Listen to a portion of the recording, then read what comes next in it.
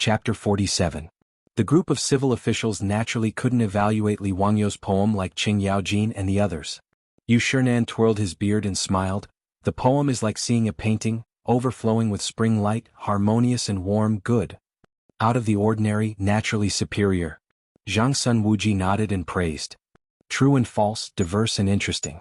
What a good duck foresight, Li Ziyu really has talent. Kang Yingda clapped his hands and cheered. While everyone was praising him, a discordant voice was heard. Geese also foresight, why only ducks? Everyone was stunned when they heard this and many of them burst out laughing. Qing Yaojin was immediately unhappy and jumped out, pointing at Su Jingzong's nose and scolding. Su Jingzong, do you know how to speak human language? The one speaking was one of the 18 scholars, Su Jingzong. Su Jingzong was only 36 years old this year. Although he was appreciated by Pai Lupi, his official life wasn't good. Now that he saw everyone praising Li Wangyou's poem, he was jealous and couldn't help but come over to nitpick. Yu Shinan was also unhappy with his words. According to the Yan family, this poem doesn't even need to be written. Guan Guan Jujiu in the continent of the river. In the continent of the river, Banjiu or Mingjiu is fine, why write Jujiu? Yan family was Su Jingzong's courtesy name. Su Jingzong could ignore Qing Yaojin's scolding, but he couldn't pretend he didn't hear Yu Shinan's words. He could only awkwardly cup his hands towards Yu Shinan, indicating that he had said something wrong. Being slapped in the face by Yu Shinan in public made Su Jingzong very embarrassed. Although he asked for it, this person held the grudge against Li Wangyou and became more jealous of Li Wangyou. If Li Wangyou knew that he had such an undeserved calamity and took the blame for no reason, he would probably cry until he fainted in the toilet. Being targeted by the #1 scoundrel of the Wuzhou dynasty, #1 on the list of traitorous officials, wasn't this considered sitting at home while disaster came from the sky? Luckily, Li Wangyou did not know what had happened in the waterside pavilion.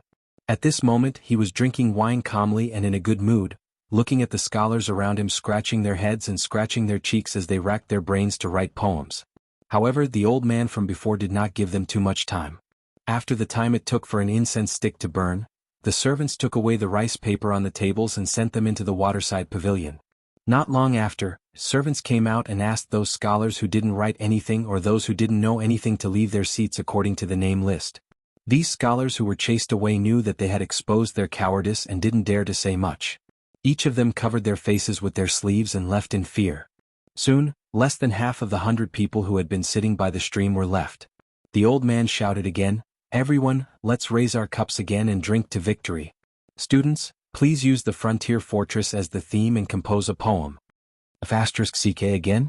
Li Wangyou looked at the remaining 40 to 50 people around him and thought to himself, could it be that this poetry meet is still an elimination system? Alright, let's cut the crap and continue to copy poems.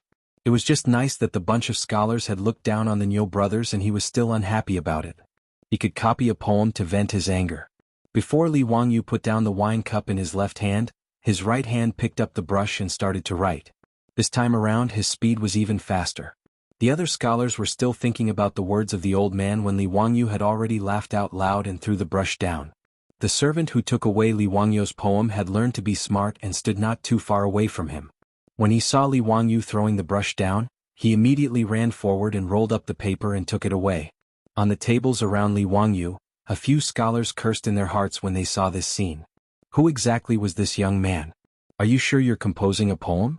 Chao Ji, who was reputed to be extremely talented, had to walk 7 steps to compose a poem. This fellow in front of them didn't even need to think about it? Many scholars snorted coldly in their hearts. This person was obviously trying to please the crowd with claptrap. In the waterside pavilion, Kang Yingda had just announced the topic of the poem to everyone. He had just walked back when the servant brought in Li Wangyou's poem. Pai Lupi couldn't help but stare. Is this fellow playing with us? How can he compose a poem so quickly? Nonsense. For something like composing a poem, other than needing quick thinking and outstanding literary talent, it also needed inspiration. Even so, most of the masterpieces that had been handed down from ancient times were actually a long process of deliberation. The poem had to fit the mood of the author, be catchy, have to have rhyme, etc. For a sentence of a poem or a word in the poem, scholars didn't hesitate to spend their effort and time. The Tang dynasty poet Jia Dao once used a few years to compose a poem. A sentence, birds sleep in the trees by the pond, monks push the door under the moon. He racked his brains over whether to use the word knock or push, and offended Hanyu, causing a beautiful story. From then on, deliberation became a popular and commonly used word. It was used to describe repeatedly pondering and deliberating when writing an article or doing something. From this, one could see that composing a poem wasn't something that could be done casually. That was why Chao Ji's poem in 7 steps became a beautiful story. The group of officials were also dumbfounded by Li Wangyou's speed.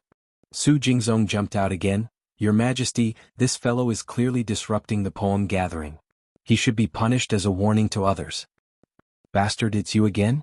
If I don't let you know the power of my fist today, you won't be able to learn how to speak properly." Qing Yaojin also went against Su Jingzong today. He was a founding duke. If he really wanted to beat Su Jingzong up, then so be it. Su Jingzong would be beaten up for nothing and wouldn't be able to find a place to cry. Pai Lupi shouted in dissatisfaction, "Jijia, have you caused enough trouble?" "Your Majesty, it's not that I want to cause trouble. It's clearly this fellow who is deliberately causing trouble time and time again." "Humph, you're a duke and you have the nerve to cause trouble for others?" Pai Lupi glared at him. Qing Yaojin was Pai Lupi's most trusted general. How could Pai Lupi really reprimand him for Su Jingzong? He was just using this as an excuse to vent his dissatisfaction with Li Wangyu. Pai Lupi was depressed because he had a good impression of Li Wangyu just now. He had even personally come up with the poem about the frontier fortress. He wanted to see what kind of poem Li Wangyu, who had passionately lectured the group of scholars, could write about the frontier fortress. In the end, Li Wangyu didn't give him any face at all. Kang Yingda had just announced the topic and he had already finished writing. Other than scribbling, what other explanation could there be? Yu Shinan was also somewhat embarrassed. He had just praised Li Wangyu. Why did this fellow drop the ball? Pai Lupi was able to propose a second poem about the frontier fortress. Everyone present was shrewd. How could they not see that this had something to do with the small argument by the crooked river pool? It was clear that Pai Lupi was already interested in Li Wangyu and wanted to see his talent one step further. "Your Majesty, let me go and warn that weary fellow to write another poem." Yu Shinan could only speak up. He hoped that Pai Lupi would give him face and give Li Wangyu another chance. Pai Lupi didn't express any opinion. He let out a cold snort from his nostrils, tacitly agreeing with Yu Shinan's words. Yu Shinan didn't care about his old age. He turned around and wanted to leave the waterside pavilion to beat up Li Wangyu. However, he heard Kang Yingda let out a soft cry. "Hey, this poem is amazing. Good, leaving the fortress." Kang Yingda held the paper in his hand. He was so excited that his beard trembled. His words attracted the attention of everyone in the waterside pavilion. Pai Lupi didn't understand and asked, "Kang Yingda, what poem did that fellow write? What made you lose your composure like this?" "This poem is vigorous and open-minded, with a majestic momentum and stirring one's heart. It can be said to be the best of the 7 absolutes." "Oh? For Kang Yingda to praise it so much, could it be that the fellow wrote some amazing poem? Quickly read it for us." Yu Shinan was also excited. He thought that Li Wangyu had made a mess. Now it seemed that it wasn't what the officials in the waterside pavilion thought. The poem is called Leaving the Fortress. The bright moon of the Qin and Han dynasties, the long march of 10,000 li has not yet ended. But with Long Qingfei the general, there will be no horse to cross the Yin mountains. Kang Yingda used a yin and yang tone to recite Li Wangyou's poem. The waterside pavilion was completely silent. Everyone stared at Kang Yingda in disbelief. "Are you playing with us? Such a magnificent poem was written by that tired kid without any hesitation?" Chapter 48. When everyone was still shocked by Li Wangyou's leaving the fortress, and didn't know what to think, they heard a person in the waterside pavilion laugh loudly. "Haha, I already said that this kid is amazing. Su Jingzong, what else do you have to say?" Qing Yaojin's laughter made the frozen atmosphere in the waterside pavilion loosen up. Su Jingzong's face twitched a few times and he shut his mouth. He jumped out twice to criticize Li Wangyu, but he didn't expect to be slapped in the face. This made Su Jingzong sullen and depressed, feeling that he lost face in front of Pai Lupi today. Li Wangyu copied Wang Changling's Leaving the Fortress, and it was hailed as the head of the Tang dynasty's 7 absolutes in the future. Needless to say, the group of dukes and generals in the waterside pavilion were all extremely excited by Li Wangyou's poem. Even the civil officials fell for it. Many of the civil officials in the beginning of the Tang dynasty had also experienced war. Take the Wei River Alliance in the 9th year of Wuda as an example. Pai Lupi led Gao Shilian, Fang Xianling and 6 others to the Wei River to negotiate with Sheli Khan. The civil officials in the beginning of the Tang dynasty couldn't be compared to the weak scholars in the later generations. Pai Lupi himself was an emperor on horseback. More than half of the Tang dynasty's rivers and mountains were conquered by him personally. Therefore, Li Wangyou's leaving the fortress could be said to have written in the hearts of everyone present. Zhang Sun Wuji couldn't help but sigh. Xie Lingyun said that the world's geniuses only have one stone. Chao Zijin alone has 8 stones, he has 1 stone. Since ancient times they have shared 1 stone. I think you said it wrongly. This Li Ziyo is clearly the Qilin's son who has 8 stones. No one in the waterside pavilion felt that Zhang Sun Wuji's words were exaggerated. They all nodded in agreement. Li Wangyou's 2 poems were also passed around in the hands of everyone. Li Wangyou's words are so strange. Someone immediately discovered Li Wangyou's unique thin gold body. Haha, this old man knows this character. It's Ziyo's original thin muscle body. This lean muscle body's handwriting is thin and strong, yet it doesn't lose its meat. It's really good handwriting. Yu Shernan explained with a smile. The more Li Wangyou shone in this poetry competition, the happier Yu Shernan was. He didn't want a hidden gem like Li Wangyou to be buried among the common folk. If Pai Lupi didn't want to use Li Wangyou because of Li Zhou, Yu Shernan didn't mind taking advantage of his seniority and making a scene. In any case, he was already 70 years old. Confucius had once said, "At 70 years of age, follow your heart's desires and do not overstep the rules." Such a great scholar, even Li Er had to be respectful when facing Yu Shernan. Yu Shernan had been a loyal and upright person all his life. When his brother Yu Shiji was captured by Yuan Huaji and was about to be executed, Yu Shernan knelt on the ground and begged to be executed for his brother. He was praised by the world. In contrast, Su Jingzong was a shameless villain.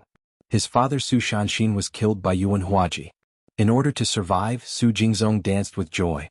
Could be seen how bad his character was. "Your Majesty, what do you think of this poem?" Yu Shernan asked Pai Lupi with a smile. In fact, these words didn't give Pai Lupi any face. Just now, Pai Lupi had questioned Li Wangyou's ability to write a poem so quickly. Now that he heard the poem, leaving the fortress, it was an awkward moment. As a result, Yu Shernan went to ask the emperor about Li Wangyou's poem. It was simply a slap in the face. Pai Lupi also felt his face heat up. He coughed to hide his embarrassment and said, "It's not bad, not bad." If this poem, Leaving the Fortress, was not bad, would there still be people who could write poems in the Tang dynasty? However, Pai Lupi was the emperor of the Tang dynasty after all. He had to leave some face for himself. Yu Shernan didn't expose him. He just twirled his beard and chuckled. Pai Lupi was thick-skinned. He just took Li Wangyou's poem and looked at it carefully. He also liked calligraphy. He especially liked Wang Shi's Wang Youjuan's Fei by script. His calligraphy was also excellent. Later generations had many Pai Lupi's original works, which were all priceless treasures. Now that he saw the unique thin gold script, Pai Lupi was also excited. He liked it very much. The civil officials present were also the same. They all admired the thin gold script. As for Li Wangyou, who was only 16 years old and had created an original font, they were even more shocked. They also felt that Zhang Sun Wuji's words were not wrong. In this world, Li Wangyou had 80% of the talent. Li Wangyou naturally didn't know what was happening in the pavilion. He was already a little drunk. Beside the stream of Chujiang pool, everyone was thinking hard. However, he was happily drinking cup after cup of wine and eating a plate of fruit. He was very relaxed and content. The wine provided for today's poetry gathering tasted the best he had ever tasted since he came to the Tang dynasty. It was slightly sweet like the rice wine of later generations. Li Wangyou didn't know that these wines were all imperial wine from Pai Lupi's palace. Naturally, they tasted good. There was good wine and beautiful scenery. Looking at the vast waves of Chujiang pool and listening to the clear chirping of birds in the forest, Li Wangyou became more and more greedy. He quickly finished the jug of wine on the table. He asked the attendant to bring him another jug of wine. The other scholars were busy composing poems. Almost no one touched the wine on the table. Only Li Wangyou was bored. He just minded his own business and drank to pass the time. Li Wangyou's small body of 16 years old was not good at drinking. In a daze, he drank a lot after drinking a few jugs of wine. After getting drunk, Li Wangyou became more excited. He shook his head and muttered all kinds of strange words. Something like posting on WeChat moments, or wearing a seatbelt when driving when your phone is out of battery. The attendant beside him shook his head. He felt that this Xiao Lang's drinking capacity was too low. He was still talking nonsense after drinking too much. When Li Wangyou was drunk, the poetry gathering at Jianghu was also coming to an end. In this poetry recital, Li Er had indeed discovered quite a number of talents. Many scholars had created masterpieces that made people's eyes light up with the two named poems. However, with Li Wangyu in front of them, the others could only accompany the crown prince in his studies. Pai Lupi was now extremely satisfied with Li Wangyu. The bad impression that Li Zhou had given him had long been thrown to the back of his mind. Without any discussion, Pai Lupi and a group of important officials decided that Li Wangyu would be the champion of the poetry gathering. Pai Lupi was just about to have someone summon Li Wangyu to the waterside pavilion, preparing to personally meet this Qilin son of the Li family. However, he heard a guard reporting to your Imperial Majesty, Her Imperial Highness the Empress has brought Princess Jianghu to Jianghu. Why has Mei Guanyin come? Hearing that his Empress had arrived, Pai Lupi was astonished. He saw a pleasure boat rowing over from Jianghu, slowly coming to a stop beside the waterside pavilion. Empress Jiangsun, accompanied by a 7 or 8-year-old adorable loli, disembarked from the boat and ascended to the waterside pavilion. The group of important officials promptly bowed to Empress Jiangsun. Empress Jiangsun asked the officials to dispense with the formalities. She then curtsied to Pai Lupi. Erlang Chengel wishes to come on a boat today. I have made the decision to bring her here for sightseeing. At the same time, I want to see what kind of young talents your Imperial Majesty has unearthed at this poetry gathering. Pai Lupi hurriedly extended his hand to support Empress Jiangsun. Mei Guanyin, you are pregnant. You must be careful. At this time, Empress Jiangsun was already 5 months pregnant. Her body was beginning to show signs of pregnancy. She had already given birth to 2 sons and a daughter for Pai Lupi. However, the 2 of them were still young husband and wife. They were very loving. Pai Lupi was very distressed for Empress Jiangsun. Mei Guanyin, you have truly come at the right time. Come, how about taking a look at these 2 poems? Pai Lupi carefully supported Empress Jiangsun to sit down. As if presenting a treasure, he handed over Li Wangyu's 2 poems to Empress Jiangsun. He then picked up Princess Jianghu and began to tease her. Princess Jianghu was the eldest daughter of Li Shimin and Empress Jiangsun. Her name was Li Lizzie and she was 8 years old this year. She was of noble birth. Since childhood, she had been doted on by her parents. She grew up under the gazes and doting of tens of thousands of people. Jianghu, do you miss father? In the Tang dynasty, there was actually no such title as imperial father. In the imperial palace, the title was the same as that of a commoner. Father, or daddy, were acceptable. I do. After father is done with his work today, can you accompany Jianghu to play? Okay. In a moment, father will accompany you on the boat. As father and daughter whispered to each other, Empress Jiangsun finished reading the 2 poems. She could not help but exclaim in admiration, Erlang, who composed these 2 poems? Truly a talent for worldly affairs. Chapter 49. In a trance, the already drunk Li Wangyu only felt that he was being supported by someone. He swayed as he walked, and it was only because of the support of his attendants that he didn't fall. Seeing him so drunk, Empress Jiangsun couldn't help but cover her laughter. Erlang, this is Li Wangyu? How did he get so drunk? Li Wangyu was dizzy and couldn't see clearly who was in front of him. He thought that the people supporting him were the Niu brothers. Because Niu Yong was missing an arm, Li Wangyu thought that it was Niu Wu who was supporting him. Erlang, I'm fine. Today's wine is very, very good. Come, let us brothers drink another cup. Pai Lupi ordered people to summon Li Wangyu. He wanted Empress Jiangsun to see this young talent, but he didn't expect to bring in a drunk cat. What made him even angrier was that as soon as this guy entered the pavilion, he began to talk nonsense and shouted something about Erlang. Wasn't he Pai Lupi? Erlang Pai Lupi? Empress Jiangsun had always been used to calling him Erlang. The ministers in the pavilion didn't know that Li Wangyu was calling Niu Erlang. They only thought that this guy had drunk too much and directly called His Majesty Erlang. Everyone was stunned. Did this guy go crazy? Drink another cup? Who do you want to drink with? Su Jingzong had been hiding behind the crowd for a long time, afraid that Duke Lu would beat him up. Now that he saw Li Wangyu being rude in front of His Majesty, he immediately jumped out. Your Majesty, this guy is talking nonsense. Being rude in front of His Majesty after drinking is the same as disobedience. He deserves 10,000 deaths. I ask that you send him out and punish him with 20 strokes of the cane as a warning to others. Su Jingzong's words could be said to be vicious, directly putting Li Wangyu in a bad light.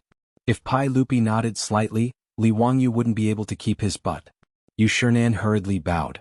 Your Majesty, Ziyu is young and greedy for alcohol. I beg for your majesty's forgiveness. Empress Jiangsun also chuckled and said, Erlang, forget it. Children talk nonsense when they drink too much. Don't take it seriously. From the side, Princess Changel let out a bell-like laughter. Father, why is this elder brother like a drunken cat? Look, he can't even stand steadily. How amusing. With Empress Jiangsun and Yu Shernan pleading for leniency, Pai Lupi naturally couldn't bring himself to punish Li Wangyu. He could only wave his hand, planning to have Li Wangyu brought out. But unexpectedly, although Li Wangyu was drunk, his mouth was unforgiving. In a daze he heard Su Jingzong's words. He pointed at Su Jingzong and said, Who the hell are you? Zio, don't mess around. Yu Shernan hurriedly reprimanded Li Wangyu, wanting him to stop talking. If he truly angered Pai Lupi, it would be troublesome. However, Su Jingzong would not let Li Wangyu off. Today he had lost face several times because of Li Wangyu. With great difficulty he had finally found an opportunity. How could he be willing to let it go? Your Majesty, I see that this Li Wangyu is only a so-so. Those 2 poems from before might have been written in advance by someone. Otherwise, how could he have written such a masterpiece so quickly? Why don't your Majesty set a topic and have him compose a poem in front of you? Seeing that Li Wangyu was unable to stand steadily, Su Jingzong wanted him to compose a poem on the spot. He wanted to see Li Wangyu make a fool of himself. Your Majesty, Ziyu is already drunk. I'm afraid that this poem cannot be composed. Yu Shernan hurriedly helped Li Wangyu evade.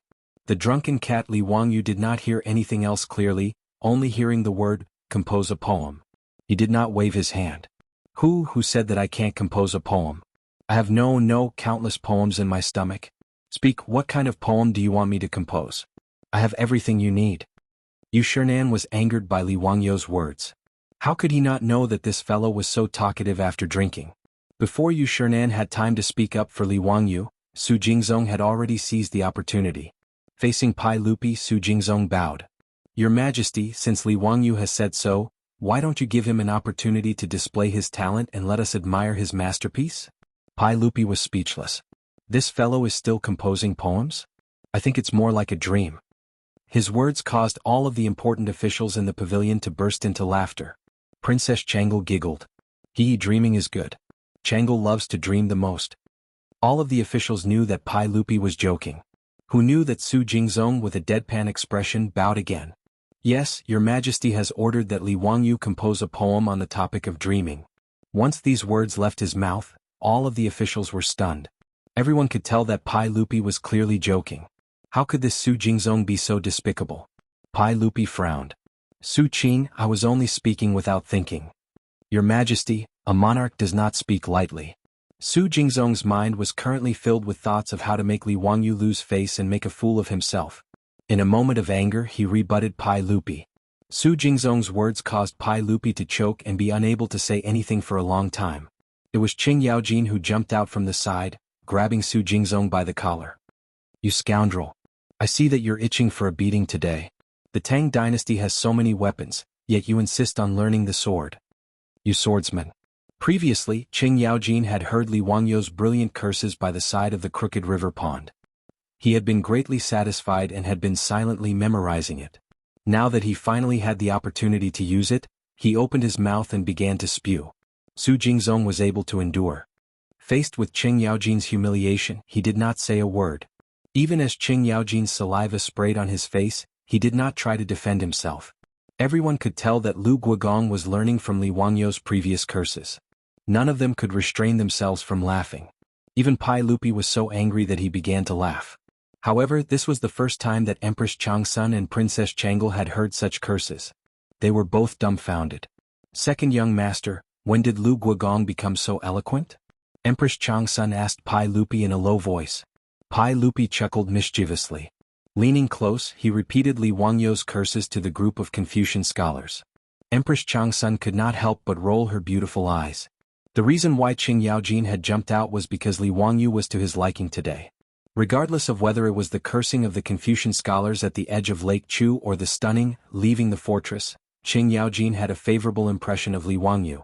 As a result, he had deliberately pestered Su Jingzong endlessly in order to fool Pai Lupi over with his earlier joke. However, no one had expected that drunken cat Li Wangyu would suddenly shout, "If you want to compose a poem, then compose a poem." Simple, very simple. Dreaming is also simple. Shaking off the attendant who was supporting him, Lu Guogong staggered towards the seating area in the waterside pavilion. As he neared, Li Wangyu swayed his body and shouted to Su Jingzong, "You help me take off my boots." As previously mentioned, the Tangs had to take off their boots when they sat. Li Wangyu was so drunk that he actually remembered to take off his shoes. This was quite rare. Su Jingzong's face was as black as the bottom of a pot. Although his official position was not high, he was still one of the 18 scholars. Li Wangyu actually yelled at him to take off his boots. This was simply a naked humiliation. However, without waiting for him to speak, Pai Lupi's light words floated over. "Since Su Qing wants Li Zio to compose a poem while drunk, it is only right that you help him take off his boots." Pai Lupi, the Emperor of the Ages, was definitely a narrow-minded fellow. He was taking revenge on Su Jingzong for embarrassing him earlier. Now he was forcing Su Jingzong to take off Li Wangyu's boots. Chapter 50. The moment Pai Lupi opened his mouth, Su Jingzong was placed in a difficult position. Su Jingzong began to regret his actions. Why did he provoke this drunken cat for no reason? He cast a pleading gaze towards the crowd, hoping that someone would speak up and help him out of this predicament. However, all of the important officials in the pavilion felt that Su Jingzong had gone too far just now. Right now they were just watching a good show. No one spoke up for Su Jingzong. Left with no other choice, Su Jingzong could only grieve without tears, pinch his nose and accept the situation. He, the Grand 18th Scholar, actually had to take off his boots for Li Wangyu, a fledgling. What kind of humiliation was this? Trembling, Su Jingzong squatted down, using all his strength to remove Li Wangyu's boots. Thank you. Li Wangyu did not forget to pat Su Jingzong on the shoulder, expressing his thanks. It would have been better if he had not said anything. After he finished speaking, Su Jingzong's face flushed red. "Thank you, my ass. Do you really think I'm your servant? Li Wangyu, from now on the two of us cannot exist under the same sky." Ignoring how Su Jingzong was roaring in his heart, Li Wangyu leisurely walked over to the banquet table, plopping his butt on the table. Picking up a brush, he licked the ink twice. Discovering that the ink had already dried, he pointed the brush at a figure by the table. You grind the ink for me." As soon as he spoke, the gathered officials were in an uproar. This fellow was truly crazy. He actually had Princess Changle grind the ink for him. Originally, when Princess Changle saw that Li Wangyu wanted to compose a poem, she had curiously run over, wanting to see how he would compose a poem. Unfortunately, she had been pointed at by Li Wangyu, having her grind the ink. Li Er's face, which had been smiling and watching the show, immediately darkened. He reached out and patted the table beside him. He stood up and said, "How dare you ask my princess to grind ink for you? Li Wangyu, do you want to die?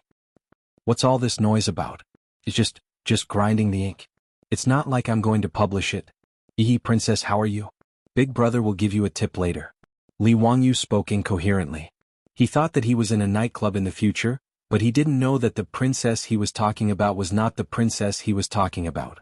No one understood what Li Wangyu was talking about, but they knew that Li Wangyu wasn't talking about anything good. Moreover, this guy actually dared to call himself Big Brother. He was simply asking for death. In the Tang dynasty, the term elder brother referred to the father as well as the elder brother. According to the old Tang book, Wang Ju's biography, Emperor Xuanzong wept and said, "Fourth brother is benevolent and filial." The fourth brother he was talking about was his father, Tang Ruizong. Because Tang Ruizong was the fourth son, Tang Xuanzong called him fourth brother. In the future, there was also a letter written by Pai Lupi to his son. At the end of the letter, he also addressed himself as his brother. When Su Jingzong heard this, he was secretly delighted. Li Wangyu actually dared to flirt with Princess Changle, claiming to be her older brother. He was simply seeking death. Pai Lupi flew into a rage. Just as he was about to call for the imperial bodyguards to drag Li Wangyu out, Empress Zhang Sun gently tugged on his sleeve. "Erlang, I just heard that this Li Jia Shaolang is also a relative of our imperial family. Is there such a thing?" Pai Lupi was in a fit of anger. In a low, muffled voice he replied, "He was born in the Li clan of Hu County. His father is Li Zhou." "Li Zhou? If I recall correctly, he is Erlang's older cousin, right?" "Correct. Then isn't this Li Wangyu Changle's older cousin? There's nothing wrong with calling him Big Brother, right?" Empress Zhang Sun laughed. "Bah! How could my Changle be this scoundrel's younger cousin? Don't even think about it. Moreover, this brat has already been expelled from the Li clan of Hu County. Right now he is no longer a relative of our Tang dynasty." Pai Lupi was still in a fit of anger, speaking fiercely.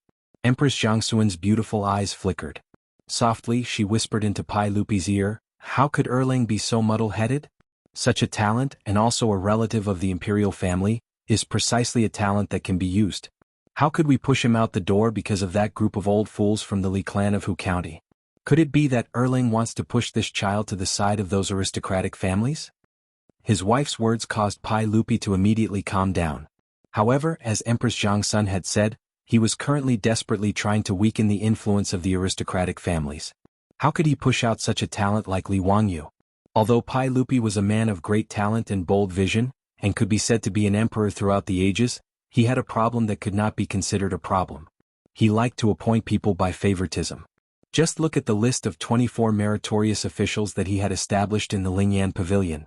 Ranked first was Empress Jiangxuan's elder brother, Jiangsun Wuji. Ranked second was the Prince of Hejin, Li Shaogong, a relative of the Tang dynasty. Ranked 15th was Jiangsun Shund, Duke of Pai State, who was Empress Jiangxuan's maternal uncle. Of course, the relatives that Pai Lupi placed in important positions were truly talented and learned. Li Shimin would not place those without talent or virtue in important positions. As a relative of the Tang dynasty, Li Wangyu was also talented. How could Pai Lupi not be tempted? His eyes flickered. Suddenly, he laughed and said to Princess Changle, "Changle, why haven't you ground ink for your brother?" With these words, the entire audience was shocked. Was Li Wangyu trying to reach the heavens in a single bound? As soon as Li Shimin opened his mouth, he would have Princess Changle, who was doted on by countless people, recognize Li Wangyu as her brother? Su Jingzong felt as if his head was buzzing, and his vision darkened. The little girl Changle did not think so much. She only felt that Li Wangyu was interesting. Since her father had instructed her to grind ink, she obediently helped Li Wangyu grind ink. Li Wangyu grinned widely. "Thank you." Reaching out, he picked up the brush, licked the ink and stood up. Seeing that Li Wangyu was about to write a poem, an attendant immediately rushed forward. Reaching out, he held up the paper for Li Wangyu to write. Just now, these attendants had been frightened witless by Li Wangyu, fearing that the noble would blame them for not being discerning. At this moment, if they did not hurry up and hold up the paper, if this drunken cat pointed at the emperor and had them hold up the paper for him, would they still be alive? Li Wangyu did not pay attention to these things. Shaking his head, he recited while his brush moved like a swimming dragon, writing a poem in cursive. In a dream, Tianlao sings a farewell.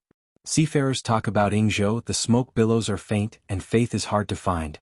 You people talk about Tianlao, perhaps the rosy clouds can be seen. This guy began to plagiarize Li Bai's poem again. In a dream, Tianlao sings a farewell to the officials of Donglu, was Li Bai's dream poem, and also a poem about traveling immortals. At this moment, Li Wangyu was 80 to 90% drunk, but there was still some sobriety in his mind. He did not write farewell to the officials of Donglu. In the waterside pavilion, Pai Lupi, Empress Jiangsun, and a group of important officials could not help but gather around to watch Li Wangyu compose a poem. Li Bai's poem could be said to have a magnificent artistic conception, unpredictable changes and colorful colors. Everyone was fascinated and intoxicated by it. His spirit traveled to the fairyland on heaven, and his heart felt that the pleasure of the world was the same. In a long poem, Li Wangyu finally wrote, "The pleasure of the world is the same. Since ancient times all things have flowed in the east. Farewell to the emperor, when will it return? Between the white deer and the green cliff. Must ride and visit the famous mountains." At this moment, everyone began to clap and cheer. Ziyu's poem is natural and unrestrained. It's a great poem about traveling immortals. Yu Shernan praised. Pai Lupi nodded in satisfaction, and his face was full of smiles. He did not expect this guy to be able to compose a poem about dreaming when he was drunk. He was indeed a talent. He and Empress Jiangsun looked at each other excitedly. Pai Lupi was already determined to order Li Wangyu to enter the imperial court as an official. At this moment, everyone thought that the poem was finished. Li Wangyu picked up the brush shakily, licked the ink and wrote again. "How can you lower your eyebrows and bend your waist to serve the nobles, making me unhappy?" Li Wangyu recited loudly as he wrote. After he finished, the waterside pavilion was completely silent. At this moment, Li Wangyu was completely drunk. He thought of himself as the immortal poet Li Bai. He threw the brush in his hand and laughed loudly, "Delightful, delightful. I am a banished immortal. The Son of Heaven asked me to come, but I did not get on board. I called myself an immortal in wine. Haha, delightful. After he finished speaking, he fell to the ground and soon began to snore softly. Li Wangyu fell asleep. Chapter 51. Li Wangyu fell asleep, but none of the officials said anything. Pai Lupi's old face was as black as the bottom of a pot. His face was ashen and he didn't say a word. How can you lower your eyebrows and bend your waist to serve the powerful? What does this mean? How can Li Wangyu lower his eyebrows and bend his waist to serve the powerful? How can he not smile? In this world he, Pai Lupi, is the most powerful person. The words Li Wangyu just wrote were simply a look of contempt for Pai Lupi. What do you want the narrow-minded Pai Lupi to think? It was simply pointing at a monk and cursing a bald donkey. He didn't leave any face for Pai Lupi. Moreover, he shouted something like, "The Son of Heaven calls for you, but you don't come on board. You call yourself a wine immortal." How arrogant. Pai Lupi didn't immediately have the guards come in to drag Li Wangyu away and chop him to death. This was already very magnanimous. The officials present were also thunderstruck by the last two lines of Li Wangyu's poem.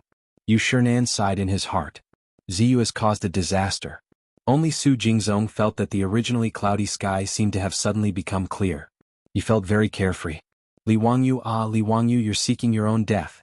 Looking at Li Wangyu, who had fallen to the ground and was sound asleep, Su Jingzong couldn't help but smile. Erlang. Empress Jiangsun wanted to comfort him, but Pai Lupi reached out to stop her. Guanyin servant, there's no need to say more. Since this child isn't willing to lower his eyebrows and bend his waist, we naturally won't force him. Let him be happy. After Pai Lupi finished speaking, he ignored the others. With a sullen face, he picked up Chang Lu and turned to leave. Empress Jiangsun sighed helplessly. She turned to the officials and dukes and said, "His Majesty is in a fit of anger. We can't say much. I'll have to trouble you all to take care of the Li family's young man. No matter what, you have just heard His Majesty's order to let Chang'e call Li Jia Xiaolang brother. There are some things that His Majesty can do but you can't. You must not act on your own initiative." All the officials present understood her meaning and hurriedly bowed to Empress Jiangsun. "Your Highness, the Empress is too serious. This official naturally will not meddle." Empress Jiangsun's words were a warning to the officials, telling them not to deal with Li Wangyu just because Pai Lupi left in a fit of anger. Empress Jiangsun was both angry and happy about this Li Jia Xiaolang. She was angry that he didn't know what was good for him, but she was happy that he was talented. Pai Lupi was angered by Li Wangyu's poem and left. She didn't want to refute Li Shimin's face. But out of love and care, it was only right to warn the officials and have them protect Li Wangyu a little. Empress Jiangsun's words did indeed make many people who had other thoughts give up, but it was as the Empress said. Even if Pai Lupi was angered by Li Wangyu and left, their surname was Li. It was said that one stroke couldn't write two Li characters. If he thought he was clever and killed Li Wangyu, and Pai Lupi thought of this Li family's Qilin son, then he would be the unlucky one. Even Su Jingzong restrained some of his thoughts. At least, he wouldn't put the idea of dealing with Li Wangyu on the surface. "I heard that this child's parents are both dead. He is very pitiful." Empress Jiangsun looked at Li Wangyu, who was sleeping soundly on the ground, and touched the child in her belly. She couldn't help but feel motherly love. "Okay, let people send this child away. Everyone please keep this child a secret. Let's wait for His Majesty to make a decision about what happened today." Yu Shinan shook his head and sighed. He could only let the attendants take Li Wangyu, who was sleeping soundly, out. He found the Niu brothers and told them to take good care of him. The poetry gathering in Chu, Jiang, and Qi ended unhappily, but the name of Li Wangyu spread among the aristocratic families, nobles, and powerful officials in Chang'an. For the first time, Li Wangyu left a deep impression on the prosperous Tang dynasty more than 1,000 years ago. But at this time, Li Wangyu only felt a splitting headache, his mouth was dry and his throat was sore. "Water, is there any water?" His voice was hoarse and he moaned softly on the bed. Hearing his voice, Niu Wu quickly poured a bowl of water from the kettle on the low table and handed it to Li Wangyu's mouth. Like a dried-up traveler in the desert, Li Wangyu greedily drank the water in the bowl in one gulp. Only then did he feel that his throat was slightly soothed. "Where am I?" "The hostel." Niu Wu laughed and said, "Xiaolang, you can't hold your liquor well. You're so drunk that you're completely unconscious." Li Wangyu was completely drunk. In his mind, he only remembered that he seemed to be drinking by the stream in Chu, Jiang, Qi. He had no idea what happened after that and how he came back. "Erlang, is the poetry gathering over?" He thought of the poetry gathering and quickly asked. Yang Quan had told him that he had to be the champion of the poetry gathering. But he was so drunk that he completely forgot about it. It's over. Xiaolang, you're really talented. You're the champion of the poetry gathering. Niu Wu grinned and said, Really? Are you sure I'm the champion? How can it be fake? An old man came out and said it to everyone in person. The champion of the poetry gathering, Li Wangyu from Huxian. Who else could it be other than you? Xiaolang, you didn't see the faces of those scholars. Haha, it was really wonderful. A group of scholars in their 20s or even 30s, losing to a 10-year-old teenager, wouldn't they be ashamed to death? Li Wangyu had a headache. He patted his head hard. The aftereffects of this Tang dynasty wine were quite strong. And then? You brought me back? Li Wangyu asked. How could that be? When my brother and I were happy for you, we saw you being carried away by 2 attendants. It was said that there was a noble who wanted to see you. Xiaolang, what noble person did you see? Tell me about it. A noble person wanted to see him? Li Wangyu's mind was in a mess. There were only a few vague figures. There seemed to be a princess? Didn't he say that he would give a tip? Princess. Li Wangyu's mind buzzed. Damn it. Could it be a real princess of the Tang dynasty? When he was talking nonsense at that time, he seemed to be a princess in the nightclub of the future. There was a princess. Then were there also Li Shimin and Empress Jiangsun? Li Wangyu tried hard to recall. He remembered that he seemed to have written a poem. What did he write? It seemed to be a sailor or something. Yes, a sailor talking about Ingzhou. He copied Li Bai's farewell and dream poem. Suddenly, a flash of lightning flashed through his mind. Li Wangyu froze on the spot. He almost cried. He couldn't be so Chinibyu, right? In front of Pai Lupi and Empress Jiangsun, he wrote the sentence, How can I bow to the powerful and make me unhappy? It's over. Isn't it F***king over? Li Wangyu muttered. He slapped himself. Why did he drink wine for no reason? Wasn't this a mess? In front of the emperor of the Tang dynasty, how could he bow to the powerful and make him happy? Did he have nothing better to do? Li Wangyu didn't care whether Pai Lupi appreciated him or not. He was afraid that if he offended Pai Lupi he would lose his life. Li Wangyu had died once. He didn't believe that he could die again and travel again. Xiaolang, what did you say? Niu Wu didn't hear clearly and asked in confusion. No, nothing. Erlang, what happened after that? What happened after that? He asked nervously and looked up at the door from time to time. He was afraid that a group of soldiers would rush in and take him away to prison. After that? After that, someone sent you out and told me and my brother to take good care of you. We brought you back to the hostel. Really? That's it? Didn't he say anything else? Li Wangyu couldn't believe it. He even asked the Niu brothers to take good care of him. Didn't he write the last sentence? Really? How can it be fake? That's good. That's good. By the way, what time is it now? Sure, it's almost Yushur. Xiaolang, you slept for the whole afternoon? Niu Wu replied. That was 4 or 5 o'clock in the afternoon. There was still some time before the evening drum was sounded and the door was closed. Li Wangyu quickly got up from the bed, tidied up his clothes, took out the sketch he drew last night from the package, told Niu Wu and went out. He planned to sell another painting and buy food to go back to Zhou village tomorrow. Chang'an was too scary. He couldn't stay here for long. Chapter 52. Under the strange gaze of the old guard, Li Wangyu walked to Peace Square on the opposite side of the street. Peace Square was still crowded with people. Li Wangyu carefully shuttled through the crowd, looking for a suitable target. He saw a young scholar with a jade pendant on him. He must be a noble and was a suitable target. Just as he was about to walk over to sell his sketch, his arm was grabbed by someone. Xiaolang, where are you going? I've been looking for you so hard. Li Wangyu was stunned. He turned his head and saw that it was the fat man who spent 10 taels of gold to buy his drawing yesterday evening. Brother, what's the matter? You still want to buy my drawing? Li Wangyu didn't understand why the fat man was looking for him. Could it be that he wanted a refund? The fat man didn't answer. He turned his head and shouted behind him, Father, I found Xiaolang. Li Wangyu saw a middle-aged man with a kind face walk over from the crowd. He looked similar to the fat man. What was going on? Did he bring his parents to find trouble with him? Li Wangyu was speechless. He had a ridiculous feeling that he sold a pornographic book to a child and then his parents came to denounce him. The middle-aged man was full of smiles. He walked closer to Li Wangyu and cupped his hands. My surname is Cho and my name is Yuan Liang. How should I address Xiaolang? What's the matter, Mr. Cho? Li Wangyu was vigilant and didn't rush to introduce himself. Xiaolang, don't worry. We don't have any bad intentions. We just want to invite Xiaolang to our house. That's not necessary. I still have things to do. Li Wangyu quickly found an excuse. Inviting him to be a guest was most likely an excuse. He had never met this father and son before. They probably had ulterior motives for inviting him.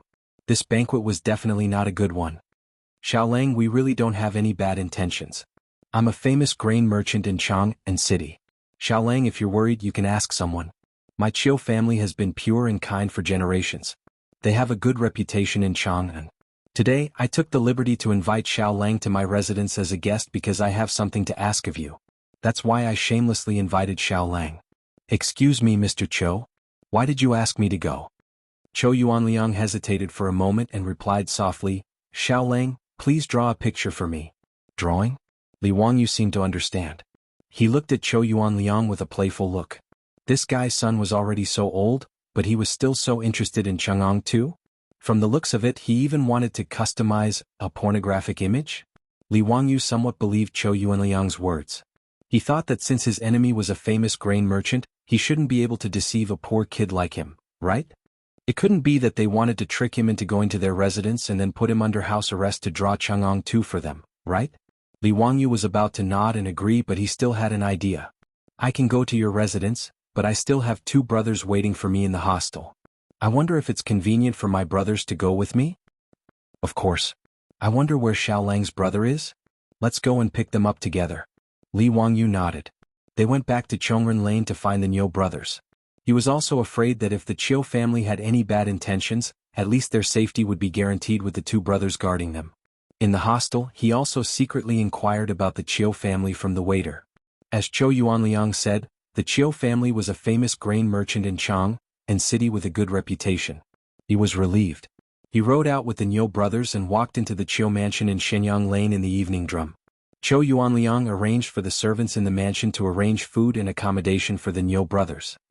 He also invited Li Wangyu into the central room and ordered the servants to bring wine.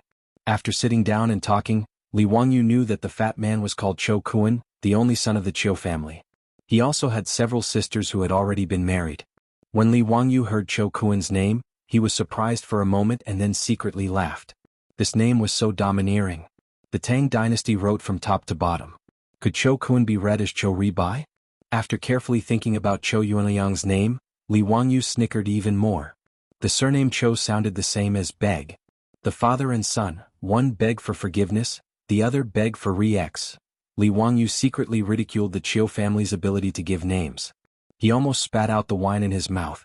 It was so hard for him to hold back his smile with a strange expression. After 3 rounds of wine, the conversation started. Li Wangyu finally figured out why the father and son of the Chiu family were so anxious to find him. The Chiu family had been merchants for generations.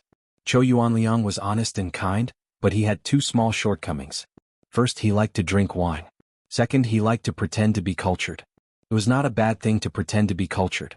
Although the status of merchants in the Tang dynasty was not low, they were not as good as scholars. In order to put up a facade and raise their status, it was understandable to make friends with some scholars. For this reason, the Chiu family did not even settle down in the west of the city. Instead, they bought property in the east of the city in Shenyang Fang, with the purpose of being closer to Pingkang Fang. Although Pingkang Fang was a red light district in Chang'an, the Little Sisters, there were not low-class prostitutes who only sold their looks. They could still recite poems, paint and write poems. They could dance, ride, shoot and play with swords. They were most loved by the nobles and scholars. Therefore, the scholars and even the bureaucrats of the Tang dynasty liked to go to Pingkang Fang to drink and chat, enjoy singing and dancing, recite poems and talk about life with beautiful women. Cho Yuanliang moved here to make it easier to make friends with the scholars.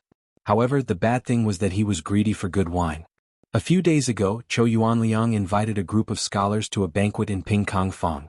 Although he was a patron, he was often humiliated by those poor and stinky scholars.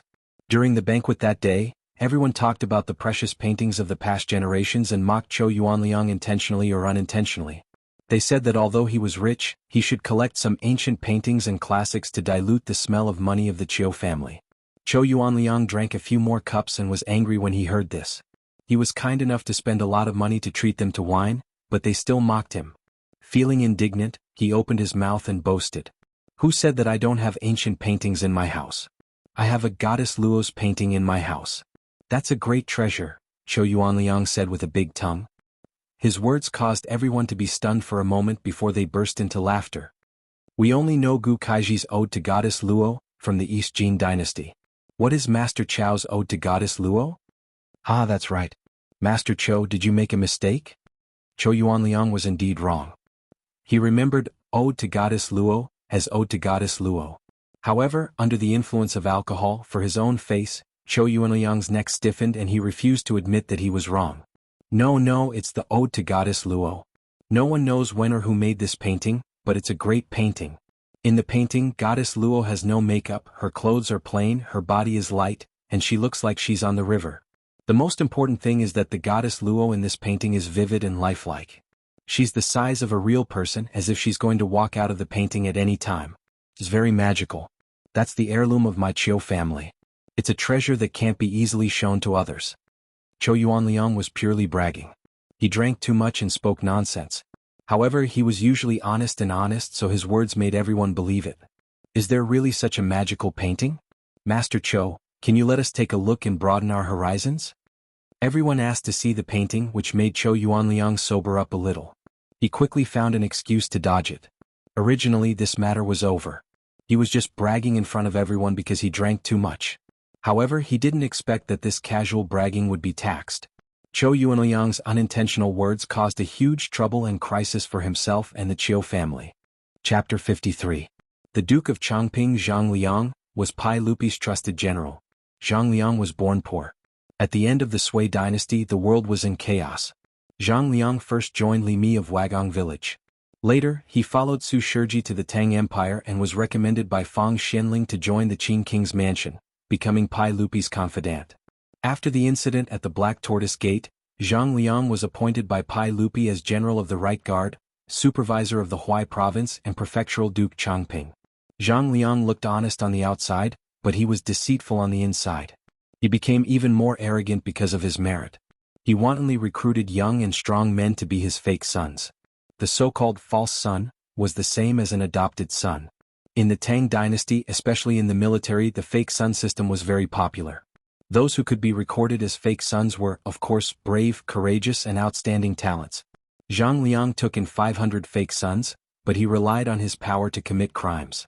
The old book of Tang described Zhang Liang's 500 fake sons as adopted sons are beasts, and their evil deeds are obvious. It meant that his fake son was a beast and had committed many evil deeds. In the later generations, there was only one person who dared to shout, "My father is Li Gang."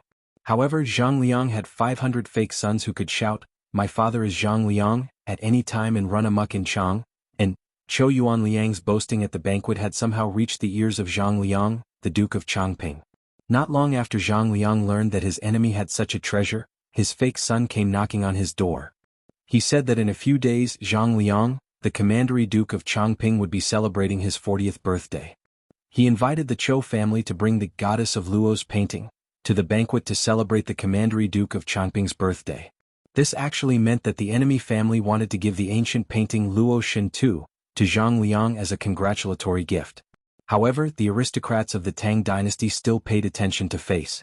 It was not good to come forward and snatch it, but they used this method to force the enemy family to hand over the ancient painting. If Cho Yuanliang really did have this ancient painting, then so be it. As a merchant, he could not afford to offend the Duke of Chongping. But where was the Goddess Luo's scripture? That was simply made up by Cho Yuanliang when he was drunk. But no matter how he explained, Zhang Liang's fake son only thought that he couldn't bear to part with it and used this excuse to dodge. As a result, he angrily spread the word that if the Cho clan did not bring a painting to the Commandery Duke Chongping's birthday celebration to liven things up, then they were not giving the Commandery Duke Chongping any face. If he angered the Commandery Duke Chongping, he might lose his head. At this point, Cho Yuanliang could only lower his head and admit defeat. He promised that on the day of Duke Chongping's birthday, he would bring the Goddess of Luo's painting to celebrate and liven things up for the Duke. After Zhang Liang left with satisfaction, Cho Yuanliang looked around for a brilliant painter, wanting to draw a Luo Shen painting to deal with it. However, he had boasted so much back then. How could he find an artist to draw a painting that was exactly the same as a real person in such a short time? He spent a lot of money and found several painters to draw the so-called Goddess Luo painting, but he was not satisfied with any of them. Seeing that Zhang Liang's birthday was approaching, the Chiu family was about to face a disaster. When Chiu Yuanliang saw the sketch of a naked woman bought by Chiu Kuan, he saw hope at once. That was why Qiu Yuanliang dragged Qiu Kun to look for Li Wangyu all over Pingkang Fang. Finally, with the blessings of the heavens, he found it. After explaining all this to Li Wangyu, Qiu Yuanliang looked hopefully at Li Wangyu. Xiaolang, may I ask if this painting was made by you?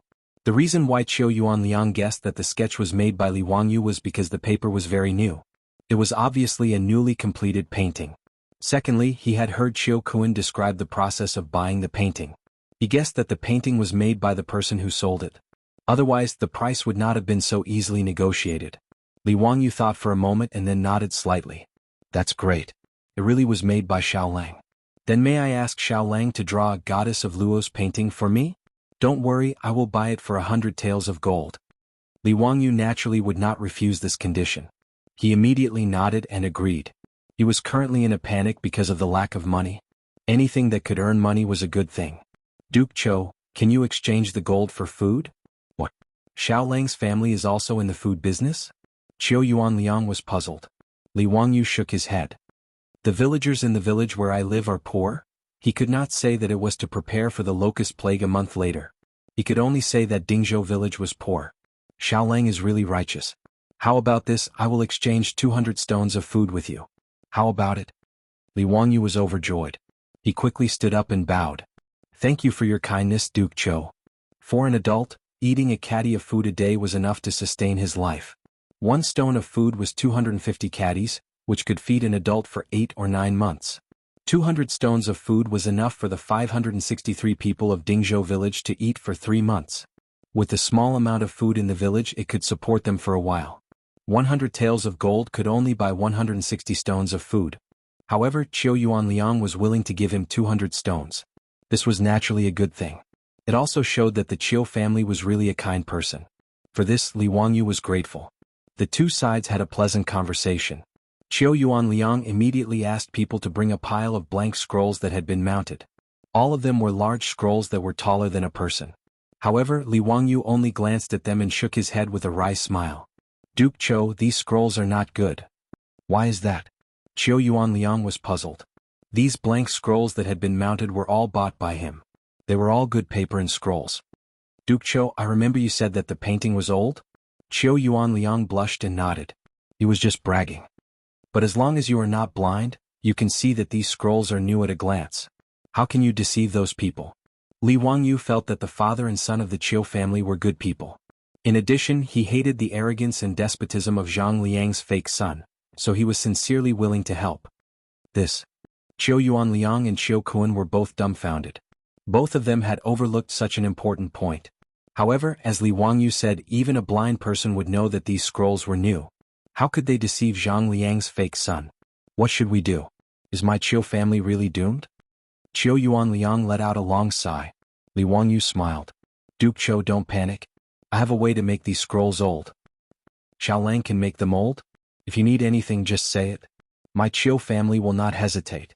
Qiu Yuanliang was overjoyed. It's very simple. Yellow cedar, honey locust, and tea leaves. That's it? Yes.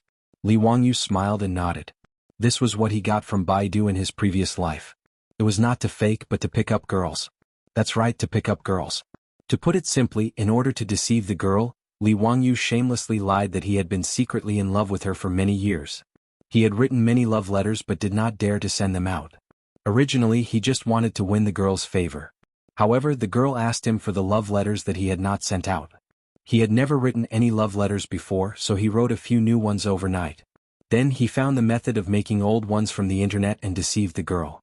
Although the girl finally gave Li Wangyu a good person card, Li Wangyu remembered the method of making old calligraphy and paintings. However, he did not expect that it could be used in the Tang dynasty.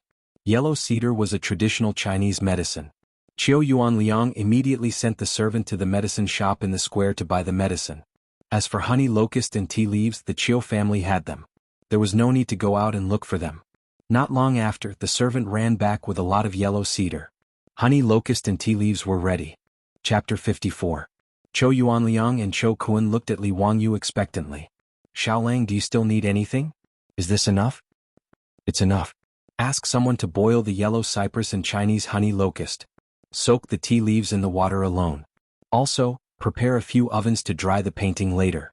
When the yellow cypress and Chinese honey locust were boiled, Li Wangyu asked someone to bring a brush. He carefully dipped the brush in the yellow-brown liquid and brushed it on the painting several times. Then he asked someone to take it to dry. After that, he brushed it several times with tea water, dried it, and then brushed the yellow cypress and Chinese honey locust water. After repeating it several times, the original brand new painting became like an ancient painting that had been through thousands of years. It was very old. As for the scroll of the painting, it didn't matter. If he was asked, he would answer that the original one was rotten and replaced it with a new one. Li Wangyu made 7 or 8 scrolls old in one breath. He was afraid that he didn't draw well and needed to redraw for backup. After all, he hadn't drawn such a big sketch of a person before, so he wasn't very confident. He asked Zhou Yuanliang to prepare charcoal and steamed biscuits for him. Hearing that Li Wangyu wanted steamed biscuits, Zhou Yuanliang thought that Li Wangyu was hungry again and planned to prepare another table for him. Li Wangyu could only explain with a smile that he wasn't hungry. The steamed biscuits were used as a tool for drawing. Those who had learned to sketch knew that wiping with a steamed bun could replace an eraser, and it could gradually soften the sketch. It was a very convenient tool. There was no place to find an eraser in the Tang dynasty, so steamed biscuits were just right to replace it. When everything was ready, Li Wangyu suddenly slapped his forehead. He had forgotten the most important thing. He was still short of a model. Li Wangyu had never drawn a portrait of a beautiful woman in ancient clothes before. Without a model as a reference, he couldn't draw it. When Zhou Yuanliang and his son said this, they were dumbfounded. Although they didn't understand what Li Wangyu meant by model, they understood that Li Wangyu needed to draw this picture according to a woman. Zhou Yuanliang was straightforward. He immediately ordered the servants in the mansion to find all his concubines and let Li Wangyu choose who was suitable to be the model. This guy's straightforwardness was a bit beyond Li Wangyu's expectation. This was the Tang dynasty. How could he let his concubines come out to see him, an outsider, and let them be his models? However, Li Wangyu felt that this was the Tang dynasty. A concubine was not a wife at all, let alone have any status. And a wife, a concubine, and a guest's wife, a wife aunt's wife for a year and a half. A man who had concubines but no wife was still an unmarried, golden bachelor. And if his wife died, even if the husband had a house full of concubines, he would still be a widower without a wife. He would have to find another good family to marry his wife. Scholars like Bai Juyi and Su Dongpa often gave their concubines to others. It was normal to give concubines to confidants and meritorious officials. In the Tang dynasty, there were hundreds of concubines at most and dozens of concubines at least. From the nobles to the common people, taking in concubines was a common phenomenon. Moreover, when the master of the Tang dynasty invited guests, these concubines had to come out and dance to liven things up. It was even common for the guests to directly ask these concubines to serve them or even give them as gifts. Bai Juyi had a poem, 12 Beauties Before the 9 Candlesticks, the master keeps them drunk for entertainment. Zhou Yuanliang only kept a dozen concubines. With his wealth, he could be considered diligent and thrifty. However, when these young and beautiful concubines stood in front of Li Wangyu in light silk and satin, letting him choose, Li Wangyu had an illusion. How was this similar to when he accompanied clients to nightclubs in the future, and the mothers brought a group of princesses for the guests to choose from?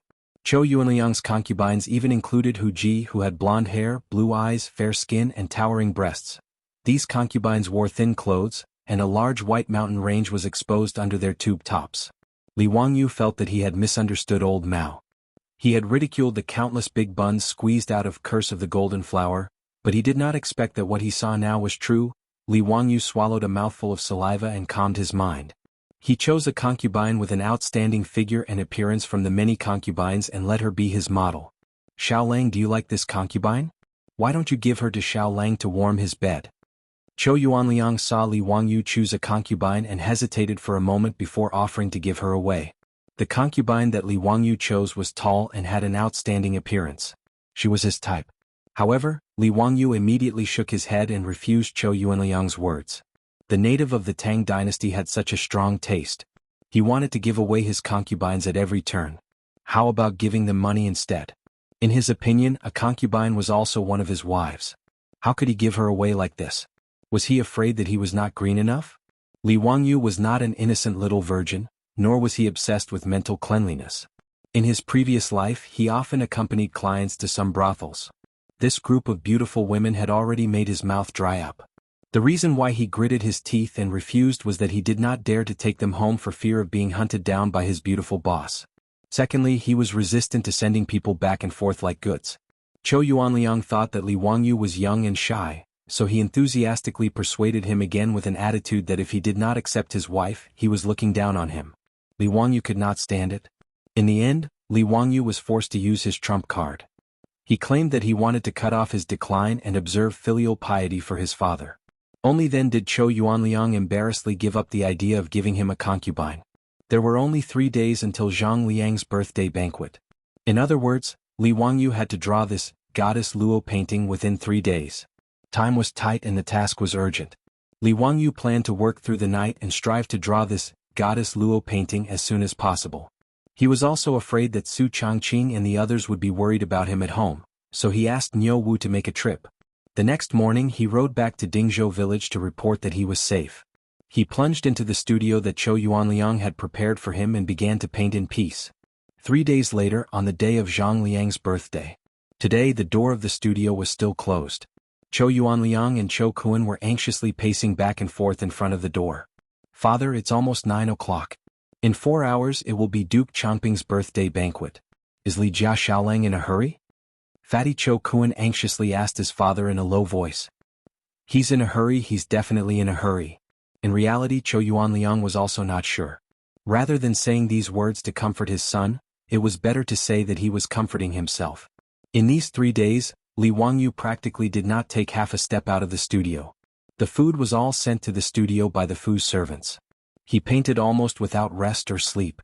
When he was truly too tired, he would put on his clothes and lie down for a while. Even the model concubine was nearly paralyzed from exhaustion. Regarding this, the Zhou father and son saw it and were moved to tears. Previously he had ruined 5 or 6 paintings. After all, to draw a life-size sketch was something that Li Wangyu had never tried before. In order to draw this goddess Luo painting, he could be considered to have given it his all. Just as the Zhou father and son were anxiously waiting, the door of the studio creaked open. Li Wangyu's face was filled with exhaustion. He held a painting scroll in his hand as he stood at the door and smiled at them. Under the sunlight, Li Wangyu's body seemed to be covered in a golden glow, revealing 8 spotlessly white teeth. "Fortunately, I did not disappoint." Chapter 55. Zhou Yuanliang and Zhou Kuan were both excited. They reached out with trembling hands to take the picture in Li Wangyu's hand, which was related to the life and death of the whole family. The old and yellow picture scroll was slowly unfolded. A beautiful and dignified woman in plain clothes seemed to be standing in front of them, smiling at them without saying a word. Her facial features were delicate, with willow leaf eyebrows, red phoenix eyes, a hanging nose, cherry mouth, and ears without accessories. Her appearance was somewhat similar to Zhou Yuanliang's beautiful concubine, but she had a bit more of an otherworldly immortal aura. Goddess Luo, was Mi Fei, the spouse of Hebo, the god of the Yellow River in China's Preqing mythology. She was the local water god in charge of the Luo River. Li Wangyu's sketch Luo Shintu was based on Zhou Yuanliang's concubine. Her fluttering clothes accentuated the fact that she was riding the clouds and walking slowly on the vast waves. For a moment, Zhou Yuanliang and Zhou Kuan were stunned.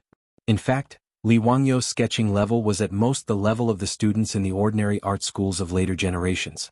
If it was given to those professional teachers, he would be criticized. However, in the Tang dynasty more than 1,000 years ago, Li Wangyu's sketching skills were already amazing. Even in Europe, during the Renaissance of the 15th century, 700 or 800 years later, Leonardo da Vinci, Michelangelo, and others invented and used the principles of perspective, anatomy, and composition, which provided a scientific basis for the three-dimensional and spatial sense of the sketching performance and gradually perfected the sketching skills.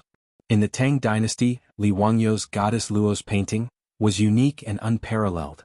The huge three-dimensional sketch of a person, which was no different from a real person, completely subverted the understanding of the Zhou father and son. Although both of them had seen the sketch of a naked woman, they did not expect that the life-size portrait would be so shocking when it appeared in front of them. Is this really goddess Luo? Zhou Kuan, the fat man, put his hands together and almost knelt down. Zhou Yuanliang was no better than his son. His hands trembled and his lips trembled. Just as he looked up to say something to Li Wangyu, an accident happened. He was too excited. Just as he was about to speak, he felt his heartbeat quicken. Then everything went black and he fainted. Zhou Yuanliang suddenly fainted and fell to the ground, which shocked Zhou Kuan and Li Wangyu. They quickly stepped forward to support him.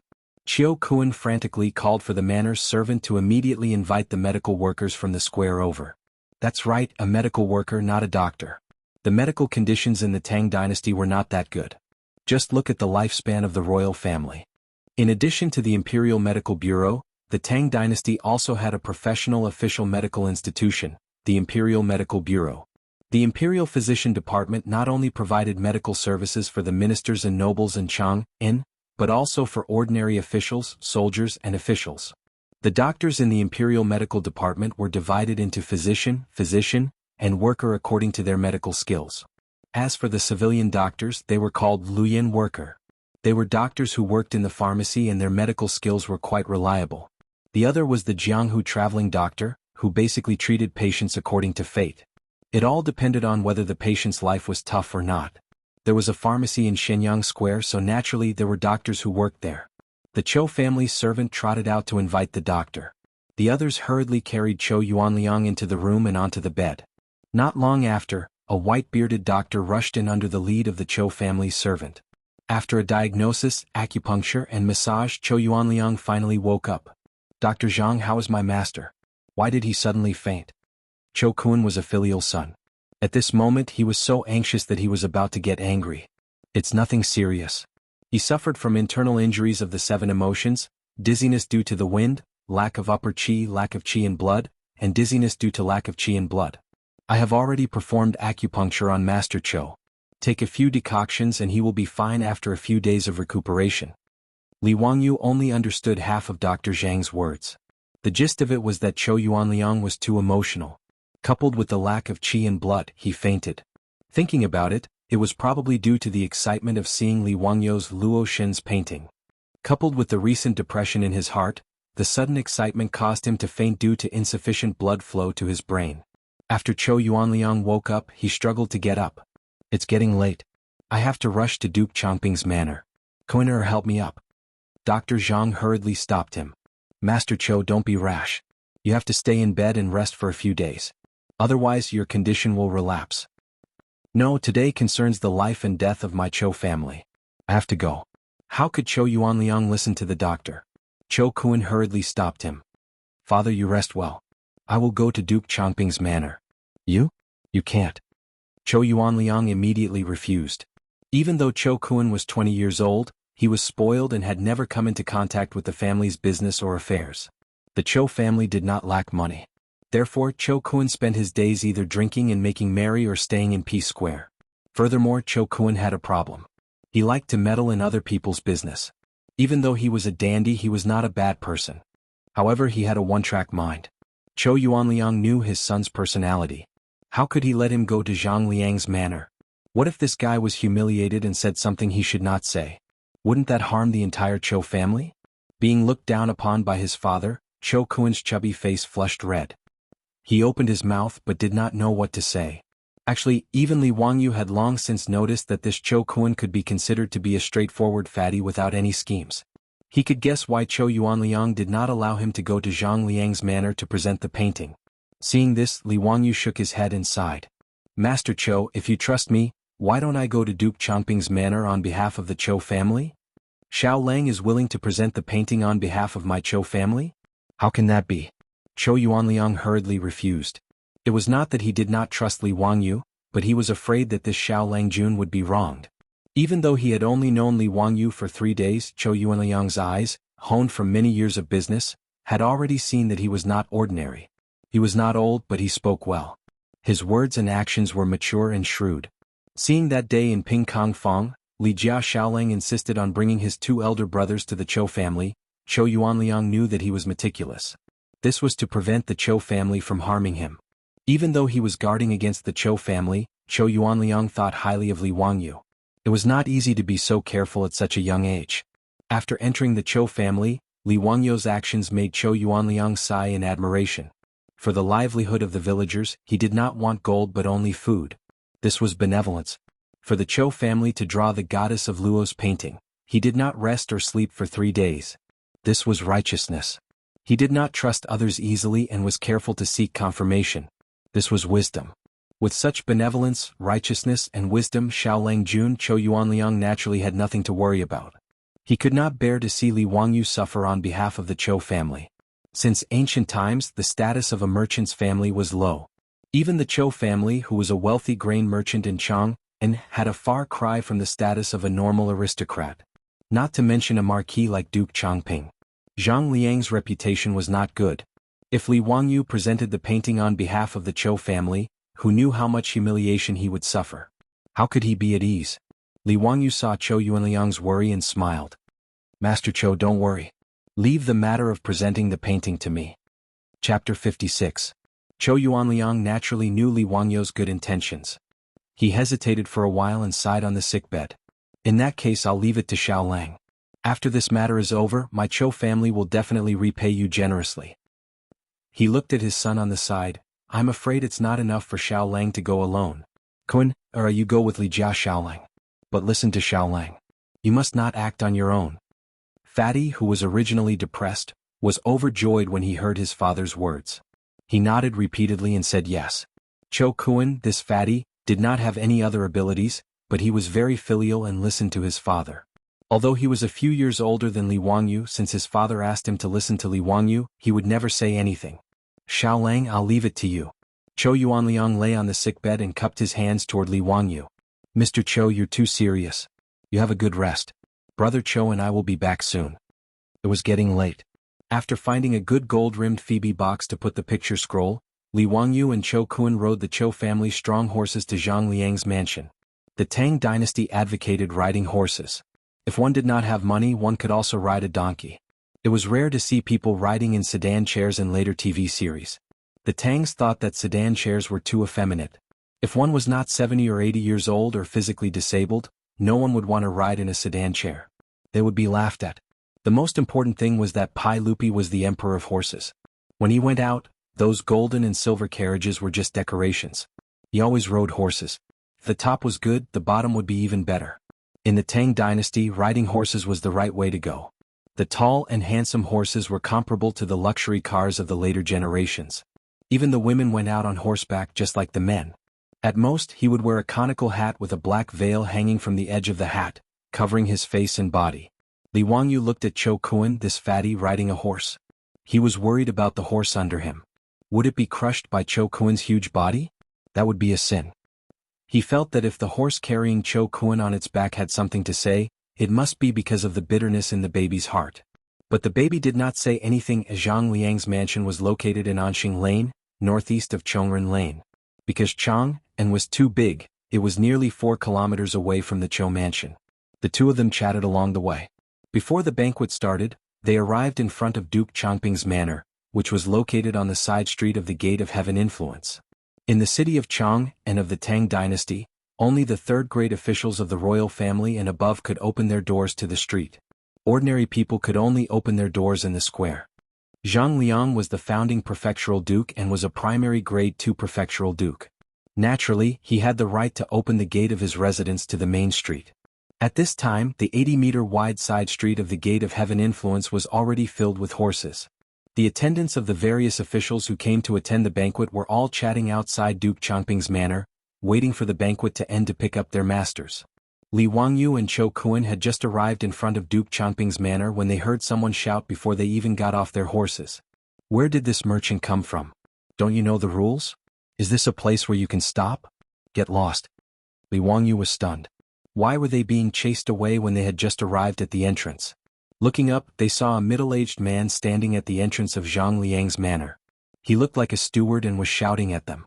The reason why this steward could tell that Zhou Kun was a merchant, including how Li Wangyu could tell that Zhou Kun was selling the map at a glance, was not because of his sharp eyes, but because of the color of Zhou Kun's clothes.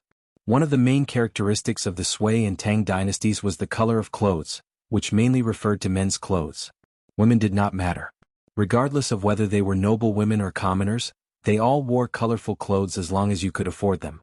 In the Tang dynasty, the color of one's clothes could not be casually worn. Bright yellow was used exclusively by the imperial family. This went without saying. Civil and military officials of the 3rd rank and above wore purple. 4th rank officials wore dark red, 5th rank officials wore light red, 6th rank officials wore dark green, 7th rank officials wore light green, 8th rank officials wore dark green, and 9th rank officials wore light green. Officials wore light green while merchants could only wear black. Thus, regardless of whether Fatty Cho Kuen's black clothes were made of silk or coarse cloth, others could tell his identity at a glance. As for commoners like Li Wangyu, they could only wear white. The so-called white body was a commoner without an official position or title. They could only wear white. Li Wangyu smiled and explained, "We are from Chang'an's Cho Manor. We were invited by your manor to participate in the birthday banquet. Get lost and enter the manor through the side door." "Tian Shaling, you don't know the rules at all. Is this gate something that merchants and white bodies like you can walk through? Don't you have eyes? Are there any officials of the third rank and below who can walk through the gate?" The steward's words caused the surrounding troops and servants who were waiting for their masters to burst into laughter. "Ah, Steward Jiang is right. Merchants dressed in black want to walk through the front door of the Duke Changping's manor. They are truly audacious. They must be drunk from drinking at home. Haha, it's been a long time since I've seen someone so ignorant. Interesting. A merchant in white wants to walk through the front door of the Duke Changping's manor? Are they dreaming?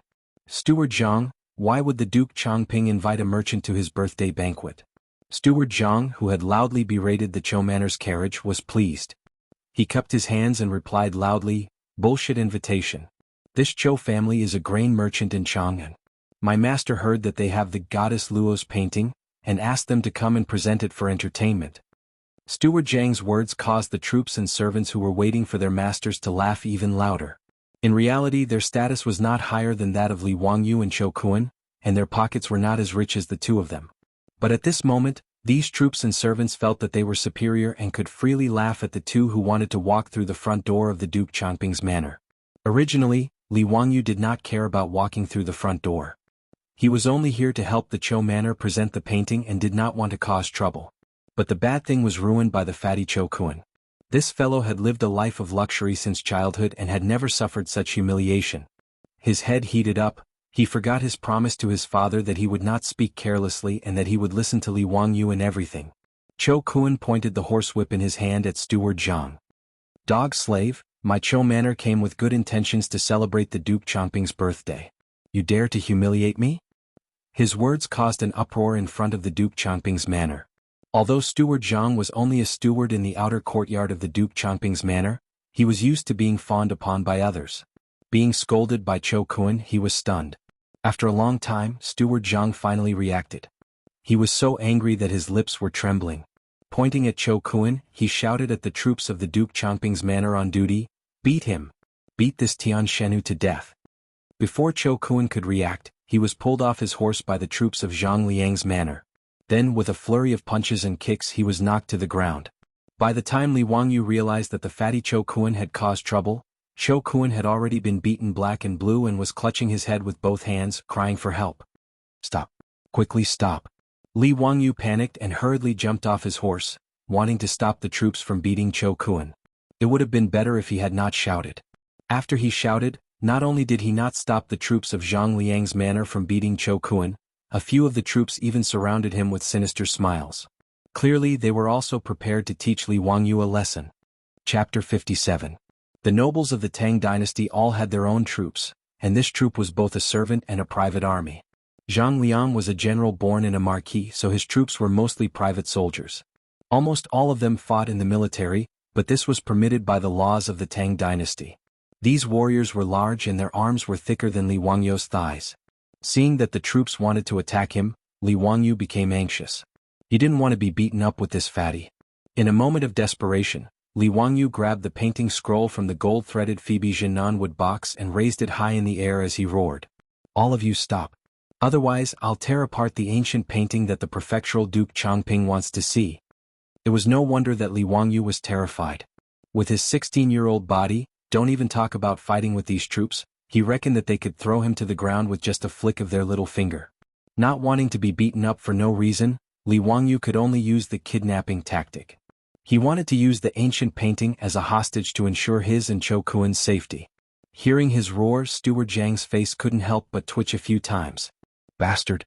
You dare to break the prefectural duke's ancient painting? Let's see how many heads you have to chop off." Li Wangyu couldn't help but curl his lips. In his heart, he thought that this Zhang Liang was indeed arrogant and despotic. Just look at the steward in his residence. No wonder Zhang Liang was ordered to be executed by Pai Lupi in the 20th year of Zhenguan. It wasn't without reason.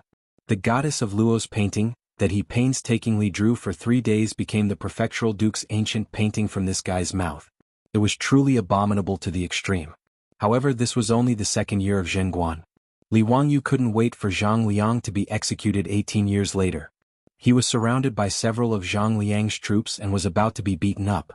When this scene landed in front of the prefectural Duke Changping's residence, the troops and servants who were attending the birthday banquet couldn't help but make a ruckus. As the saying goes, one doesn't mind watching a good show. Tisk tsk. Using the painting that prefectural Duke Changping wants to threaten the people of the prefectural Duke Changping's estate, this guy is really courting death. Isn't it? Originally they would only suffer some physical pain at most. But now this matter can't be settled peacefully. I'm afraid these two untactful things will at least lose a layer of skin. Peeling off a layer of skin is already considered good. If Commandery Duke Changping is angered, I'm afraid this enemy of his will be finished. While everyone was laughing and talking about Li Wangyu and Chou Kuan, they saw Li Wangyu holding the scroll in his hand.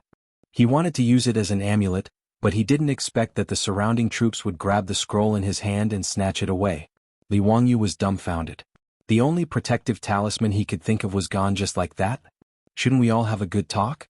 They were all civilized people, so why did they have to fight? Seeing that the fists of Zhang Liang's troops were about to come crashing down, Li Wangyu could only prepare to use the life-saving move he learned from his school days. He hugged his head with both hands and squatted on the ground, trying his best to reduce the area of his body that would be hit.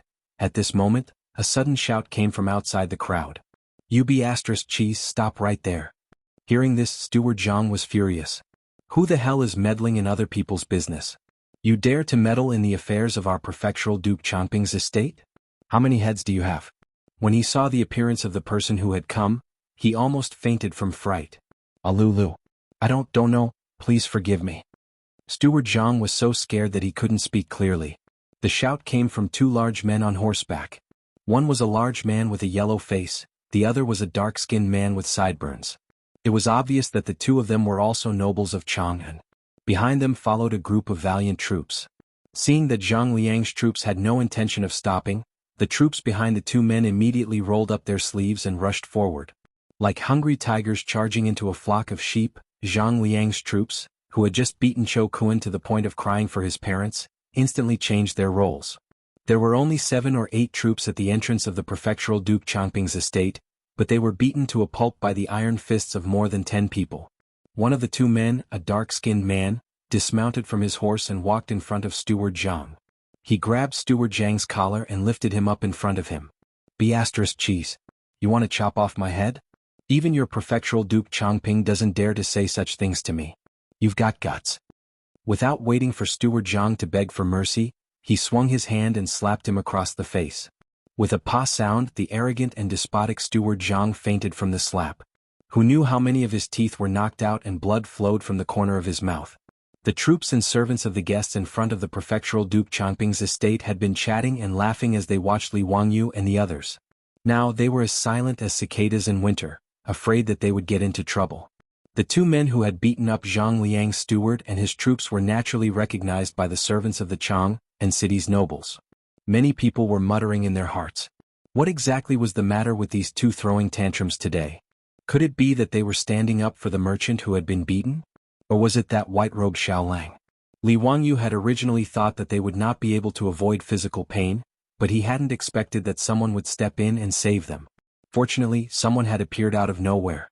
Otherwise, he and Chou Kuan would have been in big trouble, Li Wangyu thought to himself. He hurriedly helped the wailing fatty Chou Kuan up. This fatty had thick skin and flesh. Although he had been beaten until he was screaming, there were no obvious injuries on his body. Seeing that Chou Kuan was fine, Li Wangyu bowed deeply to the 2 burly men. Many thanks to the 2 Langjuns for helping us. How should I address you?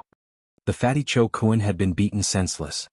He knew that he had said something wrong and had almost caused a disaster. Ignoring the pain on his body, he hurriedly bowed to the 2 men and lowered his head, not daring to speak. Wah, you're not bad, little child. To save your friend, you dared to go against these bastards. I like it.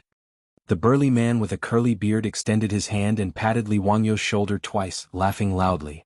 It would have been better if he hadn't patted him, but when he did, Li Wangyu felt as if he could hear the bones in his shoulder breaking. A huge force slapped Li Wangyu's body, causing him to stagger and almost fall. "Little child, why is your body so weak?" The burly man with a curly beard frowned and said, not feeling that there was anything wrong with him. Li Wangyu wanted to cry but had no tears. What kind of person was this? We don't have any grudges, right? Did he have to pat me so hard? He even blamed me for being weak. How could he be so unreasonable? He didn't dare to say more and could only bow again. "May I know the names of the two Langjuns?" Li. The burly man with a black face was just about to speak when he was pulled by the other man beside him. He thought of something and quickly changed his words. "Li. You little child, why are you speaking so sour? I am Qing Jijia and this is Qin Shubao." When Li Wangyu heard this, he felt as if he had been struck by lightning. The number one troublemaker of the Tang dynasty, the devil incarnate. Duke Lu Qing Yaojin Qing Jijia. Duke Qin Xiong Qin Shubao. Damn it. Just now he was still thinking that Qing Yaojin would appear out of nowhere, but he didn't expect it to be Qing Yaojin, the devil incarnate. His mouth was really effective. Unfortunately, there was no lottery in the Tang dynasty. Otherwise he would have bought a few lottery tickets. Chapter 58. Qing Yaojin and Qin Xiong were also here to attend Zhang Liang's birthday banquet. Although their relationship with Zhang Liang was normal, they were both in the army and were old acquaintances of the Qin king's manor. They were comrades who helped Pai Lupi to the dragon throne during the bloody battle at the Xuanwu Gate. Naturally, they had to attend Zhang Liang's birthday banquet. Of all the famous generals in the early Tang dynasty, Qing Yaojin and Qin Xiong had the best relationship. They knew each other since childhood and met at Wagong village to fight together. The two left Wang Shichong and joined the Tang army, becoming Pai Lupi's disciples. As a result, their relationship was much deeper than other people's. Today, Qing Yaojin and Qin Xiong had agreed to attend Zhang Liang's birthday banquet together. When they arrived at Zhang Liang's manor, they saw Li Wangyu and Chou Kuan arguing with the housekeeper. "Brother Shubao, it's the Li family kid." Qing Yaojin's eyes were sharp, and he immediately saw Li Wangyu. Qin Xiong also frowned. Zhang Liang's subordinates were really overbearing, attacking without a word. Li Wangyu was not a normal person. How could he be beaten up by this group of people?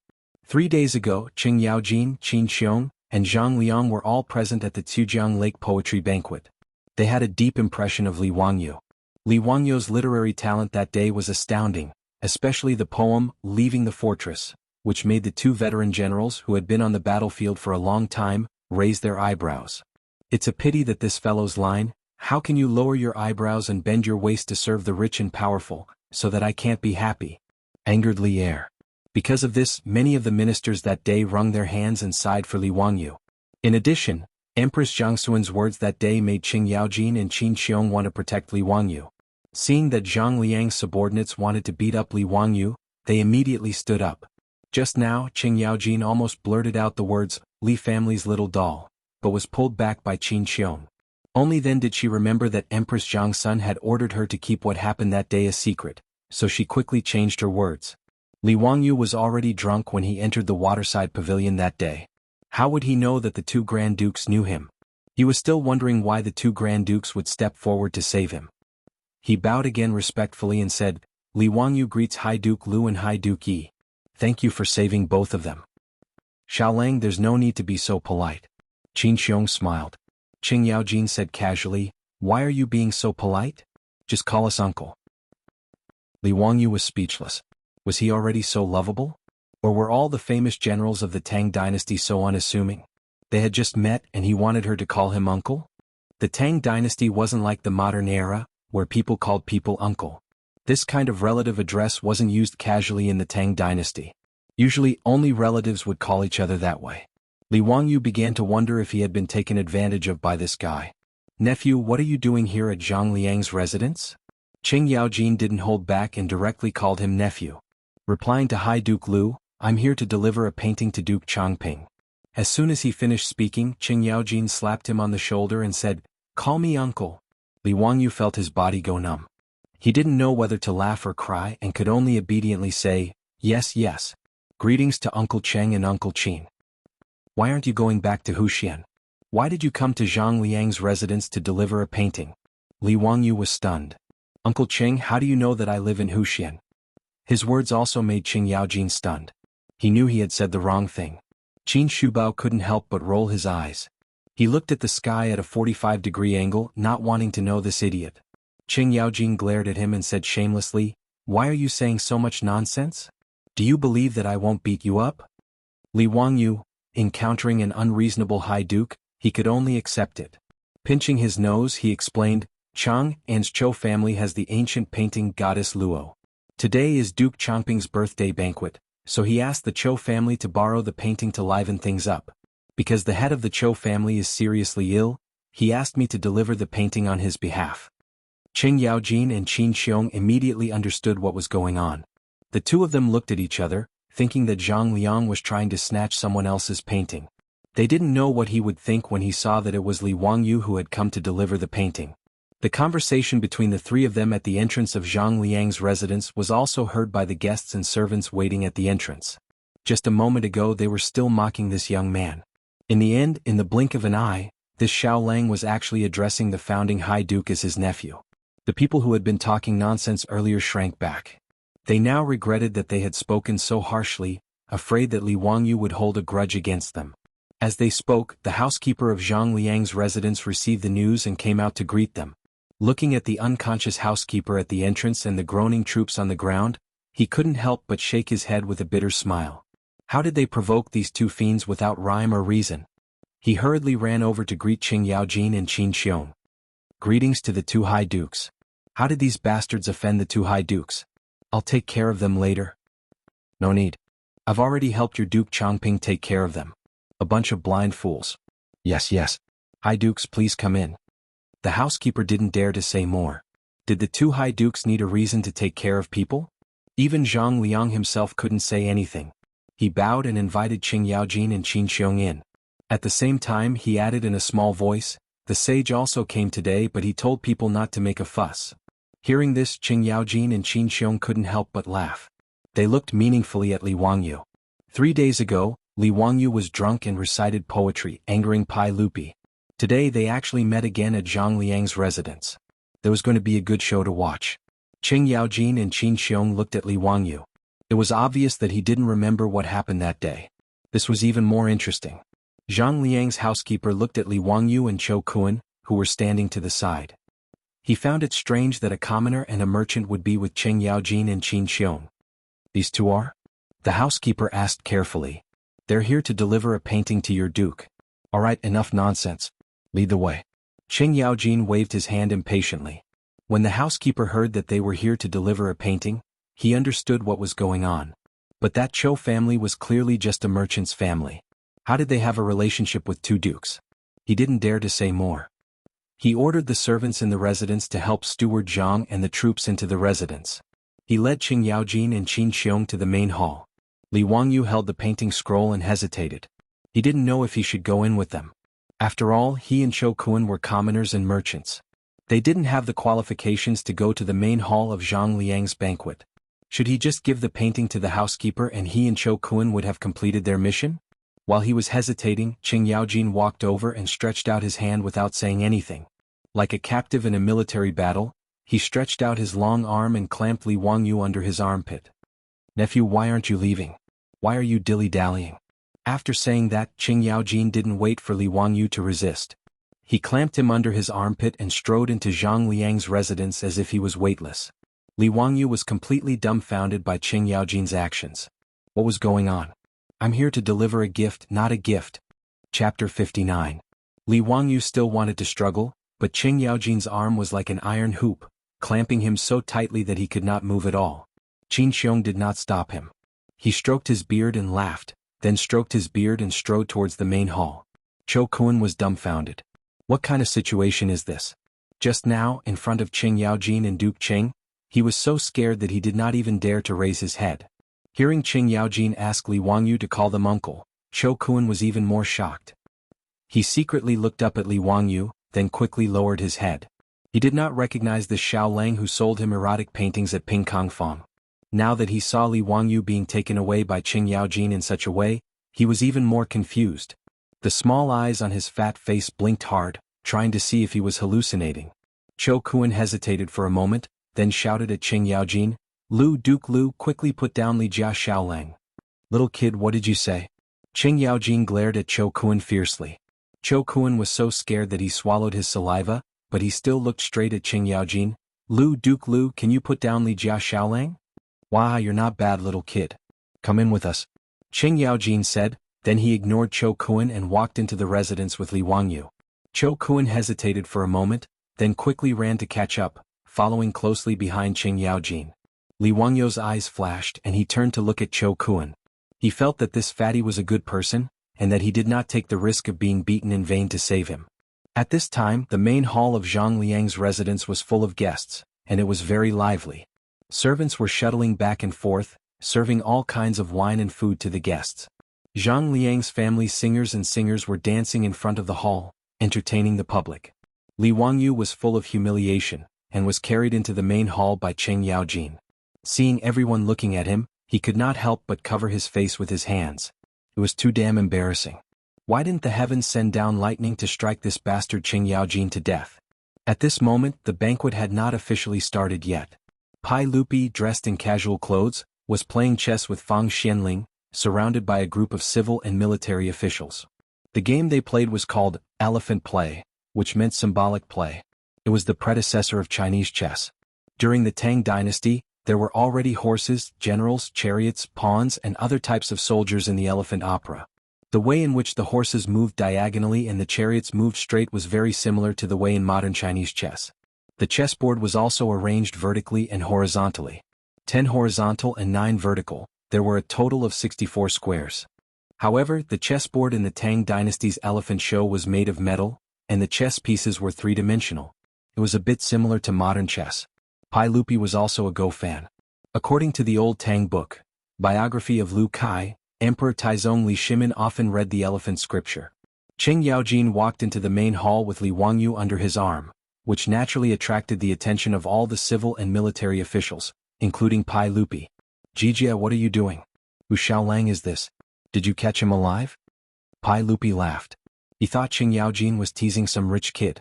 When Qing Yaojin put Li Wangyu down, Li Wangyu stood up straight. Pai Lupi could not help but be surprised. Many of the civil and military officials in the central room had participated in the Chu River Lake Poetry Gathering 3 days ago. Seeing that the person Qing Yaojin had brought in was Li Wangyu, everyone's expression became strange. Their eyes could not help but steal glances at Li Er. Pai Lupi's face, which was full of smiles, suddenly became as black as the bottom of a pot. When he saw Li Wangyu, he was angry. This scoundrel kid actually dared to write in front of him, "How can I lower my eyebrows and bend my waist to serve the rich and powerful?" and even arrogantly said, "When the Son of Heaven calls, I will not board the boat." He really did not give him any face. If it were not for the fact that this kid was talented and was a relative of the Li clan, Pai Lupi would have ordered him to be beheaded. He originally thought that he would just ignore this scoundrel and let him fend for himself in the countryside. He did not expect to see him in Zhang Liang's mansion 3 days later. This made Pai Lupi gnash his teeth in anger. Li Wangyu did not know about this. After he was put down by Qing Yaojin, he saw so many nobles of the Tang dynasty looking at him. He immediately bowed and greeted them. "May I ask which one of you is the Duke of Changping? This little one is representing my enemy to send the god of Luo painting." Zhang Liang was originally filled with joy because Li Er had come to congratulate him in disguise. At this moment, when he saw Li Wangyu appear, he was also extremely stunned. When he heard Li Wangyu's words, his face also darkened. "Can you stop messing around? This old man only wanted to bully a merchant and take an ancient painting. Why did you, a relative of the Li clan, come here to join in the fun?" Don't look at how Pai Lupi left in a fit of anger. Empress Jiangxuan's words were true. No matter what, Li Wangyu was still a relative of the Pai Lupi. Although everyone knew that Li Wangyu was expelled from the Li clan in Huxian, who could guarantee that the Pai Lupi would not use this kind of Qilin child in the future and let him return to the imperial family? Did they dare to offend Li Wangyu? Were they not afraid that Pai Lupi would turn against them? Qing Yaojin harbored even more evil intentions and even fanned the flames. He pointed at Zhang Liang and said to Li Wangyu, "Nephew, that is the Duke of Changping. Quickly hand over the painting. If you're late, be careful that you don't get beaten up again." Tiske, you were almost beaten up by the Duke of Changping's troops at the entrance. Haven't you learned your lesson yet? On the surface he was talking about Li Wangyu, but in fact he was giving Zhang Liang a hard time. After Qing Yaojin finished speaking, Pai Lupi couldn't help but look at Zhang Liang, his eyes full of dissatisfaction. Just as Empress Jiangsun said, Pai Lupi was angry at Li Wangyu, but he couldn't bear to see others bully a relative of the Li clan. Zhang Liang broke out in a cold sweat. If what Qing Yaojin said was true and his troops beat up Li Wangyu, then wouldn't he be in big trouble? Qing Yaojin, you old fool, don't speak nonsense. How could my troops beat people up so casually? Zhang Liang hurriedly denied, then looked at Li Wangyu with a face full of smiles. Xiaolang Kun, this old man is Zhang Liang. Thank you, Xiaolang Kun, for making a trip here. Thank you for your hard work. Please take a seat. His master's words gave the housekeeper a fright. Who exactly was this white-clothed youth? Duke Lu and Duke Yi wanted him to call him uncle, but his master was so polite, calling him Xiaolang Kun. The housekeeper felt that his brain wasn't enough to process this, but he didn't dare to be negligent. He hurriedly invited Li Wangyu and Chou Kun to the table. The banquet in the Tang dynasty was divided into different meals. After Zhang Liang spoke, a servant immediately set up a table for the two of them and brought wine and food. Li Wangyu and Chou Kun were also confused, but they didn't dare to make a sound. They could only obediently take off their boots, go to the front of the hall and sit cross-legged. Li Shimin frowned and stretched out his hand to call Qing Yaojin over. Jijia, why did you bring this boy here? Your Majesty, you wronged me. I happened to meet him at the gate of Zhang Liang's mansion. Li Zio came to deliver the painting for Zhang Liang. Aha, it has nothing to do with me. By the way, Your Majesty, this boy doesn't know anything about what happened that day. It seems that he really drank too much that day. Noisy. Pai Lupi glared. Qing Yaojin smiled and didn't say anything more. He took Qin Xiong to the side to drink and watch the show. What painting did you send? Let me see. Pai Lupi shouted at Li Wangyu. He almost blurted out Li Wangyu's name, but he changed his words in time. Li Wangyu saw that Zhang Liang didn't object, so he quickly took out the painting from the gold-rimmed Namu box. He slowly unrolled the painting with Chou Kun and presented it in front of everyone. When the sketch of the goddess Luo painting came out, everyone was shocked. Chapter 60. When the goddess of Luo's painting was unfurled, everyone in Zhang Liangfu's main hall saw the contents of the painting and couldn't help but gasp. Even Qing Yaojin exclaimed, Who is this? Why is it sealed in the painting? Uncle Qing, this is goddess of Luo. Li Wangyu smiled. Fang Xianling, Zhang Sun Wuji, and the other civil officials immediately gathered around and looked carefully at the first realistic sketch in human history. Through the contrast of light and darkness, it produced a strong three-dimensional feeling. At the same time, it made use of the principle of perspective to draw a realistic sketch. This was unprecedented in this era. There is actually such a lifelike painting. How did it come to be? What a strange painting, such brushwork. Young Supervisor Yen, do you recognize this painting? Zhang Sun Wuji asked a young man around 27 or 28 years old. The person he asked was Yen Libin, an artist from the early Tang dynasty. In the 17th year of Jingguan, Pai Lupi's famous painting of the 24 meritorious officials of the Lingyan Pavilion, was conferred. His work, Carriage Painting, was a famous painting that was passed down in the future. The current Yen Libin was a young supervisor. He was best at painting portraits which were lifelike and lifelike. At that time he was known as the Legend of Painting. However, compared to Li Wangyu's Goddess of Luo's painting, Yen Libin's portraits were much more lifelike, but in terms of realism, they were far inferior. At that moment, Yen Libin was already stunned by the Goddess of Luo's painting. He stared at the painting in front of him in a daze and didn't make a sound. Zhang Sun Wuji called him a few times before he came back to his senses. Minister Zhang Sun, I have never heard of this painting before. This is really a shocking work of art. I don't even know how this painting was drawn. It is really a godly skill. Yen Libin then looked at Li Wangyu and Chou Kun. Xiaolang Kun, may I ask who drew this painting? Chou Kun blinked his eyes and looked at Li Wangyu. He didn't know how to answer this question. Li Wangyu replied without hesitation. This map has been collected by the Qiu family for generations. It's been a very long time. I don't know who made it. He was lying without even batting an eyelid. Hearing this, Chou Kun hurriedly lowered his head, afraid that he would laugh out loud. I still don't know who did it. It was clearly you who drew it in my house in front of my father's concubine for 3 days. Fortunately, Chou Kun was not a fool. He naturally would not reveal any clues. Li Wangyu's words had indeed fooled quite a few people. The civil and military officials present only needed to look at the yellowed picture scroll to know that it had been through the passage of time for it to become like this. On the other hand, after Yen Libin carefully examined the goddess of Luo's scripture, although he didn't say anything, he looked at Li Wangyu with a playful expression. While everyone was carefully examining the goddess of Luo's scripture and exclaiming in surprise, a voice came from outside the crowd. This painting is just SOSO. As the saying goes, literature carries Tao. There is Tao in the painting, but there is no Tao in the painting. If there is Tao but no art, then although the object is formed in the heart, it cannot be formed in the hand. It only has the form but not the spirit. The painting is precious, but what is the spirit? These words were rather blunt. The meaning was that the goddess of Luo's scripture only had the form but not the spirit. Li Wangyu was taken aback by these words. Raising his head, he saw that it was the curly-bearded young man who had been playing chess with the others. He had no idea that the speaker was Pai Lupi Li Shimin. Pai Lupi was one of the greatest emperors of all time, but sometimes he was like a child who liked to compete with others. There had once been a Hu merchant from the western regions who was skilled in playing the pipa and had composed an extremely gorgeous and complicated song.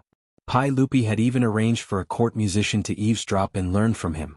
After the Hu merchant played, Pai Lupi pretended to be relaxed, saying that there was nothing strange about this song and that his court musician also knew how to play it. Then he called out the court musician who had secretly learned from him to play, thus proving that the song was not strange at all. Thus, Pai Lupi's personality was sometimes quite childish, making people not know whether to laugh or cry. At this moment, Pai Lupi's competitive nature was acting up. He already disliked Li Wangyu, and now that everyone was praising his painting, he was even more annoyed. Pai Lupi's criticism of the goddess of Luo's scripture was not wrong, strictly speaking. After all, the essence of traditional Chinese painting was the way of painting. A masterpiece had to be elegant, profound, and memorable. It was a work of charm. However, Li Wangyu's goddess of Luo's scripture was more realistic and novel. The two painting methods were different and they could not be compared. Zhang Sun Wuji and Fang Xianling knew about Pai Lupi's little problem, so they smiled and did not say anything. Even Qing Yaojin was drinking silently and did not agree. However, when Pai Lupi opened his mouth, many people who were praising the goddess of Luo's scripture immediately changed their words. That's right, this painting has no charm and no spirit. It's really not worth mentioning. That's right. I just felt that this painting was really strange. The brushwork was sluggish and I couldn't see the essence of the brush and ink. Master Cui is right. As the saying goes, a masterpiece has both form and spirit. It's simple and elegant. It's natural and pure. There's no need to talk about this painting. These words made Li Wangyu furious. Were these people born in the year of the chameleon? The speed at which they changed their faces was comparable to the Sichuan opera. Especially that bastard bearded man. Who the hell are you? Fortunately, Li Wangyu was still sober. He knew that the people in the main hall of Zhang Liang's mansion were all influential people of the Tang dynasty, and he could not afford to offend them. However, he did not say it out loud. He also did not know that the bearded man he called a bastard was the emperor of the Tang dynasty, Li Shimin. After being scolded by the people in the hall, Li Wangyu's face also darkened. Just as he was about to put away the painting, he heard Pai Lupi speak unhurriedly. However, this painting is not completely useless. This kind of completely realistic technique is indeed suitable for portraits. It's so vivid that it's hard to come by. It's a pity that the techniques created by the predecessors have not been passed down to the present day. It's really a pity. Pai Lupi's words made the faces of the group of fence-sitters and ministers who agreed with him suddenly stiffen. They felt that they were showing signs of schizophrenia. Your Majesty, can you speak without pausing? Say it all in one breath. Before, they were still praising this painting. It wasn't easy for them to be thick-skinned and belittle the goddess of Luo's scripture with you. Now you're changing your mind? What happened to the promise of a monarch? Where did the trust between people go? My heart is so tired. Pai Lupi swaggered to the front of the goddess of Luo's scripture. He carefully looked at it again and nodded at Li Wangyu. Why don't you sell this painting to me? How much would it cost? Li Wangyu was also confused by this bearded man. Just now he was desperately belittling it. Now he said that he wanted to buy the painting. Did he deliberately come to make trouble? His heart was in a bad mood, so his tone was naturally not good. Li Wangyu straightened his neck and said, I'm afraid you can't afford this goddess of Luo's scripture. Bastard. How can you say that? Shut up. Ruin dares to do this. Do you want to die? Before Pai Lupi could speak, a group of flattering ministers jumped out and pointed at Li Wangyu's nose and reprimanded him. Li Wangyu looked at the situation and knew that this man's identity was not ordinary. He did not dare to say anything else and immediately shut his mouth. Pai Lupi was not angry. He laughed and said, just name a price. There is nothing in this world that I can't afford. Li Wangyu silently looked at Pai Lupi. His eyes only revealed 6 words. Will you die if you don't brag? Chapter 61. The current situation was very strange. Li Wangyu didn't like Pai Lupi, and Pai Lupi also didn't like Li Wangyu, this bastard. For a moment, the two of them stared at each other for a long time in the main hall of Zhang Liang's mansion. Both of them didn't like each other. Although Li Wangyu knew that this curly-bearded man must be a bigwig of the Tang dynasty, he didn't want to do as he wished. Of course he couldn't refuse him directly. If he opened his mouth and asked for a sky-high price, he would offend him even more. He had to think of a way to annoy this boastful curly-bearded man. He rolled his eyes and saw the chessboard that the curly-bearded man was playing chess not far away. He couldn't help but smile. Li Wangyu bowed and said, "Since this Lang Jun wants to buy the Chiu family's Luoshan painting, of course you can. However, the Chiu family is a grain merchant. I wonder if Lang Jun can accept using grain to exchange for the painting?" Pai Lupi thought for a moment and nodded in agreement. The Chiu family was a grain merchant. It was naturally better to ask for grain than copper. It was very reasonable. Cho Kuan was stunned when he heard this. He raised his head and looked at Li Wangyu. He wanted to say something, but when he thought of how he was beaten in front of Zhang Liang's mansion for talking too much, he immediately closed his mouth. "Xiaolang, how much grain do you want?" Li Wangyu smiled and pointed at the elephant play chessboard not far away. "I don't want much. Just fill that chessboard." His words made everyone in the main hall stunned. Fill the chessboard with grain? What did that mean? Li Wangyu continued to explain, "Please put 1 grain of rice in the first grid, 2 grains in the second grid, 4 grains in the third grid, 8 grains in the fourth grid, and so on. The number of grains in each grid is twice as many as the previous grid. Just like this, fill all 64 grids. I want this many grains of rice. Can Lang Jun accept it?" These words made the officials and Pai Lupi laugh. This Li Jia Xiaolang was not greedy at all. He used a few grains of rice to give away the goddess Luo painting. Could this be considered selling a favor to Pai Lupi? Qing Yaojin secretly whispered to Qin Xiong, "Did this child recognize his majesty? Otherwise, why would this painting be sold at such a low price?" It's hard to say. Maybe he remembered the drunken scene that day. This child was smart enough to give his majesty some face. When his majesty's anger subsides, it will naturally benefit him. Qin Xiong also guessed. Not only did Qing Yaojin and Qin Xiong have such thoughts, but many of the important ministers who had participated in the poetry gathering in Xuzhang and Qi also had similar thoughts. They felt that Li Wangyu was giving Pai Lupi a way out and letting Pai Lupi vent his anger. Even Pai Lupi felt that this kid was more pleasing to the eye. "Haha, since Xiaolang said so, then I won't be polite. I'll buy this painting at the price you said." Pai Lupi laughed.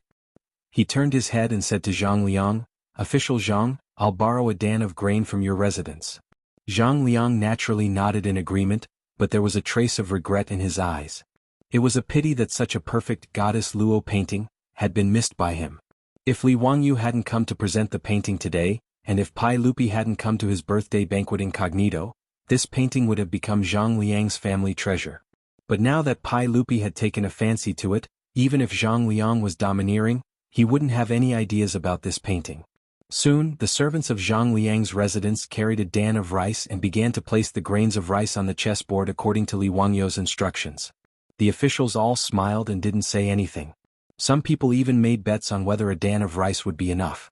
Anyway, no one was in a hurry. They just watched the servants slowly count the grains of rice as a pastime. Only Li Wangyu sneered in his heart. Hee, a dan of rice? Dream on. This was a problem that all junior high school students in the future knew about. The 64 squares of rice on the chessboard had a total of 2 to the power of 64 minus 1. The result was 1844674407370955161 grains of rice, or 1,800,000,000,000 grains of rice. Li Wangyu remembered that in the future, there were people who had nothing better to do on the internet. 1 kilogram of rice was about 60,000 grains. If one really wanted to install this scale, they would need 280 billion tons of rice to fill the chessboard. What kind of concept was this? In the future, the world's annual rice production was only about 500 million tons. 280 billion tons was equivalent to the total amount of rice produced in human history. With so much rice, Pai Lupi wouldn't be able to afford it even if he sold his pants. Li Wangyu was purely using his advanced knowledge to crush the bigwigs of the Tang dynasty.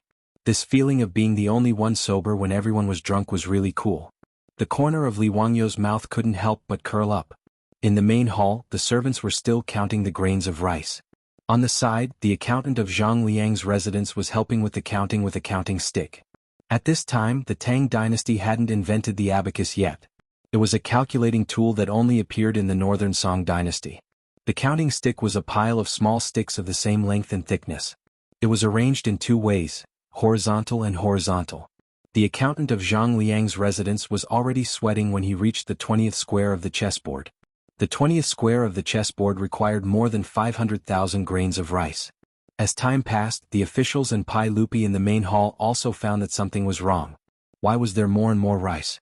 Pai Lupi immediately asked someone to calculate how much rice was needed. Immediately, a servant brought out a scale and began to weigh the grains of rice. Other officials who were proficient in mathematics began to send paper, brushes and counting sticks. Together with the accountant of Zhang Liang's residence, they calculated how many grains of rice were needed to fill the chessboard. After the time it took for a stick of incense to burn, after the time it took for 2 sticks of incense to burn, those officials who were calculating with the counting stick were already sweating profusely. However, the number they calculated was getting bigger and bigger. The person who made the fastest progress was only able to calculate the 26th square of the chessboard. Even if he couldn't go any further, it was already an astronomical number. The servants of Zhang Liang's residence also used the scale to calculate that one tael was about 1,000 grains of rice. Thus, one tael of rice was about 190,000 grains of rice. This is impossible. According to this number, even all the grains of the Tang dynasty wouldn't be enough. One of the officials who was proficient in mathematics exclaimed as he looked at the counting stick in front of him. Pai Lupi and the other officials were all shocked. They quickly walked to the front of the several officials. It can't be wrong. I just calculated it. The 26th square of the chessboard just now has already exceeded the amount of grains of the entire Tang dynasty. This is a chessboard that can't be filled. The officials responsible for the calculation were all sweating profusely. They all nodded in agreement. This number was really too huge. It was simply impossible to continue calculating. When Pai Lupi heard this, how could he not know that he had been fooled? He was burning with anger. He fiercely glared at Li Wangyou, who was calmly sitting at the banquet table, drinking wine and eating meat. Xiaolang explained to me. What is the meaning of this? Are you playing with me? Pai Lupi angrily said. The officials who previously thought that Li Wangyou was deliberately giving Pai Lupi a way out were all dumbfounded. This bastard clearly put his majesty on a high pedestal and then ruthlessly pulled down the ladder. Chapter 62. Li Wangyou, on the other hand, began to feign ignorance. Why do you say that, Langjun? I only want a little bit of food and have no ill intentions. Why are you so angry? If you think it's too expensive, then forget it. Li Wangyou's words made Pai Lupi speechless for a long time. It was as he said, he only wanted a little bit of food. But was this just a little bit of food? The entire Tang dynasty's food was not enough to fill this small chessboard. It was unbelievable, but the truth was in front of everyone. They had no choice but to believe it. Pai Lupi knew that he was played by Li Wangyou today, but he was unable to vent his anger. After all, the conditions were proposed by Li Wangyou, but none of the officials, including him, objected. This made Pai Lupi, who always boasted of his intelligence and wisdom, feel his face burning. Zhang Sun Wuji, Fang Xianling, and the other officials also felt ashamed. This bastard. He actually played all of them in the palm of his hand. They were so angry that they wanted to beat him up. Li Wangyou was still proud of himself, but he did not expect a tall and sturdy figure to rush out from the side and directly clamp him up. This familiar smell, this familiar formula, this damn Qing Yaojin actually reached out and grabbed Li Wangyou again, clamping him under his armpit. Then his large hand slapped Li Wangyou's but heavily. The huge pain stimulated Li Wangyou to scream. He felt that his butt was about to split into pieces. What made him feel even more humiliated was that ever since his grandfather passed away, he had never been hit on his butt again. He did not expect that after transmigrating to the Tang dynasty, he would receive such treatment again. It was really humiliating. As Qing Yaojin slapped his butt, he also scolded, "I'll beat you to death, you bastard. You dare to tease your uncles? Today I'll take care of you on behalf of your father." The loud slapping sounds and Li Wangyou's wailing and howling made the main hall of Zhang Liang's mansion very lively. However, this scene caused all the officials to heave a sigh of relief. Zhang Liang waved his hand to have the servants take away the food and ordered for water and wine to be sent over. The officials, including Pai Lupi, acted as if they did not see the scene of Li Wangyou being beaten up by Qing Yaojin. They all raised their cups and drank, chatting and laughing with each other as if nothing had happened. Fang Xiang, today's wine has a unique taste. Haha, brother Wuji is right. Come, let's drink. The singers and dancers in Duke Zhang's residence are pretty good. Qing Yaojin gave Li Wangyu a good beating and kept reprimanding him. Bastard, do you still dare to cause trouble in the future? I don't dare anymore. Duke, please stop. What did you call me? Uncle Qing? Stop it now. Li Wangyu was completely terrified. Who the F***ck were these people? You can't reason with them and you just beat them up. Barbaric, too barbaric. Li Wangyu had just used his intelligence to crush the officials of the Tang dynasty, but he was immediately crushed back by Qing Yaojin's force. It was really retribution. Cho Kuan the fatty was already stunned. He was born in a merchant's family. Although he was simple and straightforward, he was very good at arithmetic, which was essential for merchants. When Li Wangyu proposed to fill the chessboard with rice, he was the only one who faintly felt that something was wrong. Cho Kuan naturally did not say anything. He just sat on the side and watched with cold eyes. The final result also surprised him. It turned out to be such an unimaginably huge number. The fatty looked at Li Wangyu seriously with his small eyes full of admiration. But before he could express his admiration, he saw Li Wangyu being beaten up by Lu Guogong. Even Cho Kuan couldn't help but sneak a few steps away from the scene, afraid that he would be dragged into it. However, although Li Wangyu was being beaten, Cho Kuan's eyes were full of envy. Li Wangyu did not understand, but Cho Kuan saw it very clearly. The reason why Qing Yaojin rushed out to beat him up was not because he wanted to abuse him, but because he wanted to protect Li Wangyu. This bastard kid used the chessboard to play with all the officials. Even if they did not say anything, they might not hate Li Wangyu in their hearts. But when Qing Yaojin rushed out and beat him up, the nature of the matter completely changed. It was just the younger generation being mischievous. Now that he was being disciplined by the elders, the others would not have any grudges. Cho Kuan naturally did not know that Qing Yaojin beat Li Wangyu for the reason he said, and also to beat up Pai Lupi, the emperor of the Tang dynasty. Qing Yaojin was thought to be a rough martial artist. In fact, Qing Yaojin was born in a Shandong family and received a good education. He was also very shrewd and was trusted by Li Shimin all his life. He was Pai Lupi's most trusted general. Although Qing Yaojin was known as the devil incarnate, in fact, most of the time, Qing Yaojin was deliberately given this title by him. His image as a hob was the same as pretending to be a pig to eat a tiger. The more Qing Yaojin looked at Li Wangyu, the more pleasing he was to the eye. Especially after Li Wangyu played with all the officials, it made him very happy. He felt that Li Wangyu was to his liking. Therefore, Qing Yaojin jumped out when everyone was embarrassed and beat up Li Wangyu to resolve this farce. Say, are you still selling this map? Qing Yaojin stared at Li Wangyu fiercely with his bell-like eyes. Li Wangyu covered his butt with both hands and said with a painful expression, I'm not selling it, I'm definitely not selling it. It's free, it must be free. That's more like it. Qing Yaojin nodded in satisfaction, feeling that his efforts had not been in vain. Li Wangyu grimaced and walked towards Pai Lupi with both hands holding the goddess of Luo's painting. All the officials were happy to see this, and Pai Lupi was secretly delighted. He felt that Qing Yaojin's beating had not been in vain. This bastard finally understood how to conduct himself. Li Er was even calculating in his heart whether he should console this kid with kind words, or reprimand him with a stern face, and ask him not to act so recklessly in the future. Under the watchful eyes of Pai Lupi and all the officials, Li Wangyu walked step by step towards Pai Lupi, and then, turned a corner, Li Wangyu walked directly in front of Zhang Liang and bowed.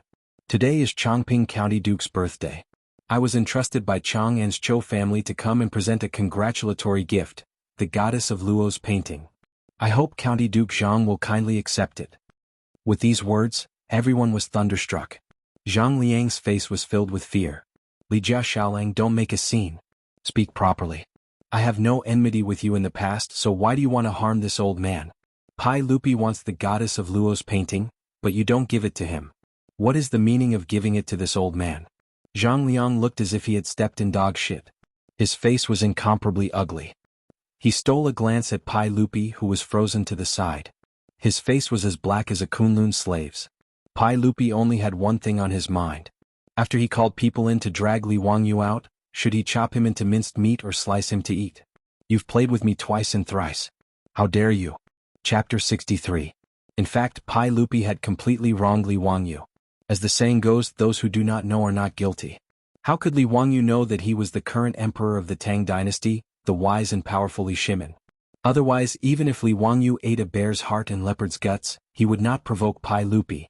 That would be asking for trouble. Li Wangyu just did not like Pai Lupi. In addition, he was beaten up by Qing Yaojin, so he hated Pai Lupi even more. Therefore, even if Qing Yaojin's hint was very obvious, Li Wangyu could only pretend that he did not understand. He pretended to be crazy and gave the goddess of Luo's painting to Zhang Liang. Li Wangyu's words made it difficult for Zhang Liang to accept or not accept. He was completely in a predicament. After a long time, Zhang Liang took the goddess of Luo's painting, with a complicated expression. Many thanks for Xiaolang's kindness. This old man will accept this painting. Zhang Liang's smile was uglier than crying. After he finished speaking, he turned around and walked towards Pai Lupi with the painting in his hands. This old man is a crude person. I cannot appreciate this goddess of Luo's painting. I ask Li Gong to accept this painting so as to avoid a pearl being covered in dust. Because Pai Lupi came here in plain clothes and told him not to make it public, Zhang Liang did not address Pai Lupi as Your Majesty. Pai Lupi did not refuse Zhang Liang's action of offering the painting. He reached out and took the goddess of Luo's painting, but his eyes looked at Li Wangyu.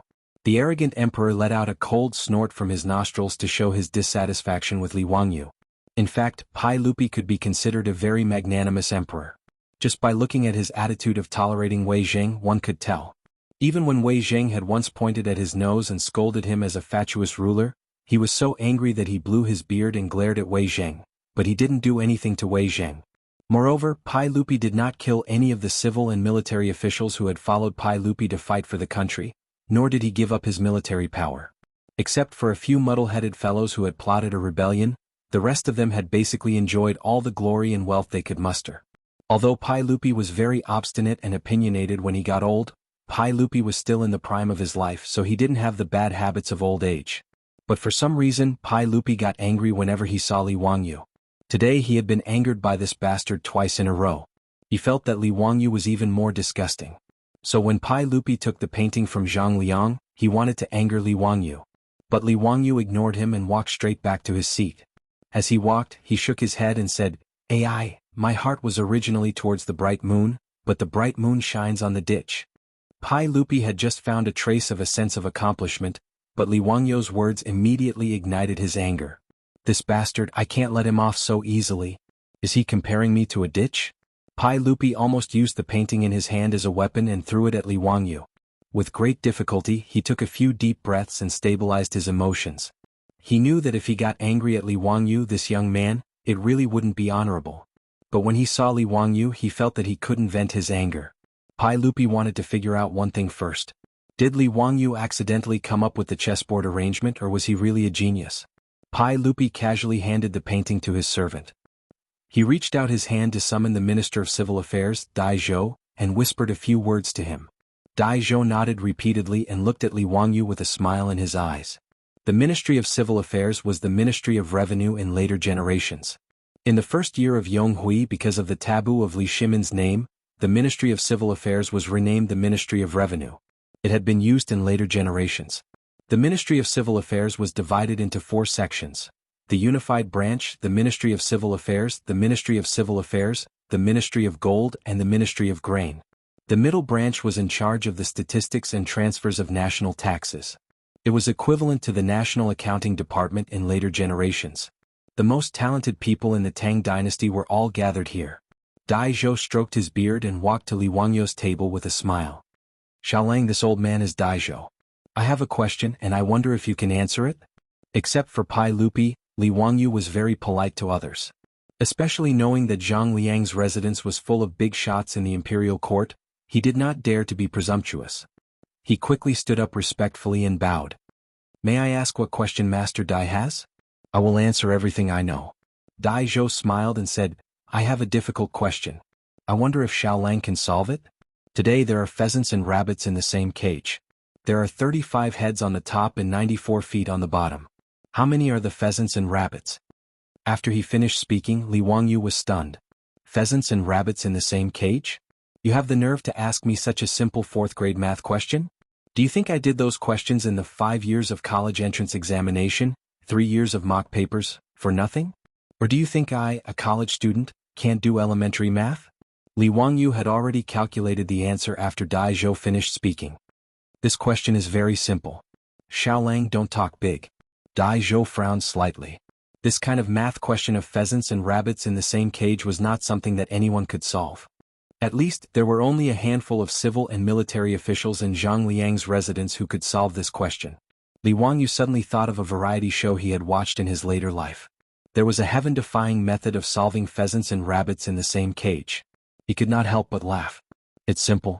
Look, there are 35 heads and 94 feet, right?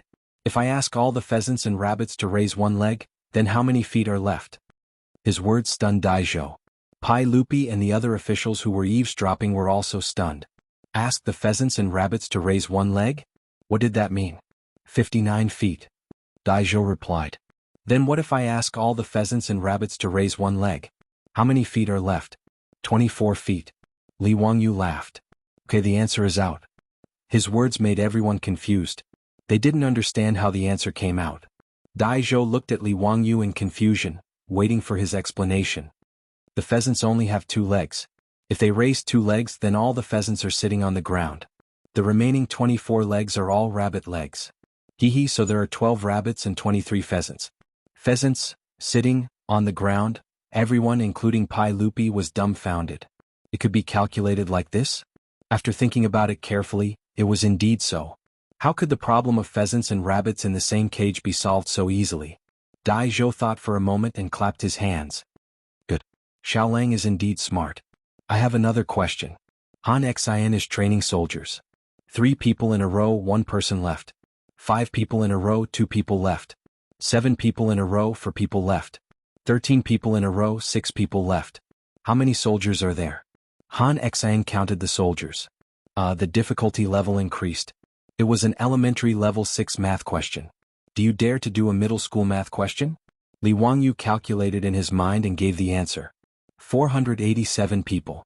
Dai Zhou gave several math questions in succession, which were all easily answered by Li Wangyu. In the end, Dai Zhou could only sigh in admiration. He felt that Li Wangyu was indeed a young hero. He could be called a genius in mathematics. Li Wangyu was a little unhappy. He had done elementary level math for no reason. If he did not retaliate, how could he live up to his two-faced personality? Grandpa Dai, I also have a question to ask. Xiaolang, please speak. There was a theft in Chang'an City. The patrolling marquis caught 4 thieves, A, B, C, and D. Thief A said, B did it. Thief B said, D did it. Thief C said, I didn't do it. Thief D said, B is lying. The facts proved that only one of the 4 was telling the truth. May I ask who was the culprit of this theft? When this question was asked, the officials were in an uproar. Chapter 64. Pai Lupi also frowned, seriously thinking about Li Wangyu's question. B, C, and D, all of them said different things and only one of them was telling the truth. But how could they be distinguished? The officials were also discussing. It should be Thief B, right? Both of his accomplices said he did it. No, only one person was telling the truth. Someone immediately refuted. Then it was a who did it? This question is really strange. For people said different things, how can we know who is telling the truth? There is actually such a strange question? How can we know who is telling the truth? Under the 3 trees, do you think they won't tell the truth? Li Wangyu's question was not a math question, but a logical deduction question. According to the hypothetical exclusion method, it could be inferred that the criminal was Thief C. There was a contradiction between the words of A and B. If A was telling the truth, then Thief B was telling the truth. If Thief B was telling the truth, then Thief A was telling the truth. It could be seen that one of A and B was telling the truth, and the other was telling the truth. Therefore, Thief C was the thief who committed the theft. A group of nobles and officials were thinking hard about which of the 4 thieves was telling the truth, but Cho Kuan's small eyes blinked, as if he had discovered something. Cho Kuan looked left and right, then carefully moved to Li Wangyu's ear and whispered. Xiaolang, Thief C is the thief, right? His words made Li Wangyu slightly startled, and he looked at the fatty Cho Kuan in surprise. Li Wangyu had always thought of Cho Kuan as a straightforward person, so that was why he looked for him to sell his paintings at Ping Kong Farm. He did not expect that this fatty was not stupid at all, and he was more shrewd than a group of nobles and officials who attended the birthday banquet in Li Wangyu's mansion. He could not help but look at Cho Kuan in a new light. Li Wangyu did not expect that someone in the Tang dynasty could solve this kind of logical deduction question. He secretly gave Cho Kuan a thumbs up, and then nodded slightly, indicating that he had answered correctly. Seeing Li Wangyou's affirmation, Cho Kun revealed a bright smile. Right now he was full of admiration for this young man, Li Wangyou. Not to mention Li Wangyou's amazing painting skills, just coming to celebrate Li Wangyou's birthday today was enough to stun him. Duke of Lu, Duke of Yi, and the other founding dukes had him intimately call them uncle. Especially when Duke of Lu beat him up just now, it was even more intimate. This made Cho Kun really unable to figure out the background of this wretched young man who sold his erotic paintings at Pingkang Fong. As for Li Wangyou's mathematical knowledge, it amazed Cho Kun even more. As a disciple of the Shang clan, mathematics was one of the things they had to learn. Cho Kun also felt that mathematics was his strength. But when he was still thinking hard about the few questions that Dai Zhou gave him, Li Wangyou gave him the answer. He could not help but feel frustrated. So when Cho Kun got Li Wangyou's affirmation, he smiled so much that his eyes could not be seen. The fatty almost forgot that he was older than Li Wangyou by a few years, but he was as excited as a youth who was praised by his elders. In the main hall of Zhang Liang's mansion, the officials were racking their brains and the fatty Cho Kun was beaming with joy, forming a sharp contrast. Many people also noticed the only fatty wearing black. Li Wangyou's question, Qing Yaojin also could not figure out which of the four people was telling the truth. He was confused. He was too lazy to think about it, and directly grabbed Cho Kun to force an answer. Brat, do you know about it? Hurry up and explain to me just who is that damned bandit. Damn thief, these 4 thieves should be caught and beheaded. Qing Yaojin was not polite and grabbed Cho Kun and asked. This. Cho Kun was shocked by Qing Yaojin, and quickly looked at Li Wangyou for help. Uncle Qing, don't bully people, this nephew will tell you. Li Wangyou whispered a few words into Qing Yaojin's ear, and told him the key point of the question. After knowing the answer, Qing Yaojin was stunned for a while, and then heavily slapped Li Wangyou's shoulder. Son of a bitch, you are really, really too bad. Li Wangyou was slapped until half of his body went numb, and he was speechless and smiled bitterly. Today he inexplicably met this Qing Yaojin and he was really unlucky. Being slapped in the butt in front of everyone, he did not have any face, and it was better to stay away from this bird in the future. After Qing Yaojin knew the answer, he began to wander around the main hall with a wine cup.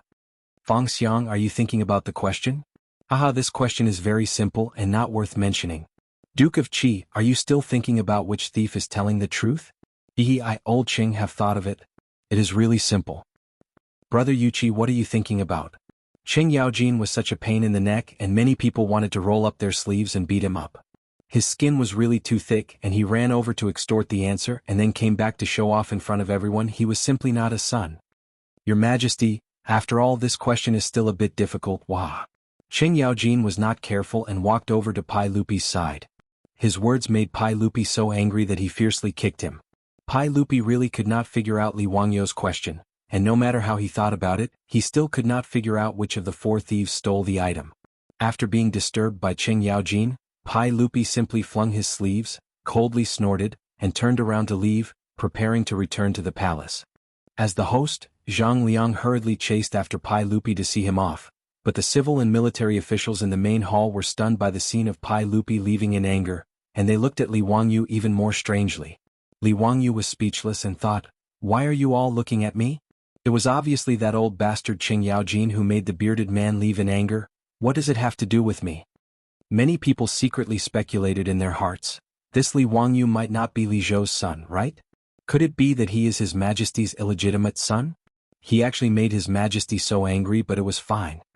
Li Wangyou did not know this, and when Zhang Liang came back from seeing Pai Lupi off, he hurriedly took Cho Kun and said goodbye to Zhang Liang.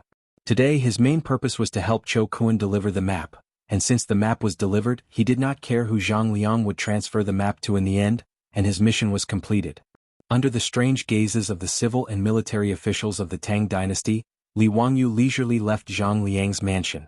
But he did not know that what happened at Zhang Liang's birthday banquet today had quickly spread to the ears of all the influential officials in Chang'an, and almost became a legend. Whether it was the magical Luo god's map, the chessboard arrangement, or the unfathomable arithmetic, they were all talked about enthusiastically. At the same time, the question of the thief disgusted the officials in the imperial court. Not to mention that the old bastard Qing Yaojin especially liked to visit people recently, and whenever he caught someone he would grin and ask questions about the thief. Recently in Chang'an, many people had been tortured by the thief, and they hated that they could not catch the 4 thieves and beat them 100 times to vent their anger. The name Li Wangyu was firmly remembered by the influential officials in Chang, and after the poetry contest in Jianghu. Meanwhile, Li Wangyu's poems gradually spread among the Confucian scholars in Chang, and many scholars recited the famous lines of the poems over and over again. It was a good story for a while. These were all later stories and Li Wangyu did not know. After he and Chou Kuan returned to the Chou mansion, he told Chou Yuanliang, who had been anxiously waiting, and finally let his heart rest. The dark clouds that had been hanging over the Chou family for many days finally dispersed. Chou Yuanliang was also very generous, and directly gave Li Wangyu 100 dawn of grain as a reward. Together with the previous 200 dawn of grain, he gave a total of 300 dawn of grain to Li Wangyu. Now for Li Wangyu, the more grain the better. He was not pretentious, and after repeatedly thanking Chou Yuanliang, he accepted it without hesitation. 1 dawn of grain weighed 50 kilograms, and 300 dawn of grain weighed 15,000 kilograms or 15 tons. How to transport so much grain back to Dingzhou village? But Li Wangyu was troubled. Chapter 65. If they used bullock carts to transport the grain, 1 bullock cart could carry 500 kilograms of grain at most. 15 tons of grain would require more than 30 bullock carts to transport. However, the bullock carts in the Tang dynasty were too expensive. They had to carry 100 kilograms, and for every 100 miles, they had to pay 100 copper coins. Hiring 30 bullock carts to transport the 15 tons of grain back to Dingzhou village would cost at least 30 strings of copper coins. Li Wangyu could declare bankruptcy. Actually, he was already bankrupt a long time ago. This child still had a huge debt of more than 1 million strings of copper coins. Although he still had 10 taels of gold, Li Wangyu could not bear to spend half of it just to transport the grain. In the end, it was the Niu brothers who came up with a solution for him. Water transportation. Outside Dingzhou village was the Gan River, and the Gan River was directly connected to the Wei River. In this way they could use ships to transport the grain directly to Dingzhou village. Although the distance by water was longer, about 180 miles, and they had to sail against the current, the transportation cost was much cheaper than using bullock carts. When Chou Yuanliang heard that Li Wangyu's Dingzhou village could use water transportation, he waved his hand and said that he could use the Chou family's ship to transport the grain for free. Originally, most of the Chou family's grain was transported to Chang and city by water transportation. This was more convenient. They could directly send a ship from the East Wei Bridge outside Chang and city to transport the grain directly. In the Tang dynasty, the East Wei Bridge north of Chang and city was the end of the Wei River's grain transport. There were many sails here and it was a large cargo port. In the poem, Looking at the East Wei Bridge in the Evening, it was written, Qin has Wu Zhou, 1,000 boats Wei Chu head. It could be seen that the water transportation was developed. After solving the problem of transporting the grain, Li Wangyu was naturally overjoyed. He asked Niu Wu to ride first and return the 3 horses that he borrowed from the Huxin county government. Then he returned to Dingzhou village and told the village chief to arrange labor in the village to help him transport the grain. After Niu Wu rode back, Li Wangyu and Niu Yong said goodbye to Chou Yuanliang and Chou Kuan. Under the lead of the Chou family's housekeeper, they went to the East Wei Bridge and boarded the Chou family's ship to escort the grain ship back. The grain transport boats in the Wei River were all Xiekwa River boats. This kind of river boat was short and wide, with a flat bottom and shallow cabin. It had a large load capacity, and each boat could carry more than 1,000 stones. Moreover, it was convenient to load and unload. It was suitable for navigation in an open river with stable water flow. Because the journey from Dongwei Bridge to Dingzhou village was a boat going against the current, it was completely dependent on the wind and a few boatmen using long poles to push the boat. The speed was very slow. It was roughly the same speed as a person walking. It would take about 2 days to sail from Chang and to Dingzhou village. Li Wangyu and Niu Yong counted the grain on the boat, thanked the Chou mansion's housekeeper again and again, and prepared to call the boatman to set sail. However, he heard a familiar voice coming from the dock. Xiaolang, wait for me. Li Wangyu looked up and saw that it was Chou Kuan, that fatty who was riding over. Brother Chou, is there anything else? Li Wangyu asked curiously. Chou Kuan rolled down from the horse's back and stepped onto the boat with a smile. Xiaolang, I want to go to your Dingzhou village to stay for a few days. I wonder if it's convenient? Chou Kuan's words made Li Wangyu slightly surprised, but he immediately smiled. Brother Chou is willing to come to my house as a guest. Of course you are welcome. Li Wangyu did not know that after he and Niu Yong left the Chou mansion, Chou Kun immediately told his father everything that he saw at Zhang Liang's mansion today. Chou Yuanliang was also shocked by his son's story. He did not expect that his son could get to know such a person by casually buying a painting in Ping Kong Fong. Although Li Wangyu was only 16 years old, he could not see through his ability at all.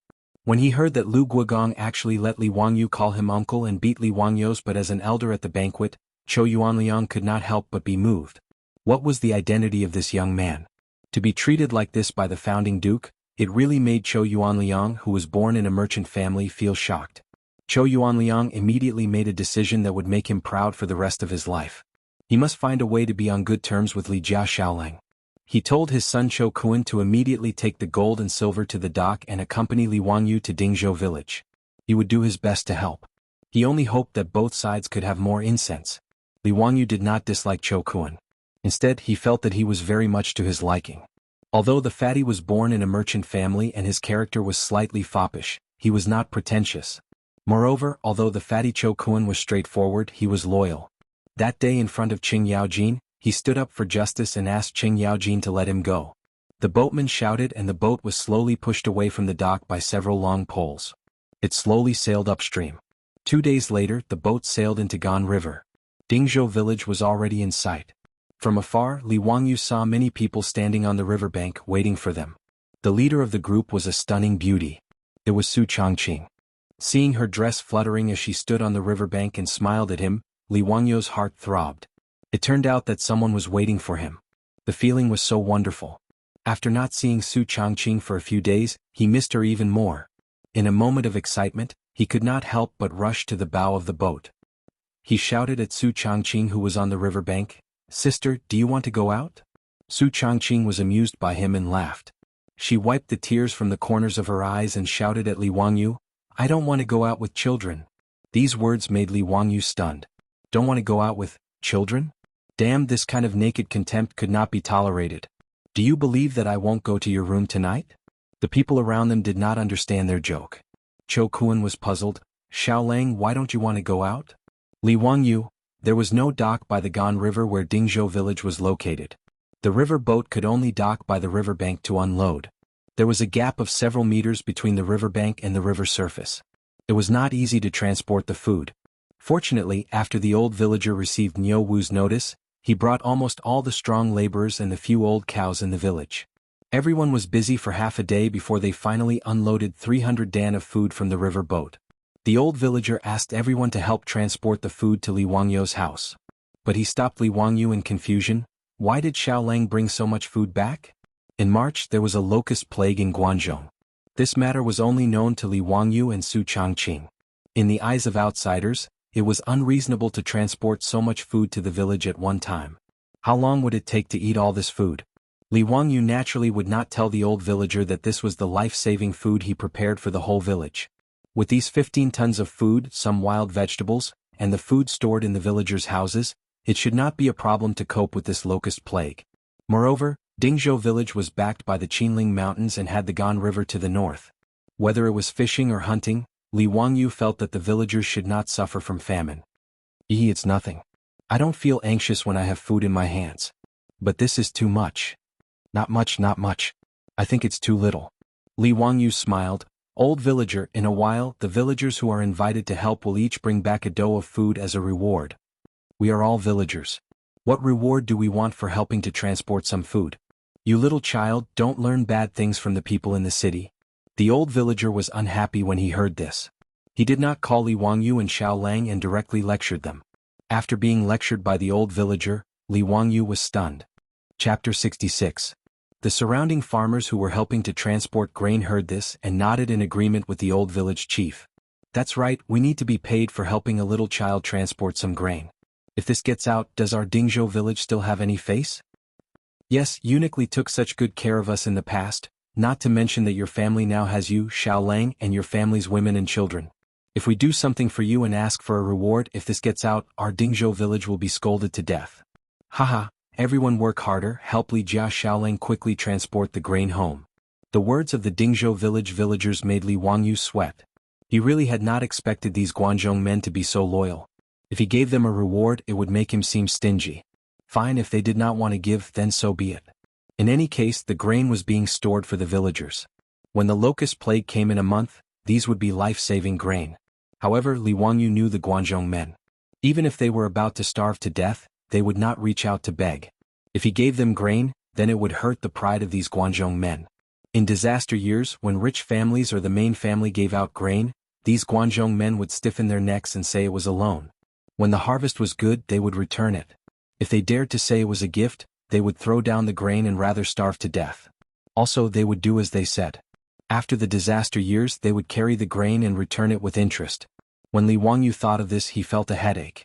When the time came, if he wanted to give grain to these Guanzhong men, he would have to spend a lot of effort. If that's the case, then why don't I treat the entire village to a meal tomorrow? This way no one will refuse, right? Just treat it as my Li family moving to Dingzhou village as a housewarming banquet? Li Wangyu thought and decided to treat the entire village to a good meal. Everyone would have a good time. In the future, he would have to rely on the help of the villagers for many of his properties. Treating the entire village to a meal was a way to express his gratitude and also to get closer to everyone. Ah, Xiaolang, are you joking? There are more than 500 people in the village, how can you treat them? I'm not kidding. Tomorrow, I'll treat everyone to pig slaughtered rice. Li Wangyu recalled the pig slaughtered rice that he would cook every year in his hometown. It was not a big deal for 500 to 600 people to eat together. What is pig slaughter rice? The old villager was puzzled. Li Wangyu smiles and doesn't explain. Old Muramesa, can I trouble you to buy me 2 pigs tomorrow? Are you really going to treat the entire village to a meal? 2 pigs? That's a lot of money. Don't worry about it. It's settled then. Tomorrow at noon, I'll treat the whole village to pig slaughter rice. Old village chief, I'll have to trouble you to help inform them. Seeing that Li Wangyu was so certain, the old villager nodded and agreed.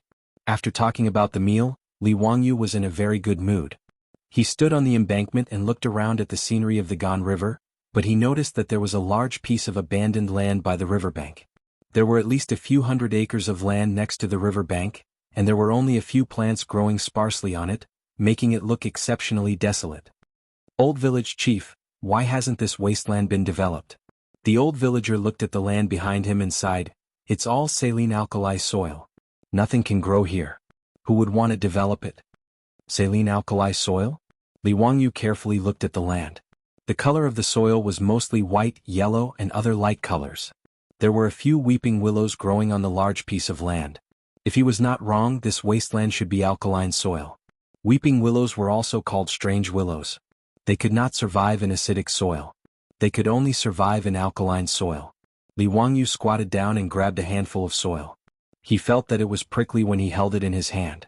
He also took some water from the river and poured it on the wasteland. He observed carefully and found that the water penetrated the soil slowly, and there were white bubbles and foam on the surface of the water. Li Wangyu stood up and clapped his hands.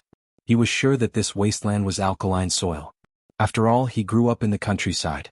There used to be a large area of alkaline soil in the village. Later, under the guidance of the scientists at the Agricultural Research Station, they cleaned and improved the soil and turned the waste into treasure. Even after the original wasteland was improved, the food grown on the weak alkaline soil was even more popular. However, it was the early years of the Tang dynasty. Obviously, no one would improve the saline alkali soil. Li Wangyu suddenly felt that he seemed to have found a way to make money. Moreover, he could give out the food legitimately. If he could improve these hundreds of acres of land, wouldn't it be a huge fortune? Moreover, improving the land required hiring labor. When the time came, he would use the food to hire the villagers. Wouldn't it be killing 2 birds with 1 stone? Old village chief, where does this wasteland belong to? Li Wangyu wanted to ask if the wasteland had an owner. This land should belong to the county, right? The old villager was not sure, but it's all useless wasteland. It's worthless. Then what if I reclaim this wasteland? The old villager looked at Li Wangyu like looking at an idiot. Xiaolang, this is saline alkali soil. It can't be used to grow crops. Why do you want to reclaim this land? Hey, old village chief, you don't need to know how to use this land. Let me ask you, if I reclaim this land, who will it belong to? The old villager shook his head. Naturally, it will belong to you. The county encourages reclamation. The reclaimed land only needs to go to the county to register. The reclaimed land is exempt from taxes for 3 years. However, this saline alkali soil can't grow crops. Xiaolang, don't make trouble. Li Wangyu did not refute. He just looked at the hundreds of acres of wasteland in front of him and smiled. Sure enough, knowledge is productivity. In Li Wangyo's eyes, this land was a treasure. It was close to the Gan River. Whether it was for cleaning the saline alkali soil or for watering in the future, there was no shortage of water. It was very convenient. However, he still needed to talk to Yang Quan about taking over this wasteland. It was hundreds of acres of wasteland, so it was better to be safe. He didn't want to end up with a master after he finished reclaiming the land. That would be too disgusting. Li Wangyu thought about Yang Quan's promise to reward him with 100 strings of cash if he won first place in the poetry competition. He wondered if he should go to the Huxing County Yamen again. While he was thinking about this, all of the grain had already been transported to the shore. The river embankment was only 1 or 2 li away from Dingzhou village. It was very convenient. Without much effort, the 300 dan of grain was all moved back to Li Wangyo's home by the villagers using wheelbarrows and ox carts. There was too much grain. The family's granary was full, and there was still a lot that had not been moved in. Fortunately, there were few people in his home, so there were still many empty rooms. Even so, the 300 dan of grain filled the granary and the 2 rooms in the front yard. When Li Heng saw that Xiao Lang had brought back so much grain after leaving home for only a few days, his old face was full of smiles. Perrin was also excitedly busying herself without stopping for a moment. For the people of the Tang dynasty, having grain was the happiest thing. Not to mention there was so much grain that their homes almost couldn't hold any more. After they were done, the villagers didn't even drink a mouthful of water before leaving. The Niu brothers also prepared to leave, but they were stopped by Li Wangyu. He insisted that the 2 brothers bring back a dan of grain. A dan of grain was worth more than 3 strings of cash. How could the Niu brothers be willing to take it? Xiao Lang, we brothers didn't help you much. How can we take so much grain? If this gets out, we will be criticized behind our backs. Niu Yong insisted. Niu Wu also rubbed his big hands. Hee, we have enjoyed riding horses these days with Xiao Lang's help. We also ate and drank well in Chang'an. How can we take any more grain back? Xiao Lang, don't say any more. Li Wangyu pulled the 2 brothers and persuaded them sincerely. Brothers of the Niu family, you must take the grain back. Have you forgotten about your 9 fellow soldiers? Take it as a token of my sincerity. His words actually made the Niu brothers somewhat hesitant. The 2 brothers indeed didn't need food, but those 9 disabled comrades who had lost the ability to work did need it. After refusing for a long time, they finally couldn't resist Li Wangyo's insistence. They had to thank him again and again and carried the grain back. Chapter 67.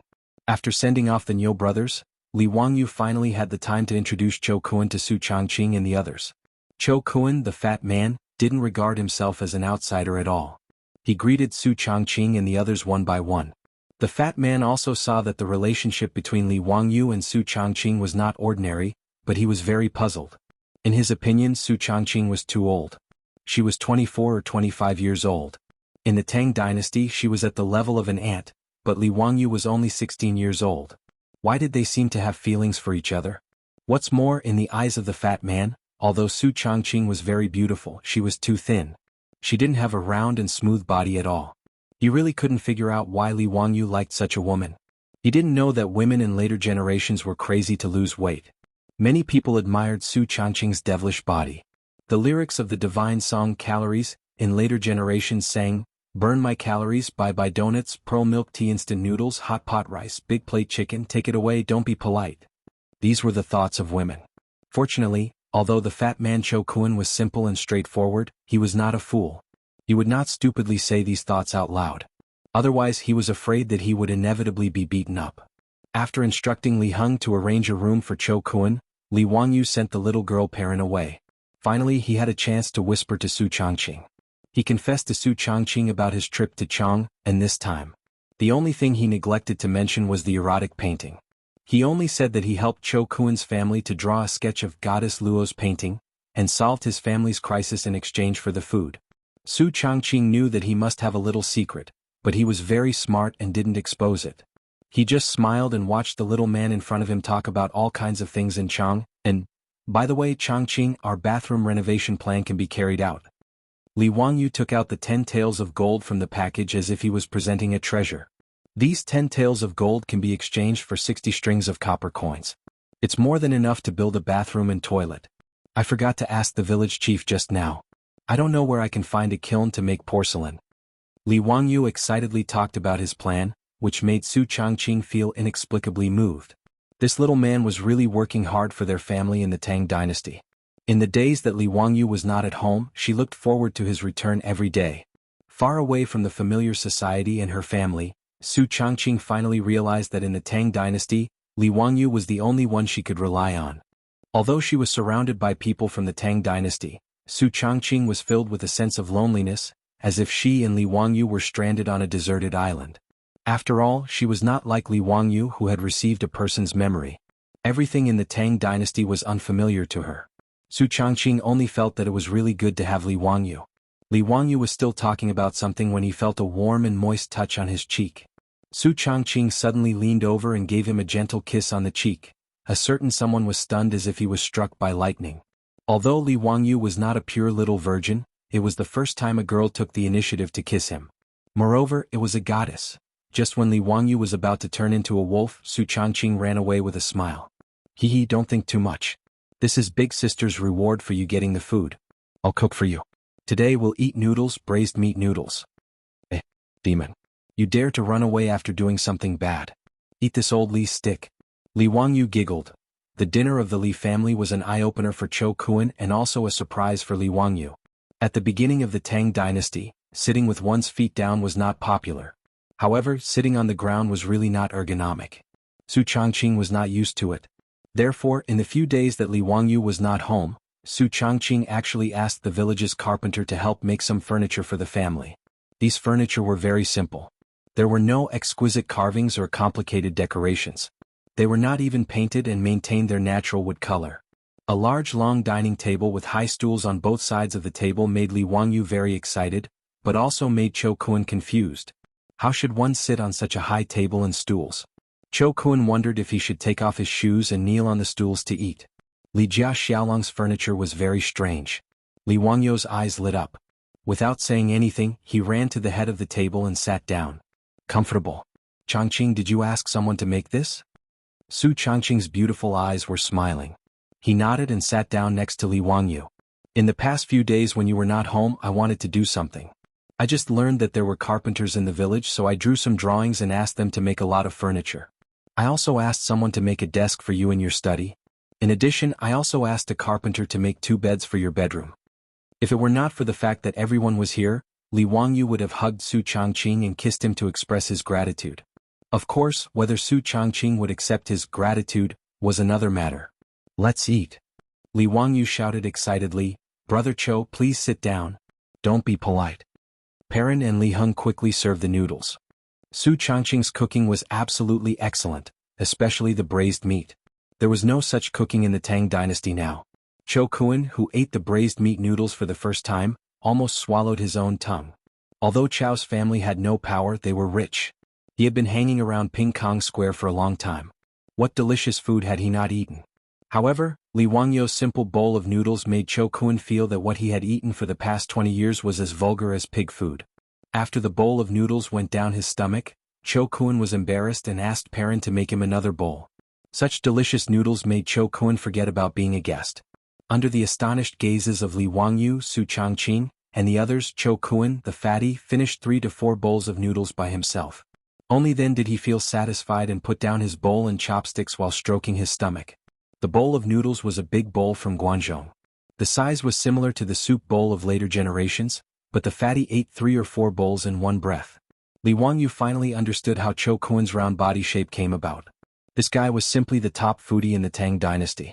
His appetite was comparable to that of their family of 4. Li Wangyu's face darkened. Could it be that Cho Yuanliang felt heartache for giving him so much food and specially asked Cho Kuan to come to his house to eat until he became poor? Cho Kuan looked at everyone embarrassedly. Xiaolang, the food in your house is really delicious. I couldn't help but order it. Li Wangyu rolled his eyes. Brother Cho, if I didn't know your situation, I would think that you were a refugee. If you do this, I will charge you for your food. Cho Kuan was not angry. He took out a gold ingot from his arms and put it on the table. That's good. Xiaolang, my food. Such a nouveau riche behavior confused Li Wangyu. What the hell was this situation? You damn fatty, do you really think I am a restaurant owner? Forget it, I won't lower myself to your level. Li Wangyu put away the 5 taels of gold ingot without the slightest anger. Well, the things that fall in my Li family belong to my Li family. Chapter 68. On the morning of the second day, Li Wangyu led his family to prepare pig rice. The old villager was leading a young girl from the village with 2 fat pigs. They were here to sell the pigs to Li Wangyu. The girl was obviously malnourished. Her hair was dry and yellow and she was pitifully thin. But the 2 pigs that she rushed over were very fat. It was obvious that they were well fed and taken care of. Xiaolang, this is Zhao family's little Mississippi. These 2 pigs were raised by her. If you think they're suitable, you can buy her pigs. The old villager pulled Li Wangyu to the side and whispered, Little Miss Zhao's father was also a government soldier in his early years. He was unlucky and didn't come back alive. She and her widowed mother depend on each other for survival. Xiaolang, if it's convenient, you can take care of them. Buying her 2 pigs can also increase her family's income. When Li Wangyu heard this, he felt sad. This widow and her child had suffered a lot of grievances. And if little Miss Zhao's father was also a government soldier of the previous dynasty, then he had been dead for at least 10 years. If that was the case, little Miss Zhao should be in her teens. But he thought that little Miss Zhao was less than 10 years old. She was really too thin. It was obvious that she was malnourished. It could be seen how hard the mother and daughter had lived. He didn't care about avoiding suspicion. He reached out and touched the little girl's hair. His voice was unusually gentle. Little miss, I'll buy your pigs. Do you want copper coins or food? Little Miss Zhao gave Li Wangyu a curtsy in a very restrained manner, answering Lang Jun, if it's convenient, is half copper coins and half food possible? Yes, of course. Li Wangyu nodded and called Li Heng out to weigh the 2 pigs. The 2 pigs were around 200 catties. Little Miss Zhao looked at the tall scale and smiled until her face was red. She went to cut pigweed and carefully fed these 2 pigs every day in order to sell them for a good price to supplement the family. Her family only had the 2 of them. They couldn't do heavy labor. Although everyone in the village took care of them and the Niu brothers often brought them food, little Miss Zhao didn't want to rely on others to survive. Li Wangyu laughed and said, 400 catties, that's really fat. 40 copper coins per catty, that's a total of 16,000 copper coins. Little Miss Zhao, I'll give you 8 copper coins and 2 dan of grain. What do you think?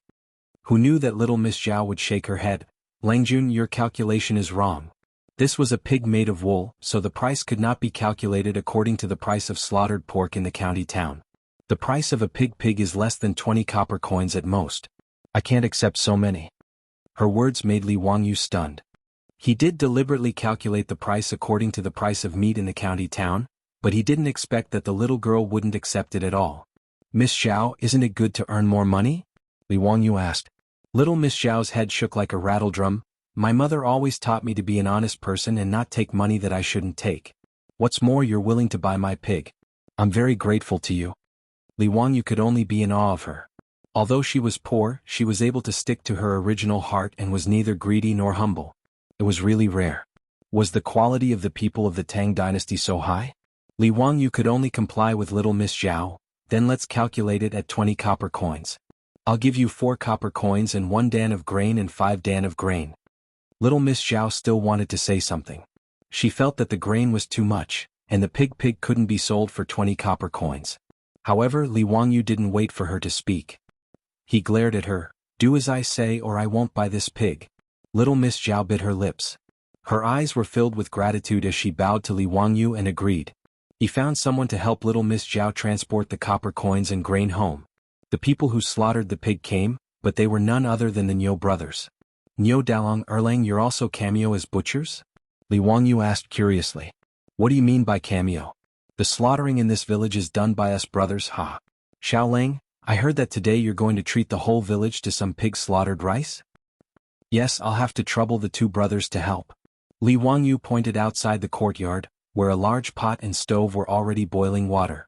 Li Wangyu decided yesterday that he was going to treat the whole village to pig slaughtered rice, so he started preparing early in the morning. When they found out that Li Wangyu was going to butcher a pig and treat everyone, the village was as lively as New Year's.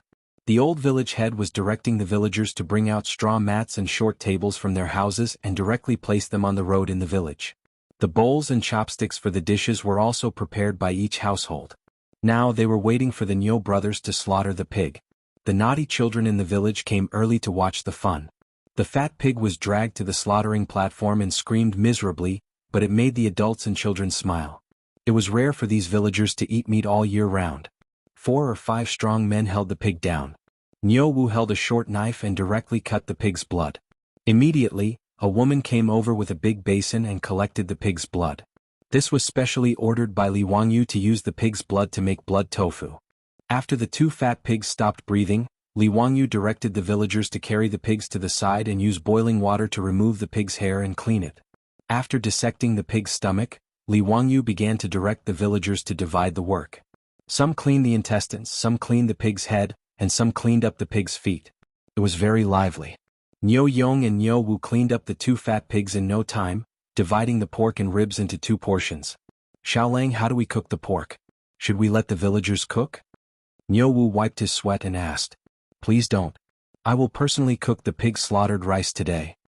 Li Wangyu quickly stopped him. These Tang dynasty women probably only know how to cook meat. It would really be a waste of these 2 fat pigs. Su Changqing originally wanted her to cook, but she was driven far away by Li Wangyu. Ha Changqing, you don't know how to cook the pig slaughtered rice today. Just watch me. Can you really do it? Su Changqing was a little unsure. Just watch. When I was in the village for Chinese New Year, my family would cook pig slaughtered rice every year. Li Wangyu rolled up his sleeves and walked to the big stove. His actions gave everyone a fright. Regardless of whether it was Li Heng, Pei Lan, or Chou Kuan, they all did not expect that Li Wangyu was actually prepared to personally cook. Xiaolang, a gentleman should stay away from the kitchen. Chou Kuan did not expect Li Wangyu to cook for a group of farmers. He was a little shocked. Li Wangyu glanced at him and spat. Bah, that sentence clearly says that a gentleman is a beast. Seeing it alive, he can't bear to see it dead. Hearing it, he can't bear to eat it. Therefore, a gentleman should stay away from the kitchen. You eat meat every meal, and you have the nerve to say that a gentleman should stay away from the kitchen? If you have the ability, don't eat it later. Chou Kuan smiled embarrassedly and hid to the side. He wanted to see what Li Wangyu could cook and whether it was as delicious as the braised meat noodles last night. Li Wangyu began to command a group of people to help him. Some of them started the fire, some of them did the chores, and he operated several big stoves at the same time. Pig intestines and blood curd, braised pork, dongpa pig knuckle, stir-fried pork, twice-cooked pork, garlic paste, braised pork ribs, stir-fried liver and kidney. Li Wangyu used all his skills, and he was so busy that his forehead was covered with sweat.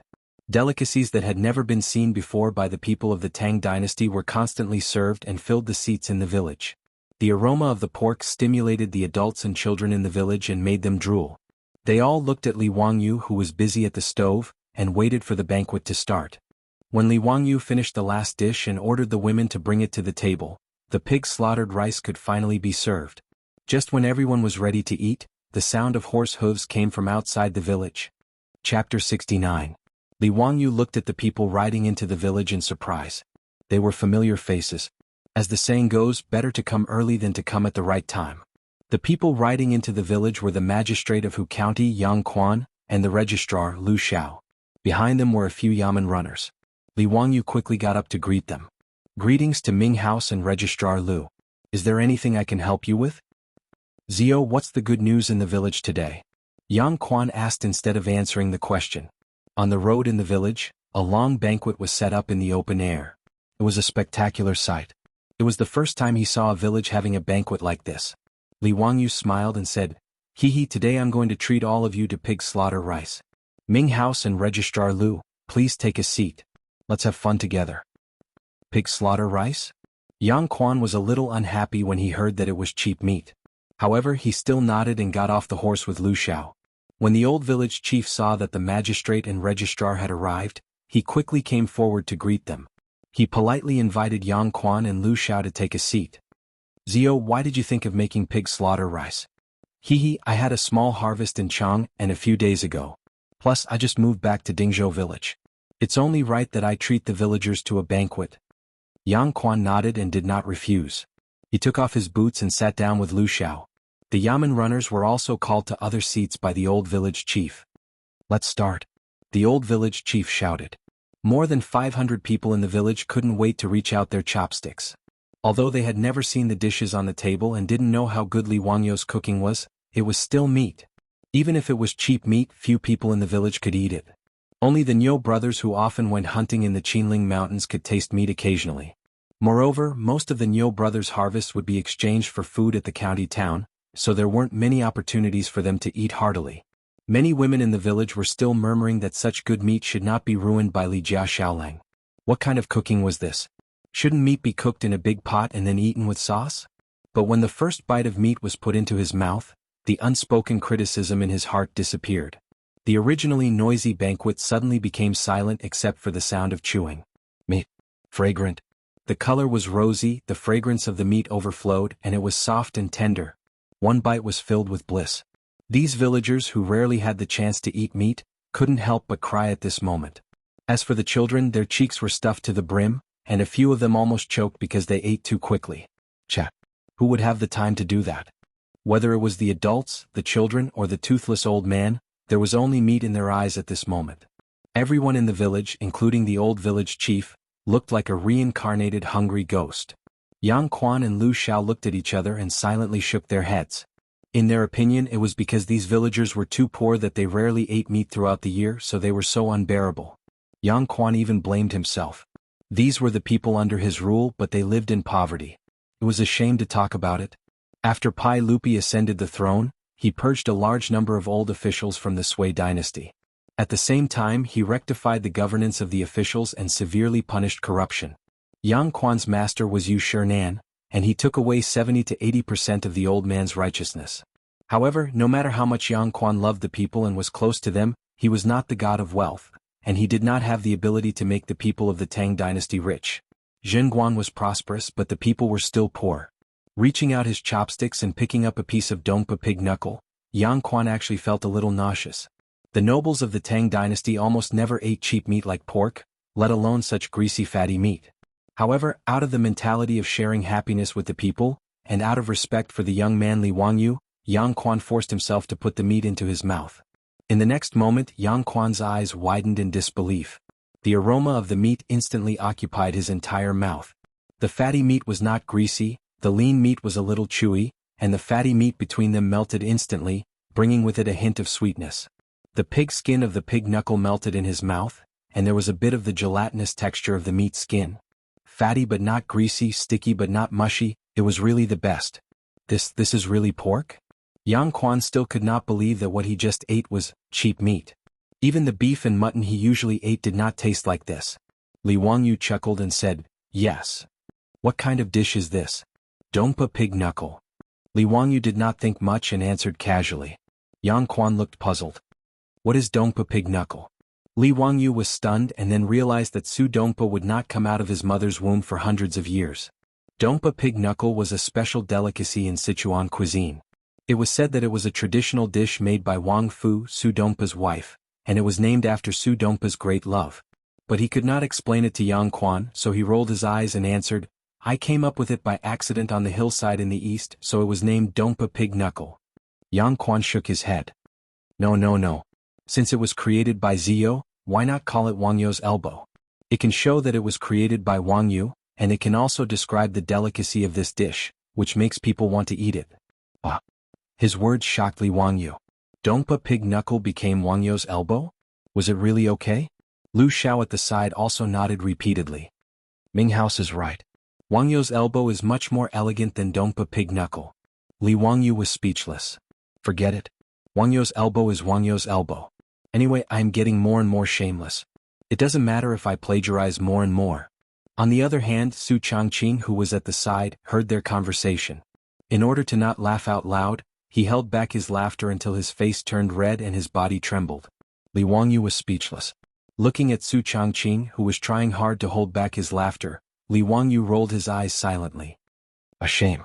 After Yang Quan removed Dongpa pig knuckle from history, he no longer talked nonsense. His chopsticks began to fly around the table. Almost every dish made him full of praise. Lu Xiao wasn't any better than Yang Zua. In fact, he was even worse. After swallowing the pork, he didn't even bother to talk to Yang Zua. Instead, he only cared about himself as he ate heartily. In fact, strictly speaking, Li Wangyu's cooking skills were average. Compared with Su Changqing's cooking skills, his cooking skills were far worse. However, the big pot dishes like pig slaughter dishes did not necessarily require too fine craftsmanship. Su Changqing was not good at it, let alone cooking with such a big pot. But even so, in the Tang dynasty where cooking was not popular and pork was just a cheap meat, which was usually eaten after being boiled in plain water, Li Wangyo's cooking skills could be said to be amazing. Cho Kuan, the fat man, ate so much that he almost swallowed his own tongue. He did not care about the field anymore and snatched the meat with a table of farmers happily. After a long time, he finally patted his belly with satisfaction and put down his bowl and chopsticks. Xiaolang, your pig slaughter rice is so delicious. I finally understand what it means to not know the taste of meat in March.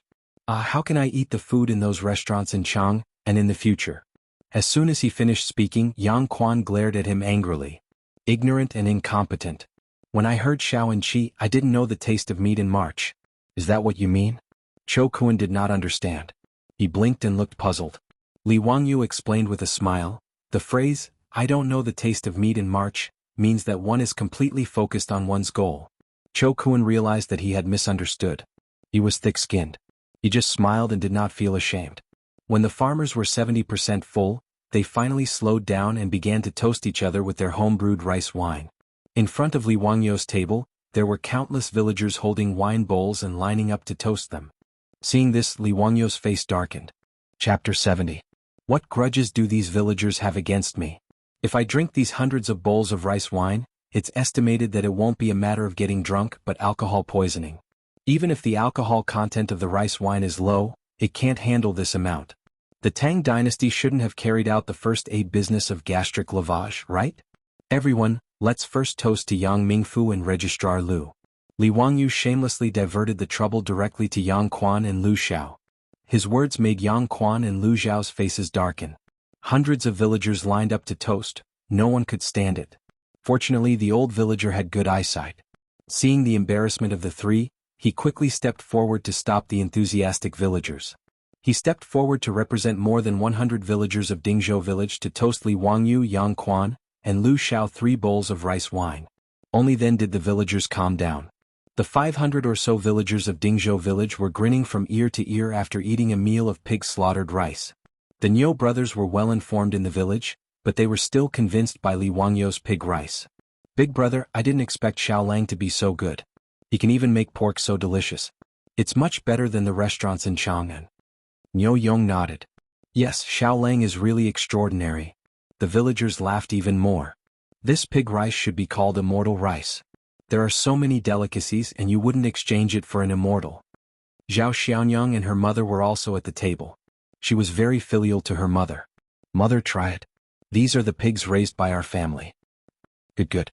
The pigs raised by my son are really fat. Zhao Xiaonyang's mother cried while eating. She didn't forget to say loudly to the surrounding villagers, these are the pigs raised by my mother. Haha, Zhao Xiaonyang is really capable. Which family's man will marry you in the future? He is really lucky. I have a nephew who is very capable. Lady Zhao, why don't we become in-laws? Lady Zhao, don't listen to his nonsense. You know my family's 4th young master. He's honest and dutiful. He hasn't talked about marriage. Little Miss Zhao was already 13 or 14 years old, but because of her thin and weak appearance, no matchmaker came to visit. After a meal of slaughtered pig rice, even Miss Zhao, who raised pigs, became the focus of the villagers. Many people ran to find Miss Zhao to propose marriage, which became the surprise of this meal. Li Jia Xiaolang is worthy of being the son of Master Li. The scholar is amazing. The dishes he made are much more delicious than those made by ordinary cooks. A scholar is a scholar. Only a scholar like Li Jia Xiaolang can make this immortal pig-slaughtered rice. Another person who liked to tamper with Li Wangyo's pig-slaughtered rice became immortal pig-slaughtered rice. There was even a village woman who pulled the child in her family and said loudly, "Child, I will send you to school to study in the future. Only after studying can you be like Li Jia Xiaolang and be able to make this immortal pig-slaughtered rice." Her words were heard by Li Wangyu. He couldn't help but twitch his face. Since when could studying and cooking skills be linked? I'm afraid that Kong Lauer's coffin can't be held down. On the other hand, Li Heng and Pei Lan had a suspicious look on their faces. Since young, their Lang Jun had always stretched out his hand and opened his mouth. When did he become so powerful? He can even cook such delicious food. Is the ancestral grave of the Li family emitting smoke? However, although they were suspicious, they didn't think much about it. They also didn't think that this Li Wangyu was not the Li Wangyu they knew. In short, the pig-slaughtered rice was enjoyed by everyone. Dingzhou village was more lively than during the New Year festival. As the villagers spread the news to the surrounding villages and towns, it caused a big sensation. Whether the villagers of Dingzhou village went to the market or visited relatives, they were asked about the pig's slaughtered rice, which was unprecedented in the Tang dynasty. In the village, whether it was the men from Guangzhou or the women, as long as they talked about this meal, even the taciturn people would become talkative and introduce in detail what they ate in the pig's slaughtered rice. Everyone would describe the delicacies in detail, thinking that even the emperor might not have eaten such delicacies. After causing a burst of exclamation from others, they would leave satisfied with their faces full of pride. After eating and drinking to their heart's content, Li Wangyu invited Yang Quan and Lu Xiao back to his house. Fatty Cho Kuan shamelessly accompanied them. Although he was the son of a merchant, the Cho family's business in Chang, and was so big that even Yang Quan and the others knew about it. Therefore, they didn't discriminate against his identity as a merchant. Ming House, may I ask why you are visiting us today? Li Wangyu's question made Yang Quan and Lu Xiao embarrassed to speak for a long time. Li Wangyu asked for a long time before he finally understood the purpose of Yang Quan and Lu Xiao's visit. He couldn't help but silently roll his eyes. It turned out that what he did in Chang and over the past few days had already spread. Even Yang Quan and Lu Xiao, who were in the county yamen of Hu County, had heard about it. The poems that Li Wangyu wrote at the Zhujiang Pool Poetry Festival were praised by them. Yang Quan was even more proud that he forced Li Wangyu to participate in the poetry festival. This time he was in the limelight in Hu County. However, the two of them didn't expect that not only was Li Wangyu's literary talent outstanding, but he was also proficient in arithmetic. The arrangement of the chess board and the rice was amazing. As for the question about the thieves, Yang Quan and Lu Xiao pondered for 2 days but still couldn't figure out how to solve it. How did the 4 thieves tell who was telling the truth and who was lying? After being tortured for a few days, the two of them knew that Li Wangyu had returned to the village. They directly rushed to Dingzhou village, intending to personally ask the thieves what was going on. Li Wangyu was speechless when he found out that the dignified county magistrate and registrar had come to Dingzhou village for such a trivial matter. However, he didn't immediately answer Yang Quan's question. Instead, he smiled and said, "Ming House, do you feel that you have forgotten something?" "What is it?" "The reward for winning the poetry festival." It would have been better if Li Wangyu didn't mention it. Once he did, Yang Quan was so angry that his beard blew and his eyes widened. "You tired kid, you still have the nerve to mention it? The teacher sent someone to deliver a letter to me. You bastard, why did you drink that day? You drank yourself to death and in the end, in front of the teacher you spoke nonsense." Yang Quan almost said that Li Wangyu had randomly recited poems in front of Pai Lupi. However, when he remembered Yu Shernan's letter instructing him to keep this matter a secret from Li Wangyu, he quickly changed his words. "What did I say at that time?" Li Wangyu was also a little nervous. Did he recite the sentence, "How can I lower my eyebrows and bend my waist to serve the rich and powerful, making me unhappy?" Yang Quan ignored him and said, "What did you say? Think about it yourself." "Then are you still going to give the reward of 100 strings of coins to Ming House?" Li Wangyu looked at Yang Quan anxiously and asked. Yang Quan had the urge to beat this kid with the sole of his boot, but he restrained himself from hitting him. He coldly snorted and unhappily ordered the yamen runners to bring in 2 rattan chests. The copper coins of the Tang dynasty were of excellent workmanship. A copper coin weighed 5 kilograms, so 100 strings of coins was 500 kilograms. 2 rattan chests were filled to the brim with copper coins. This made Li Wangyu overjoyed. This Yang Quan was not bad, he was a good person. Li Wangyu gave Yang Quan a good person card in his heart. At the same time, he hurriedly summoned Li Heng to bring the copper coins to the storeroom. "Xiaolang, now can you clearly explain the matter of the thief crossing the river?" Lu Xiao said with a smile. Since Yang Quan had already given him the copper coins, Li Wangyu naturally would not hide anything. He explained the question in detail to the two of them, causing them to be stunned for a long time. After pondering over the key points, they suddenly realized that the two of them had been tortured by the question for a long time. It was really difficult for them to speak. Yang Quan and Lu Xiao both glared at Li Wangyu. They felt that this kid was really too hateful. Chapter 71. After Li Wangyu finished explaining the robber's problem, he suddenly remembered the barren land by the river yesterday. It just so happened that Yang Zhou had come to the village today, which saved him the trouble of making another trip to the county yamen. He hurriedly asked, "Dare I ask the Ming family, does the wasteland by the riverbank north of Dingzhou village belong to the county?" "That's right. Kid, can you buy that land?" Yang Quan was stunned. He didn't understand why Li Wangyu wanted to buy that saline alkali soil. "Why do you want to buy that barren land?" Li Wangyu hesitated for a moment and decided to tell the truth, To develop it. Nonsense, that's saline alkali soil. How can you develop it? Hee, of course I have a way. Otherwise, I wouldn't have wasted money to buy that land. I'm thinking of turning trash into treasure so that I can make money to repay the county. Li Wangyu didn't expect that his words would make Yang Quan suddenly stand up. His hand trembled as he pointed at himself. His face was full of excitement. Zio, you can't joke about this. Can you really make saline alkali soil grow food? Even Lu Xiao was excited. His hand that was stroking his beard trembled. He pulled out a few strands of his beard but didn't feel the pain. Instead, he grabbed Li Wangyu's arm and said, Xiao Lang, tell us quickly. What do you mean? It's what I said just now. I'm going to improve the saline alkali soil and develop it to grow food.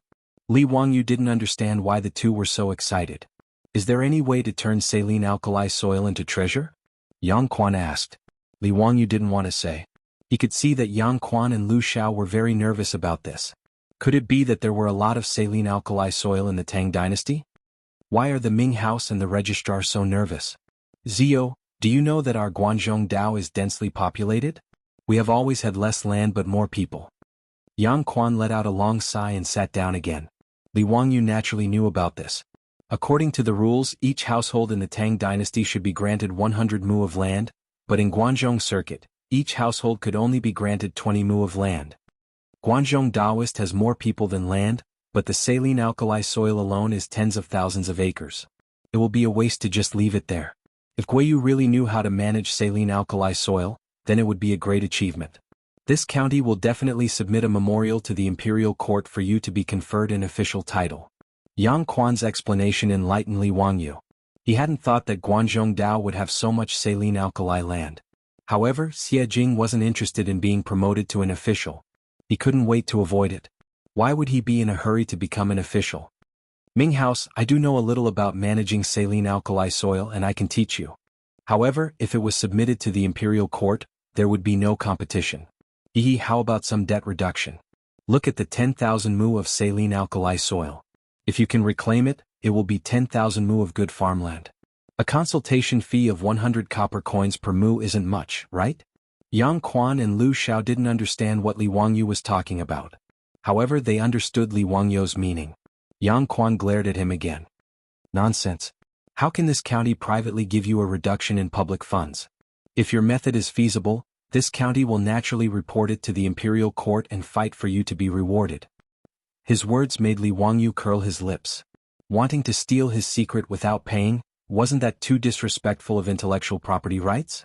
Before Li Wangyu could speak, he heard Yang Quan say, however, this county can make the decision to put the 300 mu of uncultivated land in Dingzhou village under your name. This is a big matter that will benefit the country and the people. Zio, you must not act recklessly. Fine. Yang Quan's big hat was on Li Wangyu's head. Moreover, getting the 300 mu of land for free wasn't considered a loss. He was about to nod his head in agreement, but swallowed the words that were about to come out of his mouth. It was best to ask his beautiful superior's opinion on this matter. He didn't want to be muddle-headed and make a loss. He couldn't waste a top student from the University of Pennsylvania who majored in business administration. Li Wangyu used the excuse of going to the toilet and ran out to find Su Changqing. He told Su Changqing about his conversation with Yang Quan and the others. Then he eagerly waited for Su Changqing's opinion. Sure enough, after his beautiful superior heard his words, she immediately whispered a few words into his ear. Li Wangyu fiercely slapped his thigh. He almost made a loss again. Su Changqing told him to ask the county for cattle. In the Tang dynasty, cattle were quite precious. The price of a strong cattle was very high. It was about 20 strings of coins. In order to protect cattle, the Tang dynasty didn't allow cattle to be killed. Even the accidental death of a cattle had to be reported to the government. In the huge Dingzhou village there were less than 10 cattle. One cattle could only cultivate 2 to 3 mu of land a day. After cultivating for 2 days they needed to rest for a day to recover their strength. Dingzhou village's 2,000 mu of land depended on manpower to cultivate. This was one of the reasons why Dingzhou village was so barren. Su Changqing felt that the method of managing the saline alkali soil could be handed over to the imperial court. However, just giving them the 300 mu of uncultivated land in Dingzhou village wasn't enough. At least 10 more cattle were needed. Otherwise, even if Li Wangyu could manage the land, he wouldn't be able to find enough manpower to cultivate it. With regards to Su Changqing's words, Li Wangyu deeply agreed. After returning to the central room, Li Wangyu chuckled and proposed his conditions to Yang Quan. In addition, he also added 2 horses to Su Changqing's conditions. He was tired of the days when he had to walk outside. Although he had the money to buy it now, it was better to save as much as possible. He still owed a huge debt. Ming House, you see, my family only has 4 people. There's not a single able-bodied worker. Even if I manage to manage the saline alkali soil, there's no one to cultivate it, right? Moreover, without cattle, there's no way to manage the saline alkali soil. Li Wangyu's reasons left Yang Quan speechless. Indeed, he and Lu Xiao were very clear about the Li family's current situation. However, the condition of 10 cattle and 2 horses made Yang Quan slightly hesitant. Zio, are you sure your method will work? At the very least, the land in Dingzhou village will work. I can't guarantee the saline alkali soil in other places. As you know, Ming House, not every piece of land is the same. Li Wangyu didn't say anything definite. The saline alkali soil was divided into 2 types, alkaline soil and acidic soil. His method was suitable for managing the saline alkali soil. As for acidic soil, it wasn't impossible, but he couldn't guarantee the results. Yang Quan and Lu Xiao looked at each other and nodded silently. Yang Quan directly agreed to Li Wangyu's request. Then this old man will agree to your request. However, if you can't grow anything, the county yamen will take back the cattle and horses. Zio, do you agree? Li Wangyu naturally agreed to this condition. If the saline alkali soil really failed, he would be too embarrassed to take back the cattle. The 2 sides agreed on the conditions. The county yamen would send officials to record how Li Wangyu improved the soil. Li Wangyu had to guarantee that he would teach his method to these officials without reservation. When the barren land grew crops, Yang Quan would naturally report this matter to the imperial court and ask for credit for Li Wangyu. Li Wangyu didn't care about this at all. He didn't aspire to be an official. After the guests and the host enjoyed themselves, Li Wangyu respectfully sent Yang Quan and Lu Xiao out the door. Yang Quan suddenly thought of something and asked Li Wangyu, Zio, I heard you bought a lot of food. What? Chapter 72. Yang Quan's question made Li Wangyu hesitate for a moment. In the end, he decided to warn Yang Quan about the locust plague. If the government could step in to eliminate the locust plague would not be that scary. The earlier the locust plague was eliminated, the fewer people who would starve to death in the Tang dynasty.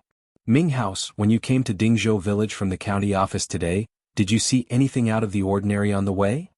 Out of the ordinary? Ziyu, what do you mean? Yang Quan did not understand Li Wangyu's question.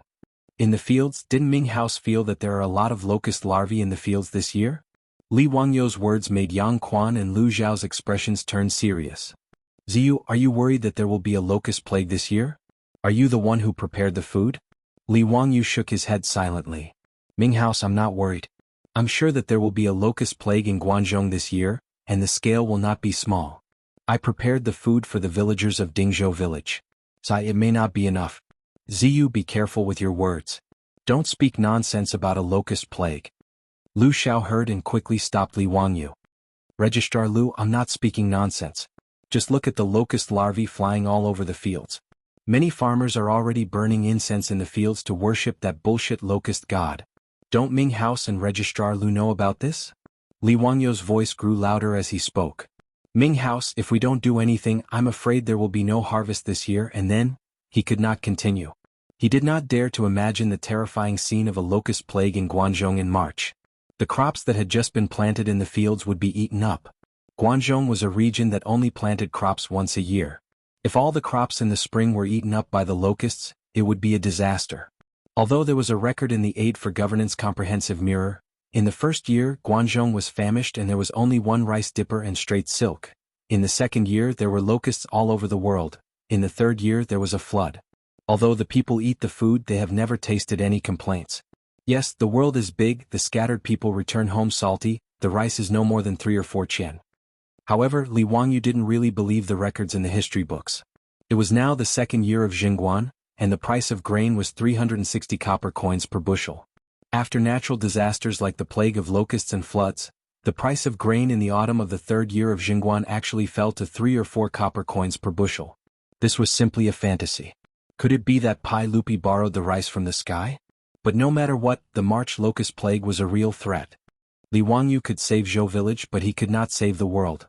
He might not be able to save him, but the government could. That was why he took the risk of misleading the public, and directly told Yang Quan about the plague of locusts. Yang Quan stared seriously at Li Wangyu for a few seconds before sighing. How could I not understand what Ziyu is saying? When the larvae of the locusts first appeared, I had already sent a letter to the court, but... He shook his head. But how could it be so simple to kill the locusts? Li Wangyu did not understand. He asked, since the Ming house knows, what is so difficult about it? This is a matter of life and death. If there is no way to kill the locusts, I have a few ideas. Yang Quan shook his head again. It is not difficult to kill the locusts. The Book of Songs has a saying, punish the thief, punish the flame. It can be seen that using fire at night can attract the locusts to the fire just like moths. But this is not a problem of the method, it is that you cannot do it. Why not? Li Wangyu was confused. Since the ancient people knew how to kill the locusts, why would they allow the locusts to overrun the land? Yang Quan and Lu Xiao were silent. This made Li Wangyu even more anxious. After repeated questioning, Yang Quan finally opened his mouth to explain. First, the people are ignorant. They think the plague of locusts is released by the locust god to punish the people. Therefore they are unwilling to kill the locusts for fear of offending the heavens. Secondly, there are many disputes between the court and the great scholars. Therefore we have to think about how to deal with the locusts. Lu Xiao also explained, Ziyu, things are not as simple as you think. Our Tang dynasty believed in Buddhism. As the saying goes, sweeping the floor does not harm the lives of the ants. We love the moths and the lanterns. There are many disputes about how to deal with the locusts. Li Wangyu was confused by the words of the two officials. This was the first time he had heard the saying that locusts should not be harmed because they were also living beings. After the locusts consumed the food, when the people of the Tang dynasty traded their children for food, human life was no longer a living being? Saint Mary. There was a Saint Mary in the Tang dynasty. Then the ministers in the court are just going to watch as the locusts overrun the land?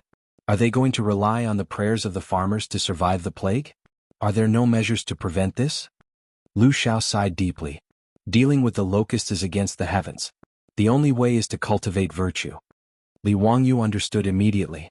At that moment he could only say that he had bought a watch last year to express his thoughts. Cultivating virtue meant that everyone had to strengthen their moral character and practice their inner strength. When everyone had completed their cultivation, the plague of locusts would naturally subside. Which idiot came up with this idea? Dealing with the locusts? Is that even possible? Dealing with the locusts is against the heavens. Why didn't the officials and scholars who came up with this idea go to heaven themselves? If they wanted to go to heaven, Li Wangyu could donate some firewood. He could guarantee that they would be burned to ashes and sent to the heavens as a wisp of smoke.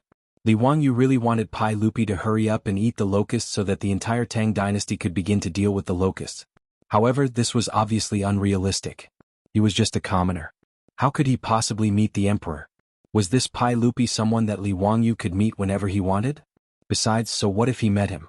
Was he supposed to send a bunch of fried locusts to Pai Lupi and tell him that it was delicious and that his majesty should try it?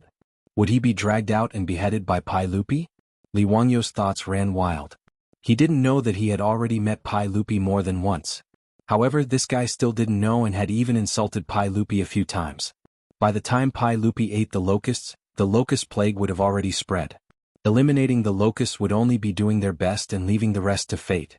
They wouldn't be able to take much food from the locusts. After understanding all this, Li Wangyu had nothing else to say. He cupped his hands and sent Yang Quan and Lu Xiao out the door. In this locust plague it was better to save oneself. It was impossible to rely on the government. Cho Kun didn't say anything. After Yang Quan and the others left, the fatty pulled Li Wangyu with a nervous expression.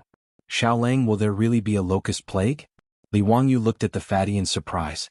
Only then did he realize that Cho Kun's family was in the food business.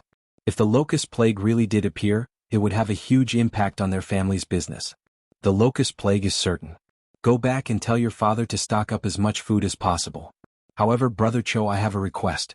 When the locust plague happens, the price of food will definitely skyrocket. I don't ask that you open your warehouse for free, but at least don't hoard food for huge profits. Is that okay? Li Wangyu nodded and replied. Cho Kun's fat face flushed red. Xiaolang, what are you talking about? Although my Cho family is in the business, we have never done anything unscrupulous. Seeing the fatty's reaction so strong, Li Wangyu knew that he had wronged him and hurriedly apologized. Knowing that the locust plague was about to happen, the fatty couldn't stay in Li Wangyu's house any longer. He hurriedly left and prepared to return to Chang and to discuss this matter with his father. Li Wangyu didn't ask him to stay. He cupped his hands and sent the fatty Cho Kun out the door. The next day the people from the county government came.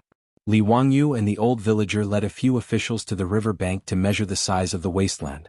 The county government created a document and the 300 mu wasteland officially belonged to Li Wangyu. Xiaolang, can you really manage this saline alkali soil? The old villager's face was full of disbelief. He had never heard that saline alkali soil could be used to plant crops. I can indeed improve the soil. I also need the old villager's help. I need to invite some people from the village to do some work.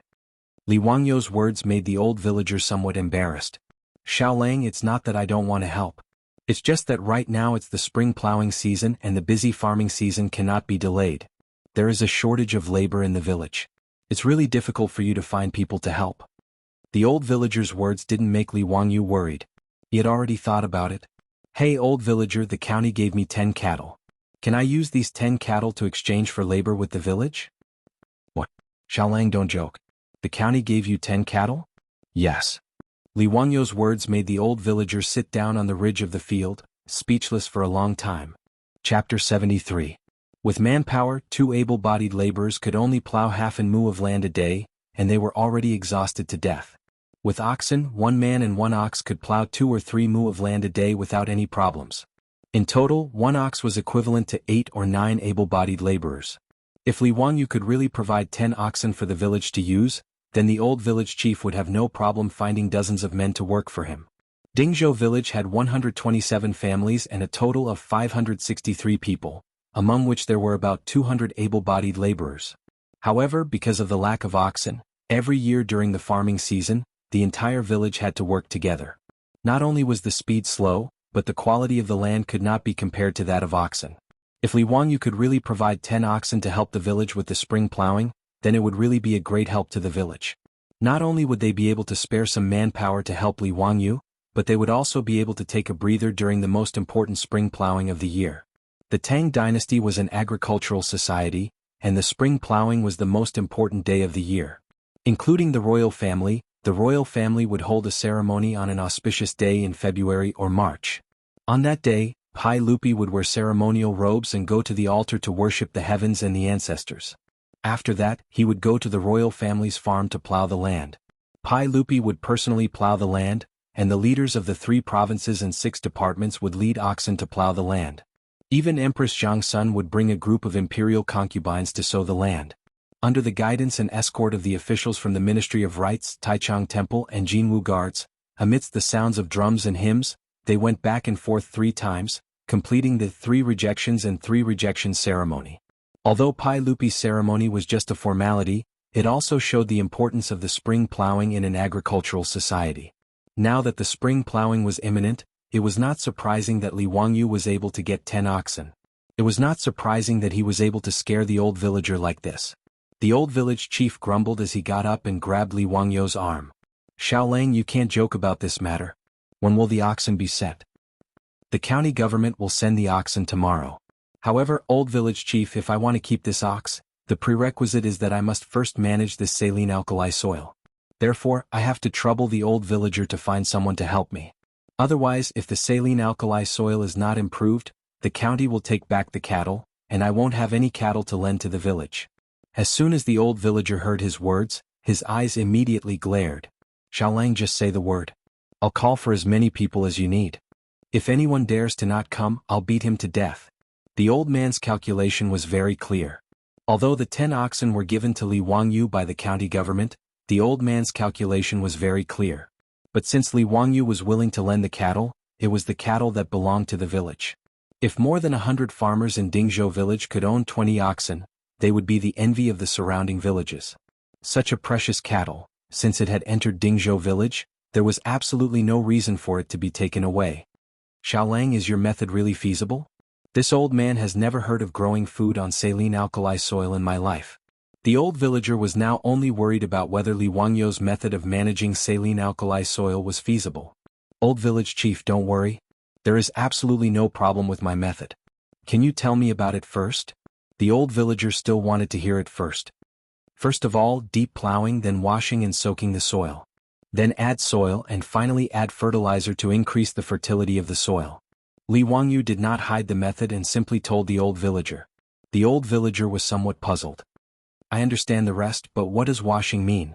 It means that you have to surround the soil, wash it with a lot of water, soak it, and repeatedly remove the saline alkali components in the soil. The old villager shook his head as soon as he heard this. He pointed to the hundreds of acres of saline alkali soil in front of him and said, "How is that possible? Xiaolang, look at such a large piece of land. How much water does it take to wash and soak it?" His words made Li Wangyu stunned. He pointed to Ganhe. "Isn't this Ganhe? You can have as much water as you want. Ganhe's embankment is only a few meters high. It's not easy to use a rollover cart to carry water. There are more than 2,000 acres of land in the village that need to be watered. You have to wash it several times. It requires too much manpower." The old villager shook his head. Rollover cart? Li Wangyu looked at the rollover cart on the embankment and suddenly realized. He couldn't help but smile. "Old village chief, I have a way to carry water without manpower." "What? Without manpower? Do you want to use cows?" "That won't do. Cows can't be used." The old villager did not understand Li Wangyu's meaning. Li Wangyu smiled and did not answer. There were 3 stages in the development of water wheels in China. The first stage was the rollover cart invented by the Eastern Han Dynasty. It was also called the dragon bone water wheel. It mainly relied on manpower to carry water. The second stage was the rollover cart invented during the Tang and Song dynasties. It was described in the Book of Agriculture, and was a water-carrying machine. It was powered by manpower or animal power and looked like a dragon bone cart. The third stage was the water wheel invented by the Yuan and Ming dynasties. It looked like a water wheel in the future. The earliest record of the rollover cart was in the Tang dynasty. It was gradually popularized after the Song dynasty. But now it was only the beginning of the Tang dynasty. The rollover cart had not appeared yet, let alone the water wheel. The efficiency of the rollover cart to carry water for irrigation was very high. Li Wangyu knew how to make the water wheel in the future. When he was young, there were many water pumps in the village. He was very clear about the structure of the water wheel. "Old village chief, is there anyone in the village who is good at carpentry?" "Yes. Didn't your family ask old Lu to help you make a lot of new things a few days ago? Why do you want to make furniture again?" When the old villager said this, Li Wangyu remembered that Su Changqing had asked the carpenters in the village to make the furniture. Although the furniture was simple, Li Wangyu could see that the carpenters were very good. I need to ask Carpenter Lu to help me make a few water wheels. Then I can carry water automatically." "Old village chief, you wait and see. I guarantee it will be easy to use. Haha, I will take care of the irrigation work in the future." Li Wangyu didn't wait for the old villager to react and ran towards the village, leaving the old villager dumbstruck and confused. Has this kid lost his mind? Carrying water automatically without manpower? Isn't that a god? The old villager sighed. He felt more and more that Li Wangyu was outrageous. Before he could finish lamenting, he saw Li Wangyu running back like a gust of wind. I forgot to ask you where Carpenter Lu lives." The old villager shook his head. "Let's go. I will take you there."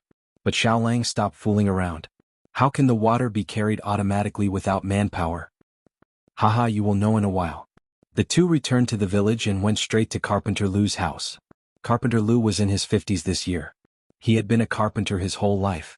His 3 sons were also carpenters with him. It could be considered a family skill. Carpenter Lu was not a craftsman registered by the government. He was a private craftsman. In the Tang dynasty, the status of craftsmen was very low. In the historical records, they were even called official slaves. Moreover, their job was lifelong. Their status was similar to that of merchants. However, private craftsmen like Carpenter Lu also needed to farm. His status was similar to that of a farmer. Because of his craftsmanship, he was also respected in the village. His life was also better than that of ordinary villagers. "Old Lu, come out quickly. I have something to ask of you." The old villager shouted at the top of his lungs when they reached Carpenter Lu's house. Chapter 74. The door of the farmhouse was opened with a squeak, and an old man in plain clothes with a white beard walked out. "Muramasa, what are you doing? What's the matter?" Obviously, the two had a good relationship. Carpenter Lu looked at the old Muramasa and laughed. "Li Jia Xiaolang is looking for you. He wants to build something that doesn't require manpower to carry water." The old Muramasa still didn't believe Li Wangyu. Carpenter Lu naturally knew Li Wangyu. After an unprecedented pig slaughter meal, Other than the babies in Dingzhou village who were still in swaddling clothes, the others might not know the old Muramasa, but they definitely knew Li Wangyu. When he saw that it was Li Wangyu who wanted to build something, Carpenter Lu's smile became wider. Li Jia Xiaolang, what do you want to build? Li Wangyu was still very polite. Carpenter Lu, I want to build a few water wheels. Do you know how to make them? What's a water wheel? Old me can build carriages and ox carts, but I've never heard of a water wheel. Carpenter Lu was puzzled. Li Wangyu asked Carpenter Lu for a pen and paper and began to draw the structure of a water wheel. The water wheel looked like an ancient wheel. Li Wangyu estimated that the height of the Gan River's embankment was about 3 meters, so he designed a small water wheel with a diameter of 6 meters. The larger the diameter of the water wheel, the heavier it would be. In order to make it lighter, the water bucket of the water wheel was replaced with a bamboo tube. Li Wangyu finished the drawing and handed it to Carpenter Lu. Take a look and see if you can build this water wheel. It doesn't need to be delicate, just sturdy and durable. Carpenter Lu took the drawing and looked at it carefully for a long time. He was puzzled and asked, Xiaolang, what do you want to build such a big wooden wheel for? To carry water for irrigation. How do you use it? Li Wangyu smiled and explained to him and the old Muramasa. After the water wheel is built, it will be installed on the side of the Gan River. When the time comes, the power of the water will be used to move the water wheel. When the water wheel turns at a certain angle, the bamboo tube that was originally submerged in the water will be lifted out of the water. Because the bamboo tubes were tied diagonally to the water wheel, they were filled with river water. When the water wheel reached a higher point, the opening of the bamboo tube would face downward, and the water would naturally flow down from the higher point. You only need to use the water trough below to collect water, and you will be able to extract an endless stream of water. His explanation stunned Carpenter Lu and the old village chief. After a long time, the old village chief looked at Li Wangyu excitedly. Xiaolang, this is an amazing thing. It doesn't need any manpower to draw water, it's really a divine item. Carpenter Lu was even more excited. He grabbed the blueprint tightly and said, Xiaolang, I will build the water wheel for you for free. I only ask that you allow my Lu family to build this water wheel in the future. Li Wangyu laughed.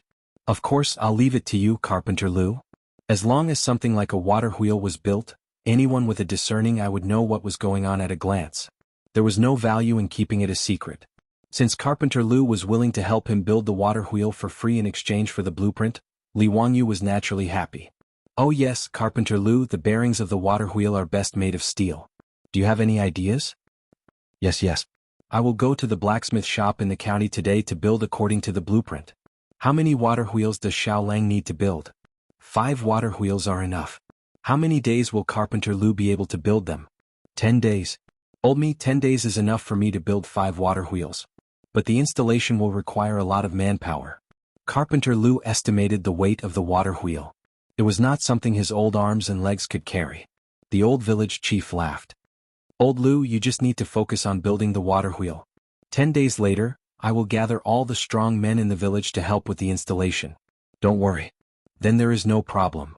Li Wangyu explained some details of building the water wheel to Carpenter Lu. After making sure that Carpenter Lu understood everything, he left. But after taking 2 steps, Li Wangyu turned back and said, Carpenter Lu, I heard that your son is also a carpenter. Can I ask one of them to help me build something? Carpenter Lu smiled and said, Xiaolang asked them to build something because he thinks highly of them. I will ask Dalong to help me build the water wheel. You can take Erlang and Sanlang with you. Thank you so much, Carpenter Lu. Then I will ask Lu Erlang and Sanlang to come to my house tomorrow. I will tell them what they need to do. Li Wangyu remembered that he had promised Su Changqing to renovate the bathroom. Now that he had money, he did not want to make things difficult for himself. The most important thing was to renovate the bathroom as soon as possible. Li Wangyu could tolerate other places in the Tang dynasty, but the sanitary conditions were too poor. Even he was not used to it, let alone Su Changqing. With food in hand, there was no need to panic. Li Wangyu planned to expand the Tang dynasty's modern bathroom plan. Old village chief, can you help me find some people first? I want to renovate the house a little. Are there masons in the village? Yes, there are a few in the village who help people build houses. Your father asked them to renovate the house. Why Xiaolang wants to rebuild the house again? Li Wangyu smiled and shook his head. No, just a simple renovation. By the way, is there a kiln nearby? I also want to burn a batch of porcelain. The old village chief was getting more and more confused about what Li Wangyu wanted to do. However, in his opinion, Li Wangyu was a genius. Just by looking at the water wheel he knew that. How could an ordinary person think of something like this? The old man felt that even if Li Wangyu was not a literary star, he was not far from it. So even if he did not understand, he still patiently told him where to burn porcelain. There was a kiln in Wuxia. Although it was not a high-quality product, the craftsmanship was still passable. Li Wangyu thanked the old village chief and hummed a song as he went home in a good mood. "Why are you so happy?" Su Changqing saw Li Wangyu's smiling face and asked with a smile. I asked someone to start renovating the house tomorrow. The modern bathroom is about to shine." Li Wangyu showed off to Su Changqing. "Really?" Su Changqing was surprised and happy at the same time. Li Wangyu patted his chest and said, "Leave it to me. In less than a week, you will be able to enjoy modern bathroom facilities. Let's go and help me measure the size.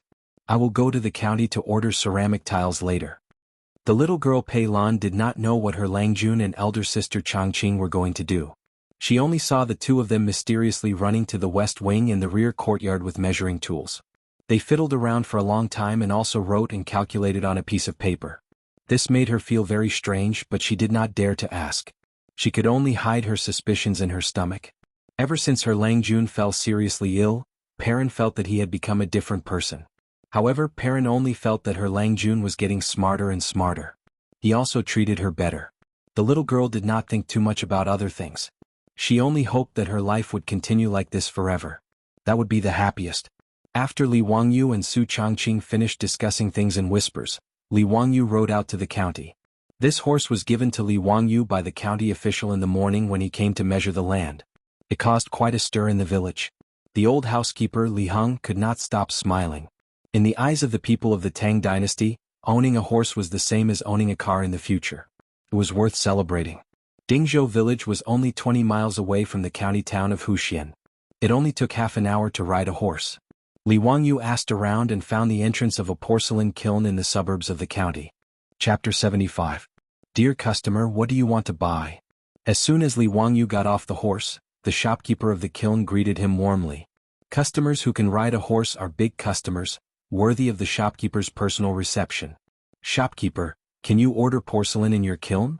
Of course, what kind of porcelain do you want? Although our kiln is not big, the craftsmanship of our old masters is very good.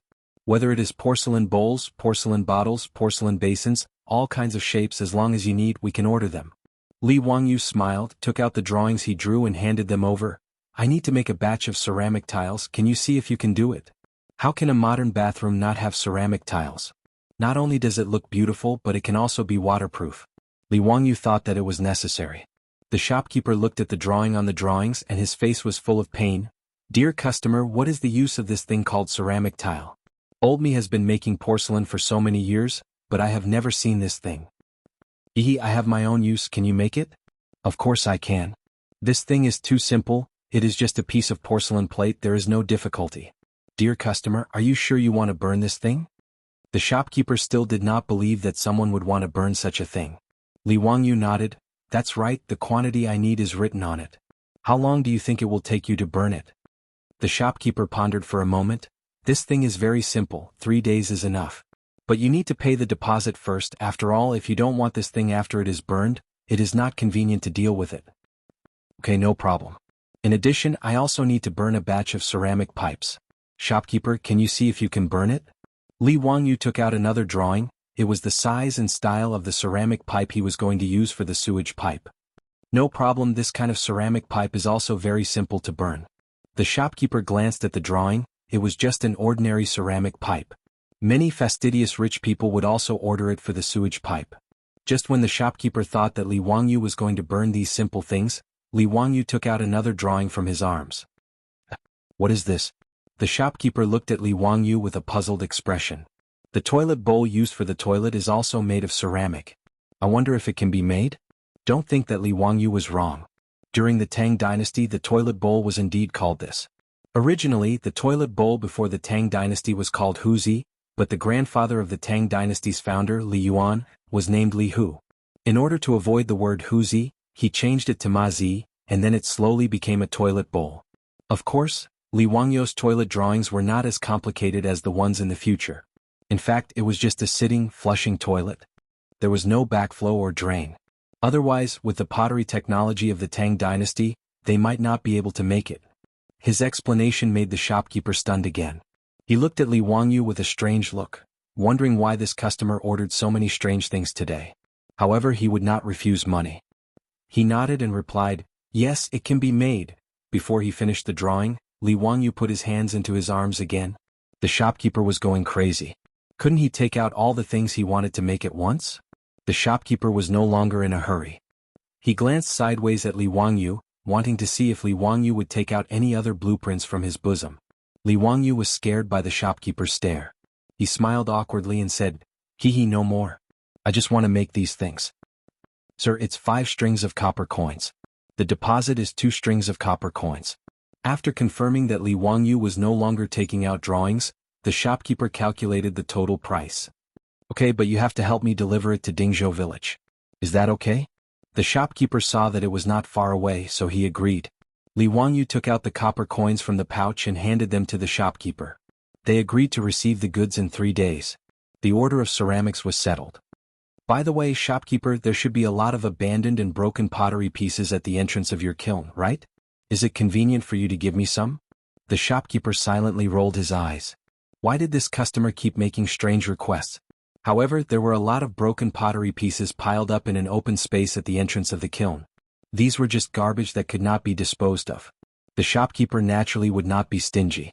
He took Li Wangyu to the place where the waste was piled up and let him take whatever he wanted. After thanking the shopkeeper, Li Wangyu found an ox cart and loaded it full of broken pottery pieces. After paying the fare, he asked the coachman to help him deliver it to the Li family in Dingzhou village. After that, Li Wangyu went to other places in the county to order a lot of things. After confirming that everything was ready, he rode back to Dingzhou village. When he got home, the ox cart had already delivered the broken pottery pieces. Li Heng looked at him helplessly and said, "Langjun, why did you let people bring back so many broken pottery pieces?" Su Changqing was also very curious. "Wangyu, why did you bring the broken pottery pieces back?" It's a secret. You will know in 2 days." Li Wangyu pretended to be mysterious and smiled without answering. Su Changqing could not understand Li Wangyu's next move. He actually ordered Li Heng to move all the broken pottery pieces to the big stone mill in the village. After breaking them into pieces, he used the stone mill to grind them into powder. In order to grind the pottery pieces, he even let Li Heng take the horse and use the horse to drag the stone mill. This made Li Heng's heart ache. It was not because of the stone mill but because of the horse. "Langjun, why are you grinding this thing? Can this thing be eaten as rice?" Li Wangyu did not answer. He just smiled and said that he had a big use for it and told him to go quickly. The villagers were stunned by Li Jia Xiaolong's actions. They had seen people using stone mills to grind flour, but it was the first time they had seen someone using stone mills to grind pottery pieces. Many men, ants, and children in the village ran to the stone mill to see what was going on. "Husband, why is Li Jia Xiaolong grinding this broken thing?" A woman asked her husband in a low voice.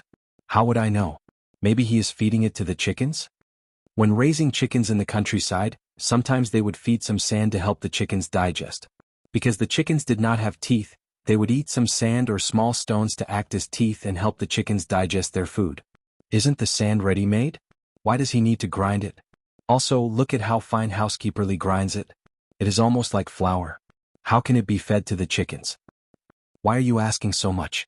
The Li family's little Lang is a literary star who has descended to the mortal world.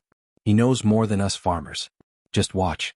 There was even a villager who slapped his son's head with his palms that were as big as palm leaf fans. "San Lang, I'll send you to school in the future. You can also learn the skills of the Li family's little boy." Many villagers took the initiative to come forward and help. They drove the horses to sweep the dust and all the broken pottery pieces were ground into powder. After moving a few bags of pottery pieces back home, Li Wangyu checked them and only asked Li Heng to pack them up. They would be useful in 2 days. The next day, the county government sent people to drive all the cattle to the village. As soon as they entered the village, they caused a sensation. Men, women, and children in the village all rushed out after hearing the news to see the precious cattle. Chapter 76. The door of Li Wangyu's house was surrounded by a crowd of people. "They are really cattle. Tut tut, 10 cattle. Look at their shiny fur, muscles, and teeth. They are all 5 or 6 years old cattle. They are much better than the old cattle in the village. With these cattle, I can plow at least 3 mu of land in a day." Li Jia Xiaolang is indeed the son of Mr. Li, who was the one who said that the Li family was ruined. Look at Li Jia Xiaolong's ability to make the county government give him 10 cattle. How can such a family be ruined? That's right. People in the county were spreading rumors that Li Jia Xiaolang was expelled from the Li clan and his life was over. If I hear such words again in the future, I will give them a few slaps. I heard from the old village chief that Li Jia Xiaolang wanted to lend cattle to the village to plow? That's right. The old village chief said it himself. It can't be wrong. Li Heng seemed to be at least 10 years younger. With a proud face, he was ready to lead the cattle into the cowshed under the envious gazes of the crowd. Fortunately, although there were not many rooms in the Li family's house, the front yard and the backyard were quite spacious. When Li Zhou repaired the house, he built a cowshed in the backyard. Notice cowshed could easily raise more than 20 cattle. Li Wangyu looked at the cattle worriedly. Our family is too small. Who will take care of so many cattle? Changqing, I shouldn't have released all the servants in the family back then, right? Su Changqing rolled his eyes at him and didn't bother to answer. Perrin beside him said excitedly, Langjun, there is still me. I will go to the fields every day to cut the grass and herd the cattle. Li Wangyu was amused by Perrin's words. He lovingly reached out and pinched Perrin's little face. That won't do. Won't my Perrin become a cow herder? What if she gets tanned by the sun? Although Perrin was only 12 or 13 years old, in fact, many girls at this age in the Tang dynasty had already been married. In the eyes of future generations, Li Wangyu was just a little girl, so she didn't have any scruples. However, his actions and words made Perrin's little face turn red. She covered her face and couldn't say anything for a long time. Su Changqing, who was standing at the side, saw everything clearly. He glared at Li Wangyu in annoyance and snorted softly before pulling Pei Lan away. Li Wangyu was baffled. Did he provoke her or provoke her? Why are you glaring at me? Li Wangyu is too lazy to think about a woman's bottom of the sea. He goes out to find the old villager. Now that the cattle had arrived, he could begin to transform the saline alkali soil. Soon, under the arrangement of the old village chief, 20 skilled farmers led the 10 oxen to the saline alkali soil and began to plow the soil. This plow was equivalent to opening up a wasteland, so it needed to be plowed deeply. The soil was required to be fine in order to allow the alkali to be fully exposed to the air so that it would be easier to wash the soil later. Although there were cattle, it would take at least 10 days to plow the entire 300 mu of saline alkali soil. However, Li Wangyu was not in a hurry. This time was just right for Carpenter Lu to make the water wheel. After 10 days, the cattle could help the village cultivate. This exchange made the old villager smile so much that his back teeth were exposed. After explaining the saline alkali soil, Li Wangyu rushed back to his home. Carpenter Lu's 2 sons and several masons in the village were still waiting for him. Greetings, Xiaolang Kun. What do you need us to build? Carpenter Lu's 2 sons were already waiting for him with carpentry tools. Li Heng didn't know what his Langjun wanted to do, so he and Perrin were both curious. The two of them thought that it might be like Su Changqing, asking Carpenter Lu's sons to build some new furniture. At first, Li Heng and Perrin felt that the new furniture was strange, but after using it, they both liked it. Seeing that Li Wangyu had asked Carpenter Lu's sons to come over, they were both looking forward to it. However, Li Wangyu did not ask Carpenter Lu's sons to build any furniture. Instead, he pointed at a small mountain not far behind his house and said, I'll have to trouble Erlang and Sanlang to help me build a water pipeline. Use the bamboo on the mountain. After opening it up, the spring water on the mountain will be connected to the house. After saying that, he took out a blueprint that he had drawn long ago. On it, there were detailed instructions on how to build the water pipeline. Lu Erlang and Sanlang were both surprised. They originally thought that he was going to build furniture, but they didn't expect him to build a water pipeline. After carefully looking at Li Wangyu's blueprint, the two of them were full of admiration. Xiaolang Kun, this idea of yours is really interesting. In this way, you don't need to use people to draw water from the well.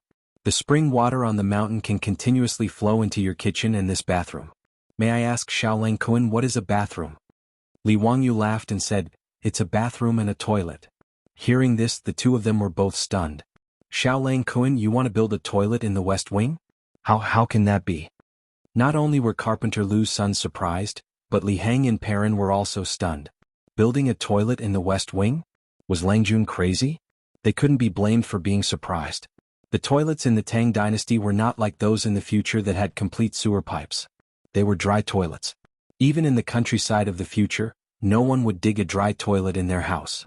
Not to mention the issue of hygiene, just the smell alone was enough to make one feel disgusted. Li Wangyu didn't explain. He just smiled and said, I have my reasons. Lu brothers, is there any problem with the water pipeline? No problem. It can be built in 2 days at most. It's not complicated. Although they didn't understand what Li Wangyu was thinking, the Lu brothers still nodded and agreed. After telling them about the water pipeline, Li Wangyu invited the masons to the backyard and asked them to dig a deep circular hole in the backyard. He also asked them to dig a ditch from the west wing to the deep hole. No one understood what he asked them to do. Although the masons were confused, they still started to work according to Li Wangyu's blueprint. After giving them the blueprint, Li Wangyu didn't care about it anymore. He just waited for the materials he ordered to be delivered 2 days later. 2 days later, several ox carts came to Dingzhou village. They were all delivering things to Li Wangyu's house. The strange things on the ox carts made the villagers talk about it. They were all guessing what Li Jia Xiaolang was doing. Li Wangyu checked the things delivered, especially the baked tiles and the toilet bowl. Needless to say, the craftsmanship of the Tang dynasty craftsmen was really good. It was no worse than the furniture sold in the future. He picked up a tile with a beautiful pattern and flicked it with his finger. The tile made a crisp and pleasant sound. Changqing, what do you think of the tiles? Hee, it will be beautiful in the bathroom. Su Changqing didn't speak for a long time. He frowned and thought for a long time before he asked uncertainly, Wangyu, did we forget something? What did we forget? There was no cement in the Tang dynasty. How can these tiles be pasted on the wall? Chapter 77. Su Changqing had just thought of this problem. There was no cement in the Tang dynasty, so the tiles could not be pasted on the wall. However, Li Wangyu did not show any surprised expression as she had imagined. Instead, he smiled and did not speak. He directly went to take out a bag of pottery shard powder that Li Heng had previously ground into powder. Well, there is cement. I have already thought of this problem. Li Wangyu proudly raised his eyebrows. Isn't this the powder ground from the pottery shard? Can this be used as cement? Su Changqing had an expression that said, Are you kidding me? Li Wangyu explained with a smile, cement is mixed with lime. This is called artificial volcanic ash cement. It is to break and grind the bricks or pottery into fine pieces. It can also be directly calcined in a kiln with lime and clay. Yunnan's Yunnan Railway was built with this kind of cement. When cement could not be bought in the countryside of my hometown, this was used instead of cement. Really? Su Changqing still did not believe that grinding pottery shards into powder and adding lime could be used as cement. Li Wangyu did not explain. He directly took the lime and mixed it with the pottery shard powder. Then he added water and mixed it well. After the preparation, Li Wangyu found a mason and asked him to use his own cement to paste the tiles on the wall. Xiaolang-kun, how is this possible?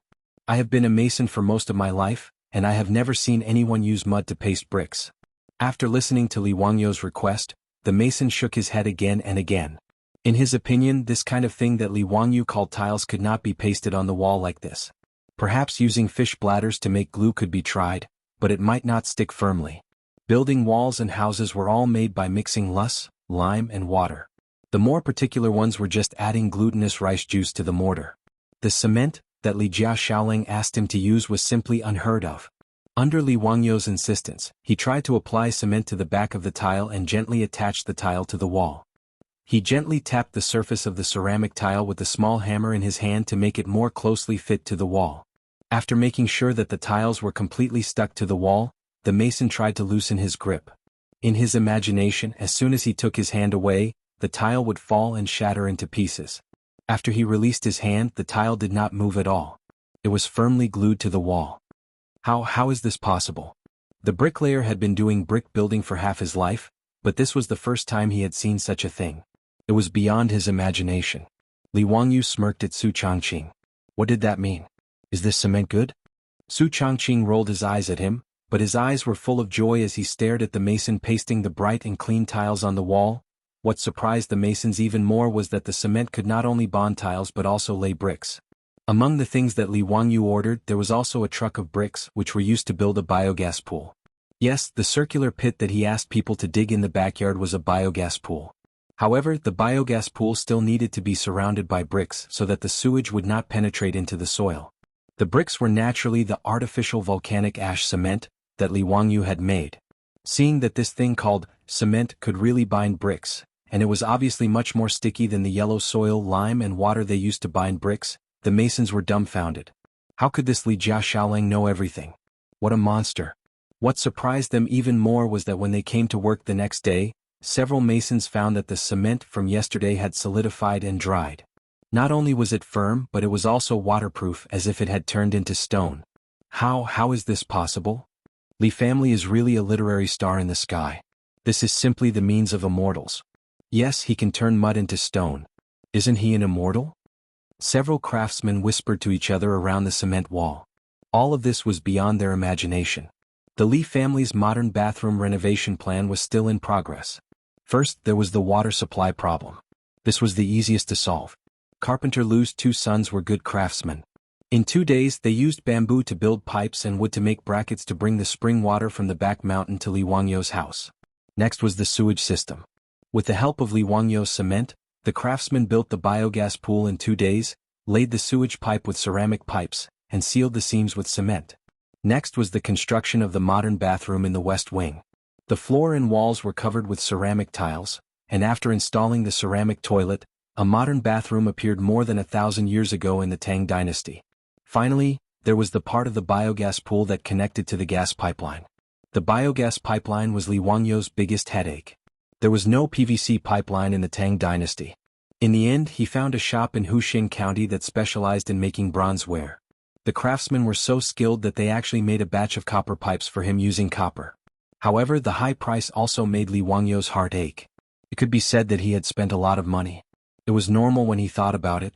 Copper was the currency in the Tang dynasty. Making copper pipes with copper was no different from stringing copper coins together. Just making this batch of copper pipes cost Li Wangyu more than 10 strings of copper coins. If Yang Quan hadn't given him 100 strings of copper coins, he wouldn't have been so extravagant. These days, Li Wangyo's renovation project was the biggest topic in the village. Whether it was the villagers or the women, they gathered together to discuss the Li family. Although they didn't know what Li Wangyu wanted to do in the villagers' minds, it was something extraordinary. A few days later, the Li family's interior had completely changed. There wasn't much change in the front yard except for an extra washroom. However, once you entered the backyard, everything changed. The spring water from the back mountain flowed continuously into the house through the bamboo pipes. Li Wangyu had someone dig a canal in the backyard for a portion of the water. The water flowed endlessly, adding a bit of life to the small courtyard. There was also a tall wooden frame in the courtyard. A bamboo pipe kept the spring water flowing into a huge clay pot on top of the frame. After the pot was filled with spring water, the spring water poured down like a small waterfall. This clay pot was custom-made by Li Wangyu at the kiln factory. Its purpose was to store water. Underneath the clay pot was a pipe made of bamboo that extended to the Lai Hat's kitchen and the washroom in the west wing. The reason why this clay pot was set up to store water was to install a water valve on the bamboo pipe. The Lu brothers' craftsmanship was pretty good. They used wood and bamboo to make a wooden water valve that could control the flow of water out of the bamboo pipe. Just this water valve was enough to make Perrin extremely happy. She continuously opened and closed the water valve on the bamboo pipe in the kitchen. Seeing the water flowing out of the bamboo pipe, she happily called out. Li Wangyu looked at Su Changqing proudly, like a child eager to be praised. Su Changqing proudly raised her beautiful swan-like neck. Not bad. Lead the way. This consort wants to see the washroom. Scum, Your Highness, this way please.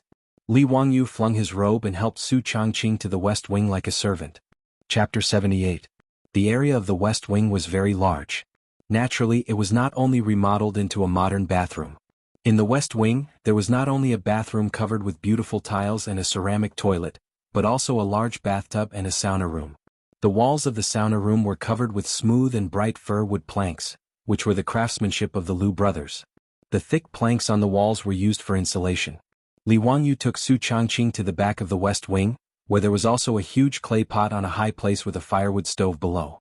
Li Wangyu proudly introduced, after a period of time, the biogas pool will start to produce biogas, which can be used to boil water for bathing. Now we need firewood to boil water for a few days. Then he pointed to the bamboo pipe connected to the clay pot. After the water in the clay pot is heated, it can be directly transported to the shower room through the bamboo pipe. The little stars in Su Changqing's eyes were about to pop out. Then can I take a hot bath tonight? Of course. After getting Li Wangyo's confirmation, even the proud Su Changqing could not help but jump up like a little girl. It was wonderful to take a hot bath.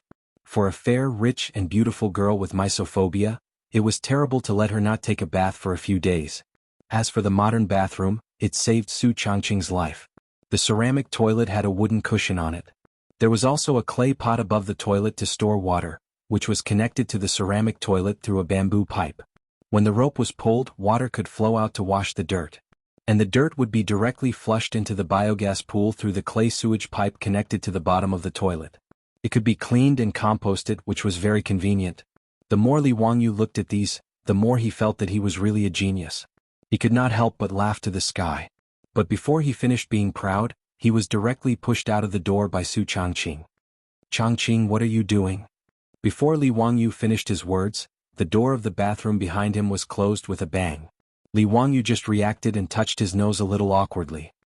He walked to the side and pretended to admire the scenery in the backyard. After a long time, the bathroom door creaked open. Li Wangyu hurried over. How is it? How is it? Is the toilet good?" However, it was obvious that normal women wouldn't answer this kind of question. Su Changqing blushed and glared at him. She lifted her skirt and ran away. Li Wangyu, on the other hand, didn't feel like he had asked a stupid question. He even foolishly chased after Su Changqing to do a user satisfaction survey. "Changqing, don't go. What happened? Say something." Su Changqing. After the modernization of their home was completed, Li Wangyu and Su Changqing both breathed a sigh of relief. Life in the Tang dynasty was finally not so unbearable. However, these items, which were common in the eyes of two modern people, shocked Li Heng and Perrin. Whether it was the ceramic toilet that flushed automatically or the bamboo pipe that let water flow out when it was opened, they all surprised Li Heng and Perrin. That night, Li Wangyu ordered Li Heng and Perrin to boil hot water with firewood. Then the whole family went to enjoy a hot shower. Li Heng didn't mention him. In short, the old man was full of energy after the shower. However, he also kept muttering words like, "Old Master bless. Bodhisattva has appeared," which made Li Wangyu roll his eyes. After Su Changqing pulled the shy little girl Perrin to take a shower together, Li Wangyu was stunned. The warm spring water washed Su Changqing's creamy skin. Her white and flawless skin revealed a faint pink. Her beautiful black hair was still wet with water droplets. She casually tied her hair into a bun and fixed it with a hairpin. Her skin was tender, her expression was relaxed, her beautiful eyes were full of hope, her peach cheeks were smiling, her breath was like an orchid, and she was indescribably gentle and lovely. Even the little girl, Peilon, appeared exceptionally adorable. She was an absolute beauty in the making. As the saying goes, when a beauty comes out of the bath, a woman is like water. When a woman meets water, how will she perform a unique style? After washing away the lead, her beauty is still as beautiful as a flower. These two beauties, one big and one small, made Li Wangyu dazed for a moment. He couldn't help but mutter, "Hibiscus from clear water, a natural carving." Li Wangyu's lecherous appearance only received a light snort from the Tsundra girl. Amidst the charming laughter of the little girl Perrin, the two beauties drifted past Li Wangyu with a burst of fragrant wind. He still wanted to talk to them, but in exchange he heard the sound of the door closing. If it wasn't for Li Wangyu's quick reaction, his face would definitely have had an intimate contact with the wooden door. Burning the bridge after crossing the river. This was definitely the legendary burning the bridge after crossing the river. He had worked so hard to build these modern bathroom facilities, but she didn't even say thank you. Li Wangyu felt as if he could hear the sound of his heart breaking. "Woman, you've successfully angered me." At this moment, Li Wangyu was possessed by a domineering CEO. Just as he was about to push the door open and teach this rude woman a lesson, Su Changqing's voice came from inside the house. "Hey, we're a bit hungry. Can you go make some supper?" Li Wangyu, who was about to explode with his domineering CEO aura, immediately turned into a servant. After answering, he happily ran to the kitchen to help Su Changqing prepare supper. Things like face didn't exist in front of beautiful women. 10 days passed quickly. The 20 villagers had already completely dug up the alkali soil by the riverbank. They also obeyed Li Wangyu's instructions and used the plow to break up the soil. Now they only had to wait for the soil to be washed with water. Carpenter Lu didn't go back on his word. The 5 water wheels were completed and they were ready to start installing them by the riverbank today. When they found out that Li Jia Xiaolang was going to install things that didn't require manpower to carry water by the Gan River, the entire village came out and gathered by the Gan River to watch the fun.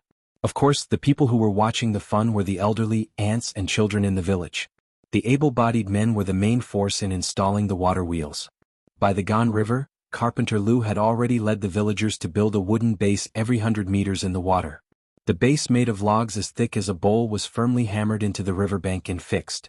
Now they just had to wait for the large wheels of the 5 water wheels to be installed.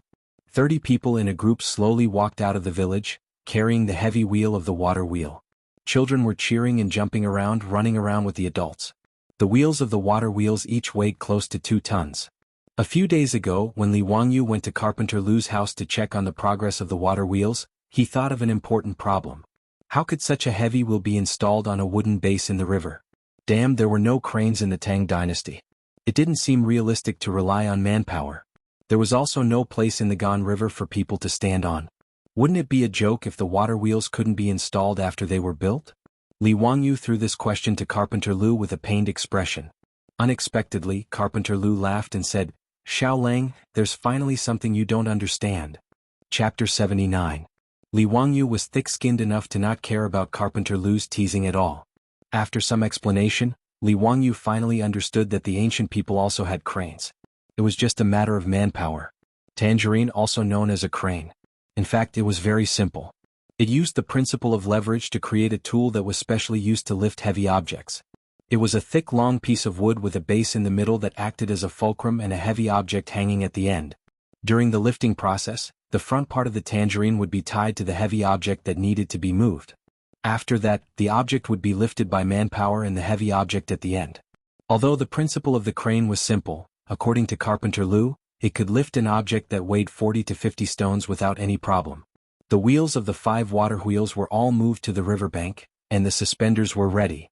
Hundreds of men were shouting slogans, and under the command of Carpenter Lu, they slowly lifted the wheels with a diameter of 6 meters and moved them to the base of the water wheel.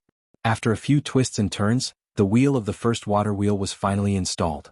Carpenter Lu and his 3 sons quickly climbed onto the water wheel and began the final installation.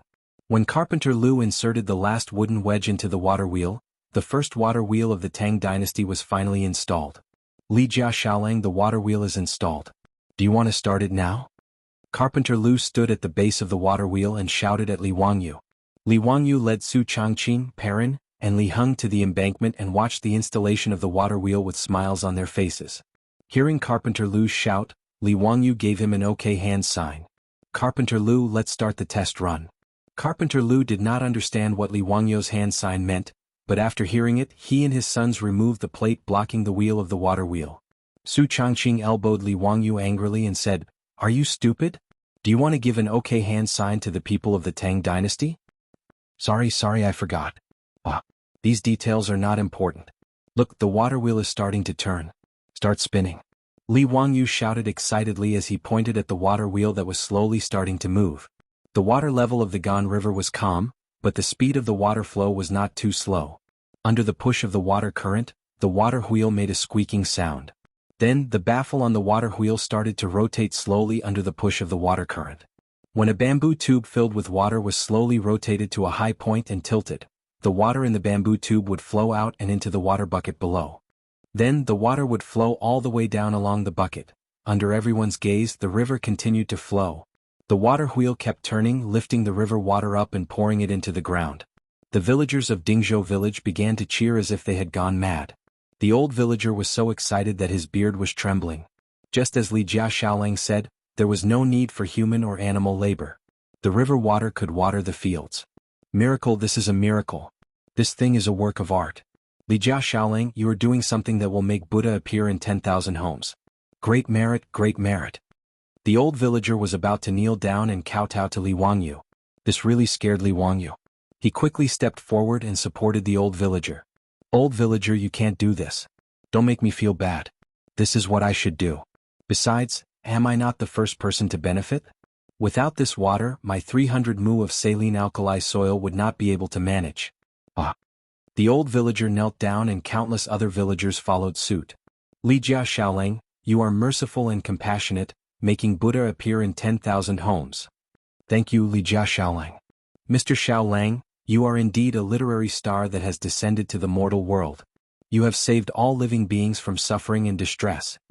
Many women pressed their children's heads and asked them to kneel down and kowtow to Li Wangyu. When the villagers of Dingzhou village knelt down, Li Wangyu and Su Changqing were at a loss of what to do. "Everyone please get up. This cannot be done, this cannot be done." Li Wangyu did not expect that he would cause such a commotion by just building a water wheel. He did not expect that having an endless supply of water to irrigate the farmland would be so important to these villagers. Although Dingzhou village did not lack water, but to irrigate and soak the 2,000 mu of land in the village, who knows how much manpower would be needed to step on and overturn carts to fetch water. Originally, because of the lack of cattle, the work in the fields was already very difficult. Adding on the labor of fetching water, it was even more difficult. Now, Li Jia Xiaolang had actually built this miraculous water wheel that could automatically fetch water without manpower. How could the villagers not be grateful? Carpenter Lu's family was so excited that they straightened their backs, as if they were afraid that other people would not know that these 5 water wheels were built by their family. It was not easy to persuade the villagers. Li Wangyu was already sweating profusely. Carpenter Lu, let's hurry up and install the other water wheels. Li Wangyu did not dare to say much. He hurriedly asked Carpenter Lu to continue with the work. Alright, Mr. Xiaolang, watch carefully. I guarantee that these water wheels will be installed today. Under the instructions of the old village chief and Carpenter Lu, the 110 excited men once again lifted the wheel of the water wheel and began the installation of the next water wheel. In a day, 5 water wheels were erected on the banks of the Gan River. The water of the Gan River flowed endlessly, causing the water wheels to rotate continuously. The water made a gurgling sound as it was lifted by the bamboo tubes and poured into the fields. Li Wangyu's 300 mu of saline alkali soil had been divided into 5 parts. The surrounding areas were all piled high with soil and drainage channels were dug around the fields. Each water wheel corresponded to a field and led the water into the fields to soak the soil. Xiaolang, how long does the soil need to be soaked? Beside Li Wangyu there was a green-clothed Su Li. He was holding a brush and paper in his hand and writing something seriously. This was Su Li, who was arranged by Yang Quan to come to Dingzhou village to record how Li Wangyu managed the saline alkali soil. However, although Su Li was writing, his eyes unconsciously looked at the water wheel that was constantly rotating. Soak it for 2 days. Then drain the water in the fields. Drain the water and store it again. After doing this 3 times we can proceed to the next step. Li Wangyu said very carefully, oh, that's right. Remember, the drainage and the inflow have to be separated. The drainage must be far away from the inflow source. After Su Li memorized Li Wangyu's words without missing a word, he immediately bid farewell and left. As the 5 water wheels were set up, the villagers of Dingzhou village were all watching by the Gan River. Whether it was the elderly, the farmers, the ants, or the children, it seemed like they were not tired of watching the water wheels rotate. The 400 to 500 people were like audiences in the cinemas of the future who were watching commercial blockbusters. They were mesmerized by the rotating water wheels and were unwilling to leave for a long time. It was not until the sky gradually darkened that the villagers brought the old and the young back to the village. Their expressions were full of excitement and excitement. Early the next morning, Li Wangyu had not yet climbed out of his comfortable bed when he heard a familiar voice coming from the outer courtyard. Ziyu, you bastard, come out quickly. Chapter 80. When Li Wangyu heard the voice, he knew it was Yang Quan. He did not understand why Yang Quan would come to Dingzhou village from the county office so early in the morning. Were all the civil servants in the Tang dynasty so casual about their working hours? They were not professional at all. Li Wangyu complained in his heart as he quickly got up and changed his clothes. The old housekeeper, Li Heng, also quickly came to the backyard to report, Langjun Yang Mingfu is here. I know. I heard his loud voice from the backyard. Did Minghao say anything? Li Heng shook his head. They did not say anything. They seemed to be in a hurry, but it did not seem to be anything bad. Li Wangyu thought that he had not done anything recently. Could it be that Yang Quan was in a hurry to improve the alkali soil? He had told him that it would take at least a month to see results. It had only been 10 days. What was the hurry? He walked slowly to the central room in the front yard. Before he could greet Yang Quan, he was dragged out by Yang Quan. Minghouse, what are you doing? Li Wangyu was speechless. What was wrong with a man pulling and pulling? Do you dare to change it to a soft girl? Zio, you bastard. Why didn't you tell me earlier that there was a water wheel? Quick, take me to see how magical the water wheel is. Yang Quan lectured him as he pulled him out. Li Wangyu was confused. What did he mean? He came to Dingzhou village from the county early in the morning just to see the water wheel? Yang Zhuo wasn't the only one who had come. All of the big shots from the Hu County Yamen had appeared at Dingzhou village. Li Wangyu was just about to greet the deputy, and Registrar Lu Xiao when Yang Quan pulled him out. Let's go. Let's go see the water wheel. Don't be so polite. Li Wangyu could only lead Yang Quan and the others to the Gan River outside the village. Li Wangyu did not expect that the usually quiet riverside would be so lively today. Not only did the villagers of Dingzhou village come to see the water wheel, but the villagers from the surrounding villages also rushed over after hearing the news. The banks of the Gan River were as lively as a market. What made Li Wangyu even more speechless was that he saw many people actually lighting incense sticks and praying to the 5 water wheels on the banks of the Gan River. After a night of continuous watering by the water wheel Wangyou's land, the 300 mu of alkali soil was soaked in water.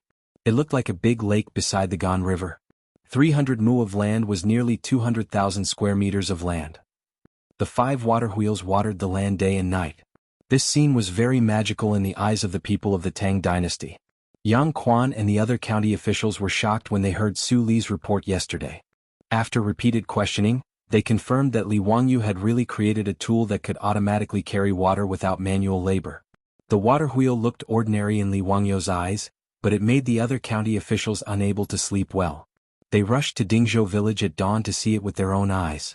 When Yang Quan and the other county officials arrived, the villagers on the embankment immediately made way for them.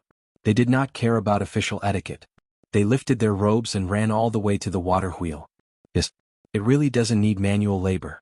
It automatically rotates non-stop. Lu Xiao could not help but gasp when he saw how the water wheel worked. Yang Quan and the others also saw the structure of the water wheel and how it moved to carry water. They were all very excited. The county magistrate of Hu County shook his head and commented, "Ziyu, the water wheel is not a fake person. A wise man's creation is really a great coincidence. Lone will carries cold water, no one is responsible for farming. Ziyu, you actually have such knowledge of how to apply it to the world. It's really rare. But since you have the ability to create something like this, why didn't you show it earlier? Do you know that you almost messed up our plan?" Yang Zhuo praised water wheel but turned around and lectured Li Wangyu. His words almost made Li Wangyu's nose crooked out of anger. "I created the water wheel to benefit the village. Why am I in the wrong?" Yang Quan glared at him and said, "Spring plowing is just around the corner. How can I have the time to promote this water wheel? Ziyu, do you know how much energy this water wheel can save for the people of Hu County? How much food can it increase? If it is promoted to the entire Tang dynasty, how grand will it be? Ziyu, where is the blueprint for this water wheel? Quickly hand it over to me." Li Wangyu listened and nodded. The promotion of the water wheel would indeed increase the food production. The reason was simple. The primitive agriculture of the Tang dynasty mainly relied on manpower. Since ancient times, Wuxia belonged to intensive farming, which was more labor-intensive. If you could save more manpower, you could get more food. As a village boy, Li Wangyu naturally understood this. However, he soon realized that no matter how he looked at it, it seemed wrong. Damn it, he was the one who invented the water wheel. Why was he being lectured by Yang Quan? Also, did I say that I would give you the water wheel? Do you still have any intellectual property rights? Even Carpenter Lu was willing to help him build 5 water wheels for free in exchange for the water wheel blueprint. Yang Quan's words meant that he wanted to take away the blueprint without paying a single copper coin? I despise him. There's no point in talking to this kind of person. Close the door and let the beautiful woman in.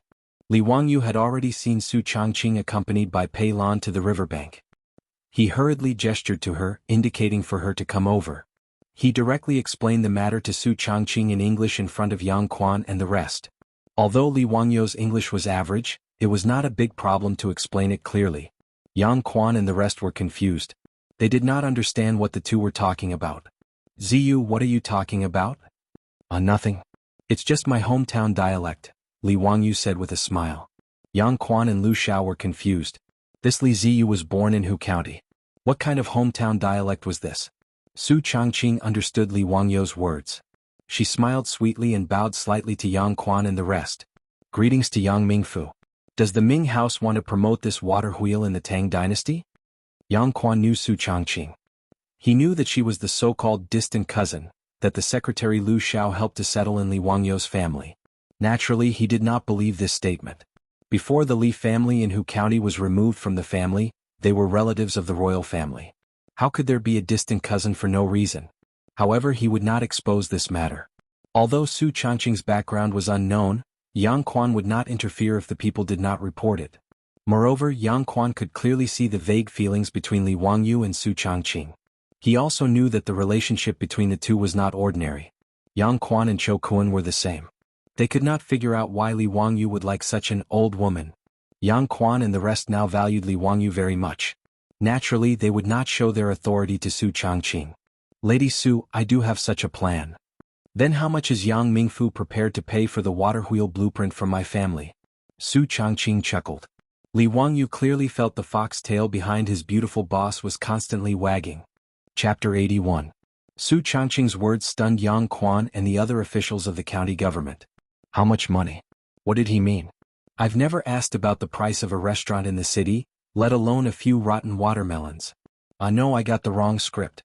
This was a big deal that benefited the country and the people. How could he talk about money?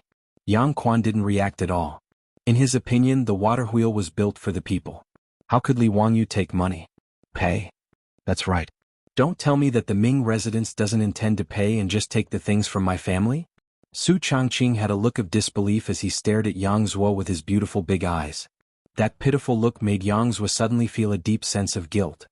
This isn't taking something from your house. This water wheel is a great merit that can benefit the people. How can you call it taking something from your house? Yang Quan quickly waved his hand. The water wheel was created by my family. Yang Quan explained patiently, this water wheel can help the people of the Tang dynasty live a good life. Zio will be appreciated by all the people. Madam Su, you can't treat it like this. The water wheel was created by my family. The water wheel was created by my family. Yang Quan's face couldn't help but twitch. After a long time he sighed. Okay, it's yours. Madam Su, tell me, what do you want in exchange? Su Changqing smiled and stated her conditions. Give us another 20 cattle and reduce the rent of Dingzhou village this year. Even though Yang Quan was shrewd, he couldn't help but curse. This Madam Su was too ruthless. She had just asked for 10 cattle from the county government a few days ago, and now she asked for another 20? Did she think that the county government was a livestock market? 10 at most, and the rent will be reduced by half. Yang Quan didn't want to waste any more time and directly cut Su Changqing's conditions in half. He originally thought that he would need to spend more effort to convince this woman, but instead, he saw Su Changqing stick out her tongue and make a funny face at him. Then I'll have to thank the Ming residents. I originally thought that you would only give me 5 cattle, hee. When Yang Quan heard this, he felt his blood boil. He had actually been played by a woman. It turned out that Su Changqing's conditions were just an exorbitant demand. He was just waiting for him to return the money. When it came to negotiations, Su Changqing, a top business administration student from the University of Pennsylvania, could easily beat the officials of the Tang dynasty. The reason why he said those words just now was just to disturb Yang Quan's state of mind. When Yang Quan became impatient, he would then throw out his conditions and directly achieve his goal. Yang Quan shook his head. Since he had already said it, there was absolutely no reason to go back on his words. In this era of the Tang dynasty, Li Wangyu's favorite thing was that people kept their promises. He attached great importance to integrity. According to Zhen Guan, integrity, if the superior doesn't believe, he can't make the subordinate do anything. If the subordinate doesn't believe, he can't make the superior do anything. In the 6th year of Zhen Guan, Pai Lupi ordered 390 prisoners on death row to be released home for the new year. After the new year, he would be returned to prison to receive the death penalty. The result was shocking. None of the 390 prisoners on death row escaped. They all returned to prison on time. In the end, Pai Lupi was moved by these prisoners on death row who kept their promises and were honest. He relaxed the death penalty for the prisoners on death row. So no matter what, since Yang Quan had promised, he would definitely do it. Li Wangyu immediately smiled and took out the water wheel blueprint that he had already prepared. He held it with both hands and handed it to Yang Quan. In fact, he already knew that after the water wheel was built, it would definitely attract the attention of Yang Quan and the others. So he had already prepared the water wheel blueprint in advance. Yang Quan grabbed the blueprint and fiercely glared at him. As shrewd as Yang Quan was, he naturally saw that Su Changqing was negotiating with him under Li Wangyu's instructions. Li Wangyu touched his nose a little embarrassedly. Why did you glare at me when your beautiful superior killed you? I originally thought that it would be good enough if I could cheat a few cattle. I didn't expect Su Changqing to be so awesome. When the old villagers heard Yang Quan personally say that the rent of Dingzhou village would be reduced by half this year, they immediately knelt down to Yang Quan and the other county officials. Thank you, Ming House. Thank you, Ming House. I kowtow to you on behalf of the 127 villagers of Dingzhou village. Yang Quan laughed and reached out to help the old villagers up. Mr. Qin, if you want to thank someone, you should thank Li Jia Xiaolang and Su Xianyang. This county does not dare to claim the credit. This was exchanged with the water wheel blueprint by the Li family's young man. The old villagers naturally understood his words. They looked at Li Wangyu gratefully again as if they were going to kneel down. Li Wangyu hurriedly stepped forward to support the old man. Everything about the Tang dynasty was good, but there were always people kneeling down to him from time to time. Li Wangyu really couldn't get used to it. Yu Qi's old villagers kneeling down to him, it really shortened his life. Yang Quan left with satisfaction. Not only did he take away the water wheel blueprint, but he also took Carpenter Lu's eldest son with him. To make a water wheel, the blueprint alone was not enough. The father and son of the Lu family had made 5 water wheels with their own hands. Naturally, they were the most professional water wheel makers in the Tang dynasty. Carpenter Lu was not like Li Wangyu. As soon as he heard that the county magistrate wanted to recruit his eldest son to teach him how to make a water wheel in the county, he hurriedly agreed. Not only did he agree, but he also wanted to recommend himself to help in the county with a smile. Carpenter Lu's attitude finally made Yang Quan feel that he was still the county magistrate. He nodded with satisfaction and squinted at Li Wangyu. The meaning in his eyes was very obvious. He wanted Li Wangyu to learn from others. Li Wangyu just pretended that he didn't see it. He touched his nose and didn't say anything. Yang Quan was irritated by his attitude. Thinking that he had to give his family another 10 cattle, Yang Quan felt distressed. In fact, Yang Quan didn't care that much about waiving half of Dingzhou village's rent. There was no other reason. Dingzhou village was too poor and couldn't collect enough rent every year. It would be good enough if they could get half of it. It was better to generously waive the rent. But 10 cattle were different. That was a huge expense. Even though Yang Quan was the county magistrate, he couldn't ignore this expense. In short, Yang Quan was now happy. He took the water wheel blueprint and Lu's eldest son back to the county magistrate's office in Hu County. After Li Wangyu sent Yang Quan and the others away, he and Su Changqing stayed at home to take inventory of their property. It had only been half a month since they transmigrated to the Tang dynasty. Now, he and Su Changqing had been forced to leave the mansion in Hu County without any property. Now they unknowingly owned 20 cattle, 2 horses, a plot of land that could be improved, and more than 100 strings of copper coins and gold at home.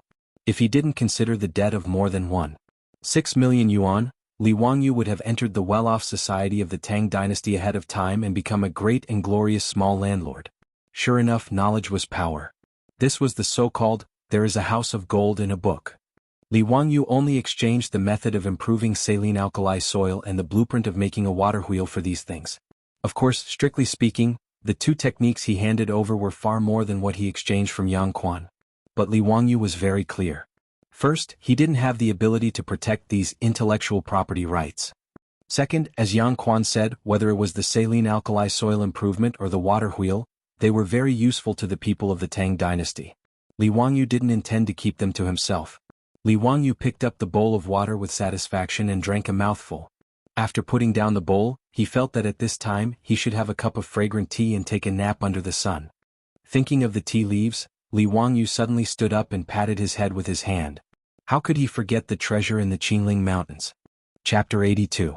Li Wangyu remembered that in his previous life, he had tasted a type of tea produced in the Qinling Mountains. Medicine King tea. This type of magical tea from the depths of the Qinling Mountains could only be found in the wild. It was said that the Medicine King tea was discovered by Sun Simiao, the Medicine King of the Tang dynasty, when he was cultivating in the Taibai Mountains of the Qinling Mountains. It was said that when he lived in seclusion in the Taibai Mountains, he often picked a type of tea leaves to make tea. He also introduced it to the mountain people and herbal medicine doctors. Later generations called it the Medicine King tea. According to the Taibai Materia Medica, the Medicine King tea was mild in nature and slightly sweet in taste. It could clear summer heat, nourish the brain, clear the heart, strengthen the stomach, remove dampness, clear the eyes and regulate the menstrual cycle. Li Wangyu knew that although it was called the Medicine King tea, it was actually not a type of tea. It was a type of plant called Huashi Silver Wintersweet. The Medicine King tea still had a lingering fragrance after being brewed 7 times. It was a rare type of tea. Li Wangyu almost drooled when he thought of this. Drinking tea, he really wanted to drink tea, not the damn tea of the Tang dynasty. After pondering for a while, Li Wangyu immediately ran out to find the Niu brothers to help him pick the tea. Li Wangyu did not have the ability to go deep into the Qinling Mountains. However, the Niu brothers often went into the Qinling Mountains to hunt. If he asked them to help him pick the tea, there would be no problem.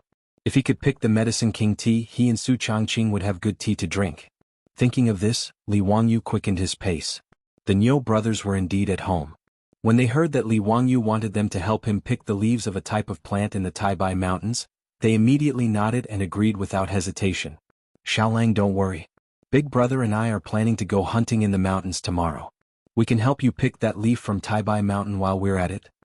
Niu Wu patted his chest and agreed without a care. Thank you, brothers. When I come back, I will invite you two to eat at home. Li Wangyu said happily. Pig slaughter rice?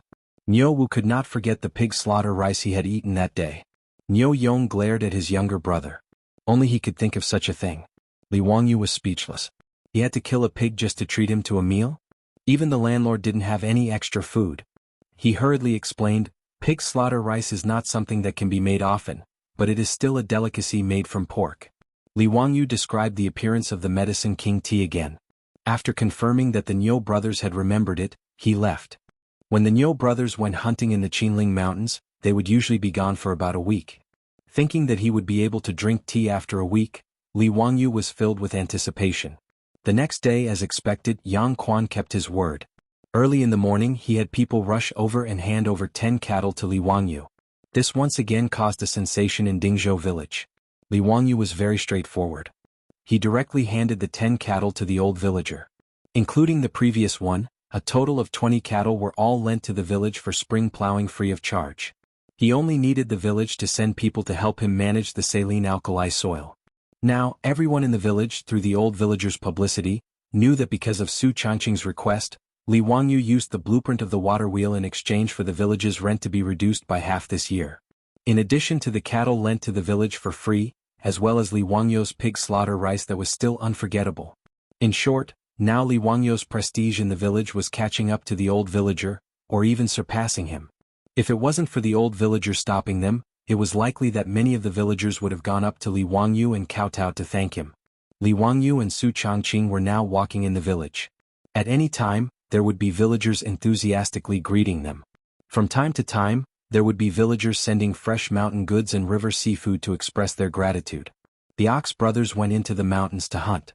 Li Wangyu also went to the Gan River and began to guide the villagers who helped him to dig a canal to release water. After being soaked in the river for 2 days, they dug a canal to release water. After the water in the saline alkali soil dried up, they plugged the gap again and released water again. This operation had to be repeated 3 or 4 times to wash out the alkali contained in the soil. Li Wangyu stood on the riverbank and watched everyone work. From the lower reaches of the Gan River, a river boat slowly came up. This was very rare. Because Chang and City was downstream of the Gan River, generally river boats came to the Chang and Eastway Bridge Pier. In addition to fishing boats, there were very few river boats carrying goods on the Gan River. Li Wangyu curiously looked and saw a person standing at the bow of the boat waving at him. At a glance, Li Wangyu knew that the fatty Cho Kuan had returned. Brother Cho, why did you come by boat? Li Wangyu curiously asked. From Chang and City to Dingzhou village, it took less than 2 hours on horseback, but by boat it took 2 days. Haha, Xiaolang, thank you so much for the news. My family's Darren asked me to bring you another 100 dan of grain as thanks. Please accept it. Cho Kuan stood at the bow of the boat and shouted. 100 dan of grain? This was a pleasant surprise. Li Wangyu now felt that the more grain the better. Of course he would not refuse. With a face full of smiles, he looked at the river boat docking and thought to himself that this time Cho Kuan would not charge him for the meal. Yes, I am indeed a good person. I am too generous. Li Wangyu shamelessly praised himself in his heart. If Cho Kuan could hear his inner thoughts, he wondered if he would have the impulse to beat him to death. Li Wangyu was still praising himself when he heard the fatty let out a soft cry. Xiaolang, what are these things that can move on their own? A water wheel. It is used to carry water for irrigation. Li Wangyu explained. Cho Kuan did not have time to talk to Li Wangyu. After jumping ashore, he ran to the water wheel and carefully looked it up and down. This water wheel is amazing. It actually uses water to move it and automatically moves it to carry water. Xiaolang, I'm afraid you didn't create this, right? Cho Kuan, this fatty, was actually able to see the key to the water wheel's movement. This made Li Wangyu somewhat surprised. Li Wangyu nodded. Brother Cho has good eyesight. Haha, actually my family also farms. I wonder if Brother Cho can teach this water wheel to my Cho family? Don't worry, I will use grain to exchange for it. Cho Kuan's small eyes blinked a few times and immediately put forward his request. You want a water wheel? What exchange? I will give you the water wheel blueprint later. After taking 400 dan of grain from the Cho family for free, Li Wangyu did not have the nerve to accept money. If Yang Quan knew that Li Wangyu gave the water wheel blueprint to the Cho family for free, perhaps he would have the heart to kill him with a knife. After all, he was extorted by Li Wangyu for 10 cattle in exchange for the blueprint. After a conversation, Li Wangyu finally understood that the Cho family was not only a big grain merchant in Chang'an, but also a big landowner. Their family owned a large amount of land in Hebei and Jiangnan provinces. They had built a plantation specifically for growing grain. North China Plain and Sichuan Plain were the main grain-producing areas of the Tang dynasty. Li Wangyu did not expect the Cho family to have such a big layout. With so much land, the water consumption was naturally huge. Cho Kuan could see the value of this water wheel at a glance, so he proposed to buy the method of making it from Li Wangyu. If the Cho family's plantation was equipped with a water wheel, Cho Kuan estimated that the grain production would increase by at least 10%. Seeing that Li Wangyu was willing to give away the water wheel blueprint, Cho Kuan was overjoyed and repeatedly thanked Li Wangyu for his generosity. Cho Kuan asked someone to help him transport the grain back home. With so much grain, the old housekeeper Li Heng's face was full of smiles. He began to ponder whether or not he should build another granary. Inviting Cho Kuan to sit in the central room, Li Wangyu planned to ask Cho Kuan how his family was going to deal with the locusts that were coming. Chapter 83. Brother Cho, what have you and Mr. Cho prepared these days?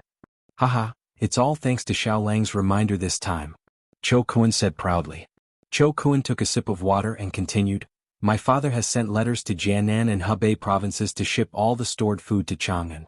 In addition, he has transferred funds to buy a lot of food everywhere. My family's treasury has basically been emptied. Li Wangyu didn't expect Cho Yuanliang to be so bold. After learning that the locust plague might break out, he put all his money on it.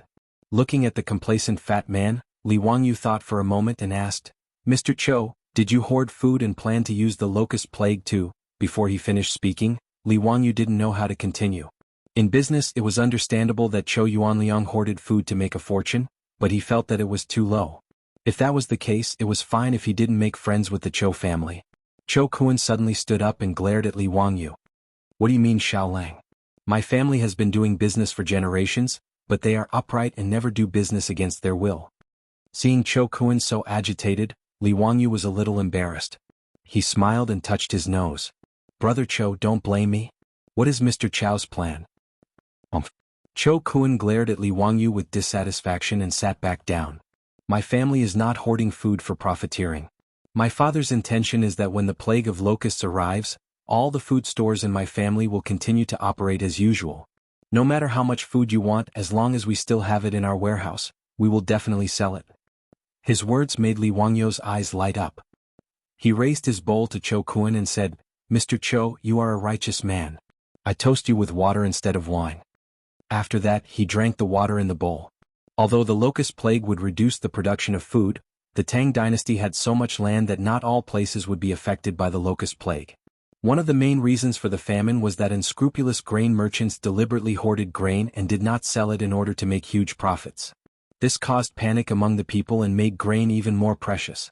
In fact, the Tang dynasty did not lack food at all, especially during the second year of Jianghu. In the previous dynasty, when Emperor Yang of Sui ascended the throne, the population of the country had already reached 8.9 million households. With each household having 6 people, the population of the country was no less than 50 million. At the end of the Sui dynasty, the world was in chaos and there were countless casualties.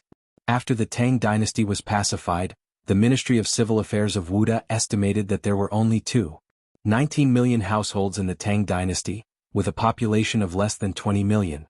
Not to mention the grain produced by the Tang dynasty every year, just the Huiluo Tsang, which was inherited by the Tang dynasty at the end of the Sui dynasty, had a total grain storage of more than 300 million caddies, which was enough for the people of the Tang dynasty to eat for 50 years.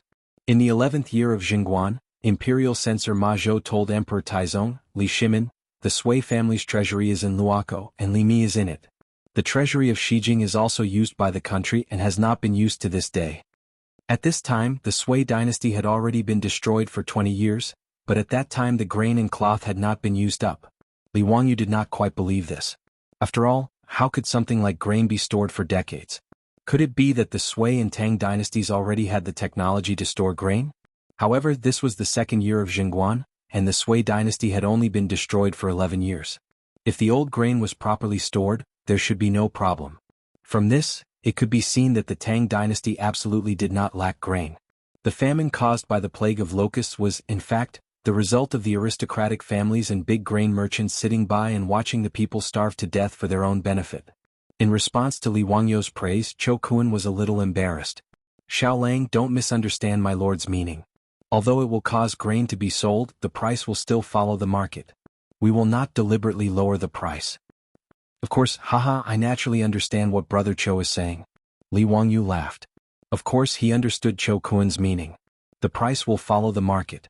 First, Chou Kuan will make a lot of money as the price of grain rises. Second, he will not attract the hostility of his peers. Third, he will not be noticed by the government. Otherwise, if you, a grain merchant, purposely sell grain at a low price, what are you trying to do? Who would be able to bear the label of trying to buy people's hearts?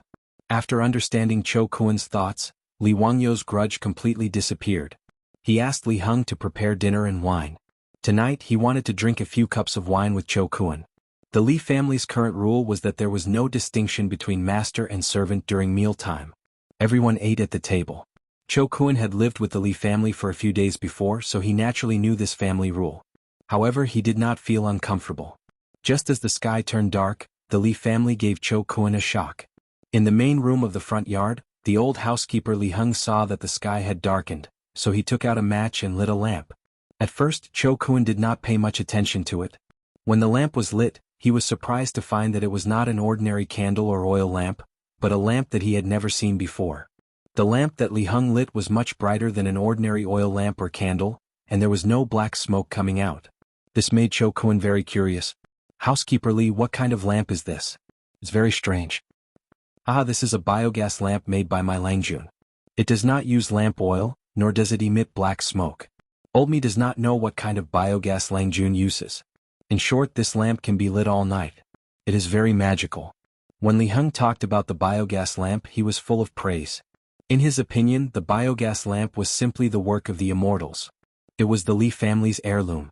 Therefore, lighting the biogas lamp at home every night was Li Heng's favorite thing to do. Even the little girl Perrin was not allowed to interfere. In fact, the biogas lamp that Li Wangyou made was very simple. Due to the limited materials, he could only make do with what was available. In the past, there were many places in the countryside that had biogas ponds. Because Li Wangyou was mischievous and curious, he disassembled the biogas lamp at home into parts, wanting to study its principle. Although later his grandfather beat him up because of this, Li Wangyou remembered the exact structure of the biogas lamp because of this beating. A normal biogas lamp was mainly composed of a nozzle, an ejector, a mud head, a gauze cover, a glass lampshade, and a reflector. However, it was obvious that Li Wangyou could not make these things in the Tang dynasty. The glass lampshade and reflector were just a dream. In addition, the biogas pond at home was the most simple one, and there was not even a pressurizing device. Therefore, Li Wangyou could only try to simplify it as much as possible. After a lot of effort, he finally made the nozzle and mud head of the biogas lamp. The most important copper wire mesh was made by an old copper craftsman in the county with copper wire. Of course, the glass lampshade outside was not possible. It was replaced by an ordinary gauze lampshade. Even so, such a simple biogas lamp was an amazing thing in the Tang dynasty. At this moment, Chou Kuan seemed to have discovered a new world. He did not even wait for the Li family's delicacies that he was looking forward to the most. Like a curious baby, he followed behind the old butler Li Heng and watched him light up the biogas lamps at home one by one. Every time a biogas lamp was lit up, Chou Kuan would shout, "Good," and then move closer to observe carefully. However, the old butler Li Heng looked proud and disdainful, thinking that Chou Kuan was simply a farmer who had seen too little. Li Heng's look made Li Wangyou laugh secretly. He clearly remembered that a few days after the biogas pond was built, the cow and horse dung piled up in the biogas pond began to ferment and produce biogas. When Li Wangyou lit the biogas lamp for the first time, Li Heng looked as if he had seen a ghost. It seemed that he was even more unbearable than Chou Kuan. Chapter 84. The old housekeeper Li Heng led the fatty Chou Kuan to show off the biogas lamps in the house. Satisfied, he went to the kitchen to see if the food was ready. Chou Kuan also ran to the kitchen. Now, the Li family's kitchen had been taken over by the little girl Perrin. It must be said that this little girl was very talented in cooking. In just half a month, she learned most of Su Changqing's cooking skills. Especially when it came to the dishes that Su Changqing had made once, she could perfectly replicate them. Therefore, Su Changqing didn't go to the kitchen much now. He would occasionally make a few new dishes. After teaching Perrin, he would wash his hands of it. Speaking of which, the Li family was very small now. With only 4 people, it was indeed a bit difficult to make ends meet. They couldn't even take care of the 20 cattle sent by the county. It was Su Changqing who came up with a solution. After discussing with the old village chief, he placed the 20 cattle in the care of all the families in the village. He made it clear to the old village chief that the cattle could be lent to the village for spring plowing free of charge, but the cattle had to be raised by the Li family. Moreover, once the Li family needed them, they could take the cattle for use at any time. In Li Wangyo's eyes, these conditions were very harsh, but the old village chief was overjoyed. Moreover, there was an endless stream of families in the village who were willing to adopt the cattle. The 20 cattle almost broke the old village chief's doorstep. Li Wangyu could only look up and sigh. They were still too poor. As for the 2 horses, neither Li Heng nor Li Wangyu was willing to send them to the village to be raised. Li Wangyu now also liked riding horses. When he was free, he would take the horses out and ride them around the village. He received all kinds of envious and jealous gazes from the villagers. What Li Wangyu didn't expect was that his beautiful boss also knew how to ride a horse. Moreover, she was much better at it than him. From time to time, the 2 would ride horses together to relax. While chatting, Li Wangyu found out that Su Changqing was actually a member of an equestrian club in Chengdu. Hearing this, Li Wangyu couldn't help but gnash his teeth. He had heard of the equestrian club. The annual membership fee was 100,000 renminbi. It was simply a scam. And Su Changqing was actually a member of that club. He was too rich. As a department manager, Su Changqing's annual salary was in the 7 digits.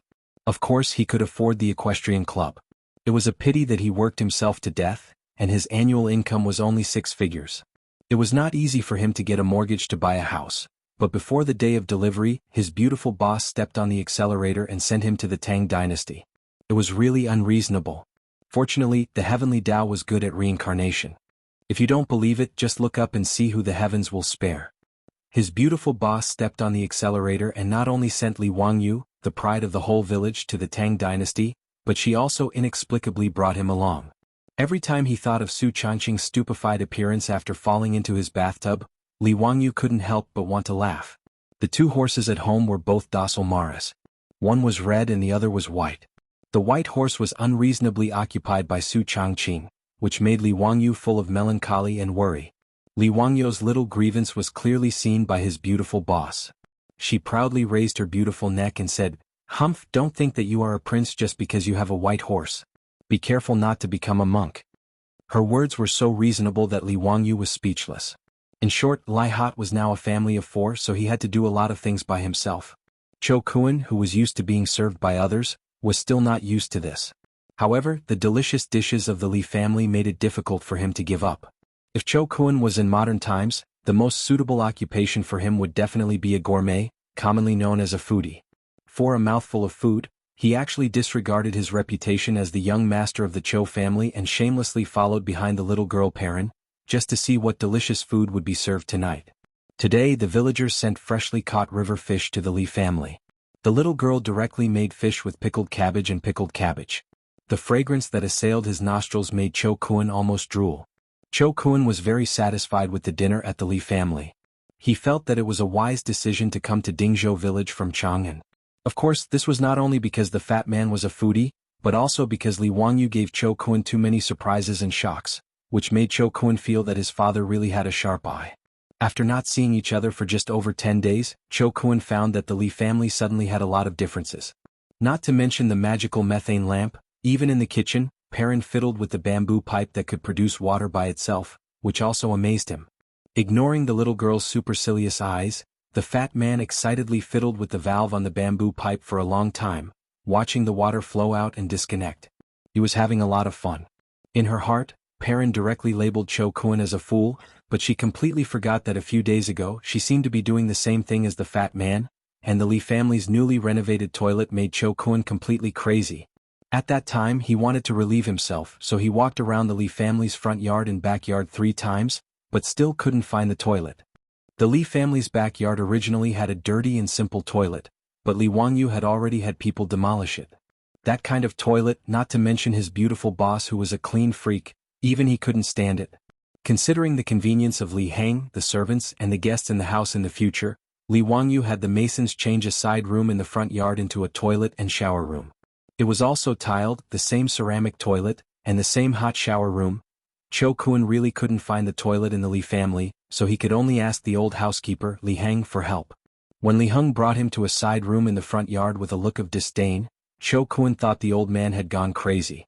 "Why did you bring me into the room if you wanted to relieve yourself?" "Old housekeeper, I want to relieve myself." Cho Kun thought the old man's ears were bad and didn't hear him clearly. "This is the toilet." The old housekeeper's face was calm, but his eyes revealed a disdainful smile. The fat man dared to swear that he knew this look. Because every time he saw a fuss in Chang'an's West City, he showed this look when he saw the foreign merchants who came to Chang, and for the first time. Cho Kun didn't understand what a toilet was, but when Li Heng introduced him to the toilet and how to use the ceramic toilet, Cho Kun almost thought he was hallucinating. "This unbelievably beautiful room, you're telling me it's a toilet? What are these things stuck in this room?" If Cho Kun's eyes weren't blind, he could be sure that they were all ceramic, but he didn't know how to make them like this. It was really hard to imagine that they were stuck to the wall and the floor. And the ceramic toilet made him ponder for a long time before he realized that it was actually a toilet. Li Heng calmly explained to Cho Kun how to use the toilet and how to pull the rope above to flush. Cho Kun could only nod his head blankly. When the old butler was satisfied with the lecture and walked out of the bathroom, Cho Kun finally sat down cautiously.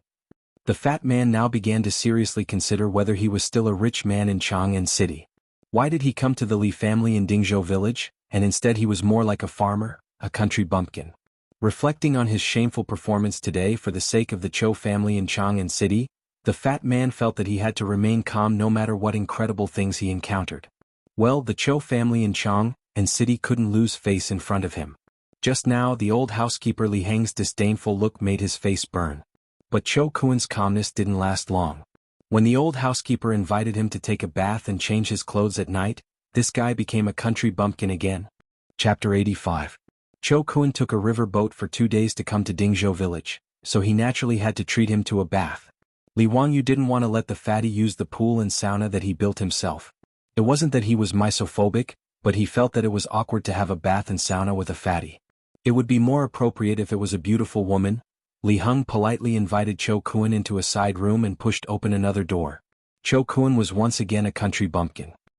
He looked left and right at the empty room covered in tiles, not knowing how to take a bath. "Where's the bathtub?" But after what happened before, Cho Kun didn't say anything. He kept a straight face and waited for the old butler to explain further. Li Heng wanted to continue watching Cho Kun make a fuss about nothing, but he saw that the fatty was smart and didn't say anything. The old man sighed silently. He missed a good show. He led Cho Kun under a bamboo pipe and pointed to the wooden valve. "Young Master Cho, this is the hot water valve. Once you open it, hot water will flow out." "Okay, I know. Thank you, old butler." The fatty nodded calmly. After sending Li Heng out of the bathroom, the fatty hurried over to study the shower system. After taking a hot shower, which he had never enjoyed before, the fatty felt that his bones were lighter and his whole body was more comfortable. This Li Jia Shaoling is really a talent. This kind of practical knowledge is really amazing, Cho Kun said to himself. He really liked the new things that Li Wangyu came up with. He began to wonder if he could ask Li Wangyu to help him install one in his house in Chang'an City. The next morning, Cho Kun took the water wheel blueprint that Li Wangyu had drawn for him and borrowed a horse from the Li family to return to Chang'an City. He said that he would disturb Li Wangyu in a few days. Li Wangyu looked at the date-red horse in the distance and his heart ached. "This damn fatty, don't crush my horse." A few days after the fatty Cho Kun left, Li Wangyu's days were peaceful. Every day, if he didn't go to the alkali soil to check on the situation, then he would stroll around the village. He became more familiar with the situation in the village. He now had 400 dawn of grain in his hands, which should be enough for the whole village to survive the locust plague, so he didn't have much of a sense of crisis. These days the number of locusts in the fields had increased. Even the village head had started to organize the villagers to burn incense and worship the locust god. Li Wangyu could only let out a long sigh and shake his head. For the past few days he had been discussing with his beautiful boss about what other businesses he could do to make money other than brewing wine, so that he could pay off the huge debt of more than 1.6 million yuan. However, no matter how much they thought about it, they couldn't come up with any good ideas for the time being. On this day, Li Wangyu was strolling around the village thinking about how to get rich. When he arrived at the village entrance, he suddenly saw two figures coming from the direction of Mount Shouyang in the distance. Li Wangyu squinted his eyes and looked at them. One of them looked familiar. He took a closer look. It was the second son of the Niu family, Niu Wu. Behind him was a skinny old Taoist. Strange, why don't I see Niu Dalong? Li Wangyu mumbled. As the two got closer, Li Wangyu suddenly realized that Niu Wu's body was stained with blood, and he seemed to be carrying someone on his back. It looked like the eldest son of the Niu family. Li Wangyu hurriedly ran 2 steps forward to greet him. Erlang, what's going on? What happened to Dalong? The person on Niu Wu's back was his brother, Niu Yong. However, Niu Yong had already fainted. His eyes were tightly shut, and he was also stained with blood. My brother was scratched by a black bear in order to save this damned old Taoist. Now his life is hanging by a thread. Niu Wu's eyes were wide open and his eyes were red. He gritted his teeth and spat out these words one by one from his throat. Niu Wu's appearance of choosing a person to devour made Li Wangyu somewhat apprehensive. He didn't have time to look at the old Taoist, and quickly went forward to check on Niu Yong's condition. Niu Yong's injury was on his back. It looked like it had already been bandaged, but the cloth wrapped around the wound was still bleeding. Second son, Dalong's injury isn't fatal. Why is he unconscious? Li Wangyu asked, puzzled. How could an injury on the back make Niu Yong, who was as strong as an ox, faint? Could it be that his internal organs were injured? I don't know. After my brother was injured, it was this old Taoist who bandaged him. He was fine at that time, but that night, his body became feverish and he fainted. This damned old Taoist actually told me that my brother was probably doomed. So I carried him down the mountain. I had to take him to the county to find a doctor to save his life. Xiaolang, quickly lend me your horse. Niu Wu's words made Li Wangyu understand Niu Yong's injury. If there was no accident, it was most likely that the wound wasn't disinfected, and the infection caused a high fever and other complications. This wasn't because Li Wangyu knew any medical skills, but because most people in the future more or less knew medical common sense. Wild beasts like black bears had countless bacteria in their claws. If they weren't disinfected with alcohol or iodine immediately after being scratched, it was easy to be infected by bacteria. In Li Wangyu's opinion, there shouldn't be any common sense in this area of first aid in the Tang dynasty. Second son, if you believe me, send Dalong to my house. I have a way. Li Wangyu grabbed Niu Wu. Naturally, he wasn't a miracle-working doctor. The reason why he dared to say that he could save Niu Yong was that he remembered Su Changqing's box of cephalosporin capsules. Was there any medicine more effective than cephalosporin in the Tang dynasty to fight inflammation? If a suppurative infection wasn't immediately disinfected, he would really die. Even if Li Wangyu's heart ached for the one and only cephalosporin capsules, he wouldn't watch Niu Yong, a veteran of hundreds of battles, die in front of him. As for the current doctors in the Tang dynasty, it would be a miracle if they could save Niu Yong. Even if the king of medicine, Sun Simiao, was here, he would be helpless. Xiaolang, don't joke. Can you really save my eldest brother? Niu Wu's eyes widened again when he heard Li Wangyu's words. He stared at Li Wangyu for fear that he was joking with him. Li Wangyu nodded and said, yes, let's go. The words between the two fell into the ears of the old Taoist beside them. The old Taoist couldn't help but interrupt and say, don't make trouble, kid. Our benefactor's wound is already ulcerated. How can there be medicine to cure it? Even I can only delay it for a while, but I can't cure it. The ulcer he mentioned was the name of inflammation and suppuration in traditional Chinese medicine. Shut up. Before the old Taoist could finish his words, Li Wangyu and Niu Wu spoke at the same time, forcing the old Taoist to swallow back his words. You old Taoist, if my eldest brother is cured by Xiaolang, then it's fine. But if anything happens to my eldest brother, I'll make you accompany him in the underworld. Niu Wu shouted sternly. Hearing this, the old Taoist cupped his hands and said, Immeasurable deity, if you want to take this body of mine to pay for your brother's life, I naturally won't resist. Li Wangyu didn't bother to ask who this old Taoist was. He pulled Niu Wu and ran back to his house in the village. Niu Wu carried his brother on his back and followed closely behind. The old Taoist sighed and followed. Li Heng, tell Perrin to boil water immediately. Also tell Changqing to come over. Li Wangyu called out loudly as soon as he entered the house. At the same time, he led Niu Wu to a side room in the front yard and had him put Niu Yong on the bed. Chapter 86. Li Wangyo's shout startled the four people in the house. Su Changqing ran over from the backyard while lifting her dress. Wangyu, what's wrong? Niu Dalong was scratched by a black bear. The wound is infected and has a high fever. Go and get your box of cephalosporins. Li Wangyu shouted at Su Changqing while looking for scissors to cut the cloth wrapped around Niu Yang's body. Su Changqing naturally knew the Niu brothers. After the two of them escorted Li Wangyu to Chang, and they had a lot of contact with the Li family. Su Changqing also heard that the two of them fought desperately against the Turks and were disabled. He admired them very much. Now hearing Li Wangyo's words, Su Changqing was also anxious. Without saying anything, she turned around and ran to the backyard to get the cephalosporins capsule. Xiaolang, how is it? Was my brother treated indiscriminately by this ox nose and became like this? Niu Wu pointed at the old Taoist and cursed. Li Wangyu cut the cloth and shook his head. It shouldn't be this Taoist's fault. This kind of external injury needs to be cleaned and disinfected, and the wound also needs to be sutured. This Taoist probably doesn't understand these. He was stunned before he finished his words. After cutting the cloth wrapped around Niu Yang's back, the wound on his back was exposed, but it was not what he had imagined at all. Li Wangyu only had a lot of thoughts in his mind. He was King cheated by the unscrupulous directors and screenwriters of the later generations. What happened to the careless application of herbs and even plant ashes wound medicine? What happened to the suturing technique? Li Wangyu wanted to rely on the suturing and debridement techniques he knew to show off in the Tang dynasty, but now looking at Niu Yang's back, the wound had obviously been sutured. What was this? He looked up at the old Taoist in a daze. Taoist, this is the wound you sutured? Boundless Lord, the wound of our benefactor was indeed sutured by me. You also know suturing techniques? When did you transmigrate to the Tang dynasty? Li Wangyu asked stupidly. When Su Changqing heard this, she carefully moved her feet and came over to take a look at the wound on Niu Yang's back. She couldn't help but let out a soft cry and quickly covered her little mouth with her hand. What is transmigration? I naturally know how to suture wounds. What's so difficult about that? There is a detailed record in the theory on the origin of diseases that using mulberry thread to stitch up the skin is not a secret. Naturally, Li Wangyu did not understand what the old Taoist was talking about. He just nodded his head dumbly. He thought of something and asked, is there any disinfectant? Disinfect? Sterilize? The old Taoist priest pondered over Li Wangyu's words and asked uncertainly, are you talking about killing insects and maggots? At that time I had already used skullcap and pig fat to wash your wounds. What was the old Taoist saying?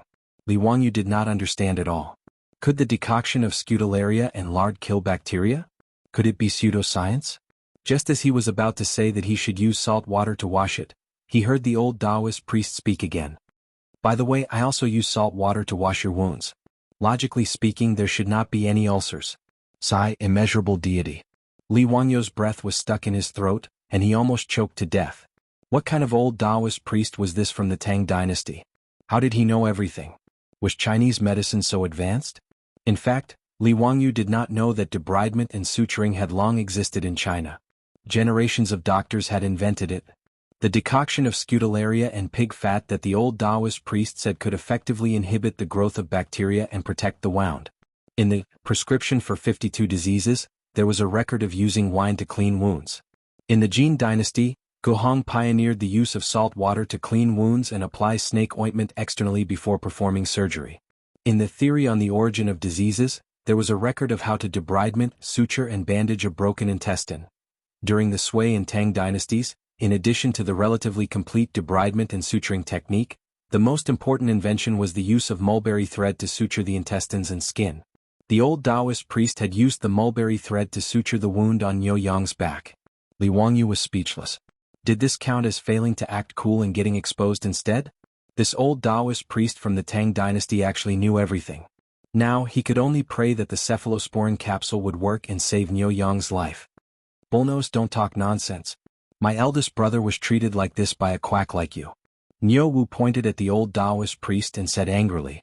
The old Taoist priest lowered his eyes and said, you may not know, but I have indeed given my benefactor the best medicine for muscle regeneration and hemostasis. What bullshit medicine for muscle regeneration and hemostasis? Then why don't you tell me why my eldest brother is unconscious now? Niu Wu's eyes were bloodshot as he glared at the old Taoist priest. The old Taoist priest was speechless. Li Wangyu guessed that the disinfection might not have been thorough enough. The black bear's claws had been hunting in the forest all year round, so who knew how much bacteria it had gotten. However, this could not be blamed on the old Taoist priest. He had indeed tried his best.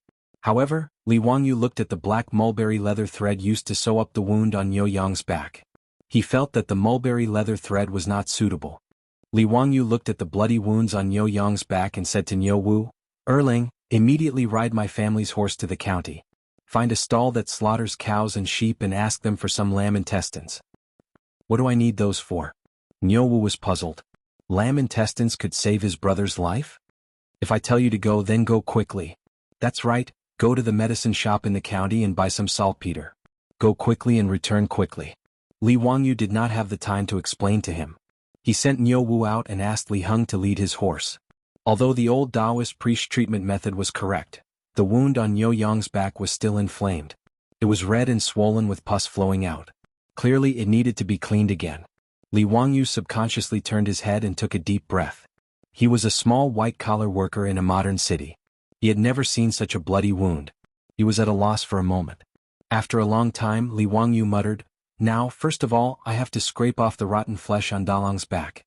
"I don't know how to do this," the old Taoist priest suddenly said. "If that's the case, why don't I take care of it?" "That's good. I'll have to trouble you." Seeing that the old Taoist priest was willing to take over, Li Wangyu quickly retreated to the side. "Immeasurable deity, I'll do my best." After the old Taoist priest finished speaking, he took out many things from the medicine box on his back. The old Taoist priest did not rush to scrape off the rotten flesh on Niu Yang's back. Instead, he took out silver needles, identified the acupuncture points on Niu Yang's back, and began to prick them. "Taoist priest, what are you doing?" Li Wangyu asked curiously. The old Taoist priest's face was calm. "It's too late to decoct the anesthetic powder now. I'll prick the acupuncture points with silver needles to reduce the pain." "Acupuncture anesthesia?" Li Wangyu was stunned when he heard the old Taoist priest's words. Could it be that the legendary acupuncture anesthesia in traditional Chinese medicine was real? This old Taoist priest actually had such a unique skill? It was said that acupuncture anesthesia was to use the needle to stimulate a certain acupuncture point or certain acupuncture points to achieve the purpose of analgesia. It could be performed without anesthesia. However, these were just legends in later generations. No one had ever seen a hospital that could perform surgery without anesthesia. Li Wangyu looked at Niu Yong curiously.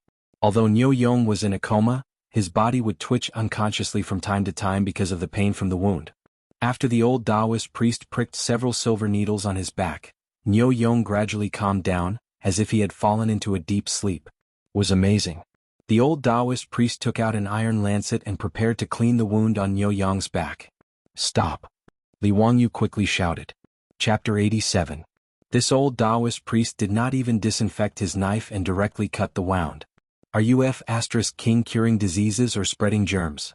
Why did Xiao Lang stop me?" the old Taoist priest asked, puzzled. "Your knife, it is not disinfected." Li Wangyu pointed at the lancet in the old Taoist priest's hand. The old Taoist priest was confused. "Disinfecting again? What is disinfecting?" "Your knife is not clean, it has germs." Li Wangyu could only explain like this. The old Taoist priest picked up his clean and shiny lancet. How was this knife not clean? There was not even a speck of dust? What were germs? Li Wangyu could not explain to the old Taoist priest what germs were, and he was too lazy to talk nonsense. He directly asked Li Heng if the water was ready. Now that there was no alcohol, not even a high concentration of white wine, disinfection could only be done by boiling water. Li Wangyu asked the old Taoist priest for the lancet and gave it to Li Heng. He asked him to go to the kitchen and let Perrin boil it for a few minutes before taking it out. He looked at the cloth that he had bandaged Niu Yong and curled his lips in disdain. He ordered Li Heng to find a clean white cloth and cut it into long strips. He also asked Perrin to throw it into boiling water to disinfect it. With the speed of Niu Wu's horse, it would only take an hour to travel 20 miles from Zidingza village to Huxin County. When Niu Wu came back on his sweaty white horse, Li Wangyu had just finished preparing everything. Li Wangyu did not care about his horse and immediately asked Perrin to take the lamb intestines that Niu Wu had asked for to the kitchen. He scraped off the fat, took the innermost mucous membrane, soaked it in alkaline water, and then divided it into small strands. Pei Lan's hands and feet were very nimble, and she quickly got everything ready. After the little girl brought the old Taoist priest's scalpel that had been boiled and disinfected, Li Wangyu immediately asked the old Taoist priest to start cleaning the rotten flesh on Niu Yang's back. The old Taoist priest was indeed skilled in surgery. He held the lancet and moved nimbly. He did not mind the pus and stench flowing out of the wound at all. In a few moves he removed the inflamed and pus around the wound. His technique was very professional. "Parent, is the warm water ready?" "Lang Jun, it's ready. Should I bring it in now?" "Okay, remember to add more salt." Since there was nothing else that could disinfect the wound, Li Wangyu could only make do with what he had. He used high-concentration saline to disinfect the wound. When the high-concentration salt water was poured on the wound on Niu Yang's back, even though Niu Yang had fallen into a coma due to a high fever, even though he had the old Taoist silver needle on his back that was used to anesthetize him, he was still in so much pain that he unconsciously let out a low groan and his body kept trembling. "Xiao Lang, is my eldest brother all right?" Niu Wu's heart ached as he watched from the side. He could not help but ask. "He's fine." The high-concentration salt water disinfected the wound. "Must be very painful. There's nothing we can do about it." After cutting off the rotten flesh on the wound and cleaning and disinfecting the wound, the next step should be to suture it. When the old Taoist priest was treating Niu Yang's wound again, he had already cut open the mulberry skin thread used to suture it. At this moment he took out the mulberry skin thread and prepared to suture it again. Taoist priest, wait. Use this catgut to suture the wound. Catgut? The old Taoist priest took the catgut from Li Wangyu's hand in confusion and sized it up. "Is this what you asked Niu Erlang to go to the county city to find the lamb intestines to make?" "That's right." "What's the benefit?" "There's no need to remove the stitches after the wound heals. The human body can absorb it." Li Wangyu showed off a little. Finally, there was something that was better than this old Taoist priest. The old Taoist priest thought for a moment and nodded. He picked up the catgut that Li Wangyu had provided and began to suture Niu Yang's wound again. After suturing the wound, the old Taoist priest applied the medicine to stop the bleeding on the wound again. He took the cloth that Li Wangyu had instructed Perrin to boil in boiling water and disinfect it. He then bandaged Niu Yang again. "Sai, this is all I can do. My benefactor's internal injuries are feverish because of the wound ulcers. This penniless priest has no better way. I'll write a prescription now and ask the little kid to get someone to decoct the medicine for my benefactor. I hope it's useful, immeasurable, heavenly, venerable." Chinese medicine did not have any special medicine or method for wounds with suppurative infections. It was not until the invention of penicillin in modern times that it saved the lives of countless war wounded. This was also the reason. The reason why Li Wangyu dared to say that he could save Niu Yang was because he had the cephalosporin capsule in his hand. Cephalosporin was a second-generation antibiotic. Its effect was good and its side effects were small. Su Changqing had already taken the cephalosporin capsule. Li Wangyu took a capsule and fed it to Niu Yang. He then forced it down with clear water. The strange appearance of the capsule made the old Taoist priest stare at it for a long time. "All right, Dalong has taken the medicine. The fever will definitely go down tomorrow." Li Wangyu was sure that the cephalosporin would be useful. The people of the Tang dynasty had never taken any antibiotics. They were not like the people of the future who had been flooded with antibiotics for a long time and were about to develop resistance. After eating cephalosporin for 3 days, Li Wangyu believed that he would be able to save Niu Yang's life. But what if eldest brother's fever doesn't go down? Niu Wu was still very anxious. The old Taoist priest had told him before that this fever was very deadly. Li Wangyu reached out and touched Niu Yang's forehead. It was burning hot. Even without a thermometer, Li Wangyu was sure that Niu Yang's body temperature was between 39 and 40 degrees Celsius. Such a high fever really needed to be cooled down immediately. If the fever didn't go down, it would cause dehydration and acid-base balance disorder. In serious cases, it could even cause cerebral edema. "It's okay. I'll use ice to lower Dalong's temperature in a while. Don't worry," Li Wangyu said confidently. He had already considered this problem. "Ice? It's early February now. Where would there be ice?" "Xiaolang, did you dig an ice cellar in your house?" Niu Wu asked in surprise. Naturally, there was no such thing as a refrigerator in ancient times. However, the nobles had a way to store ice for a long time, and that was to dig an ice cellar.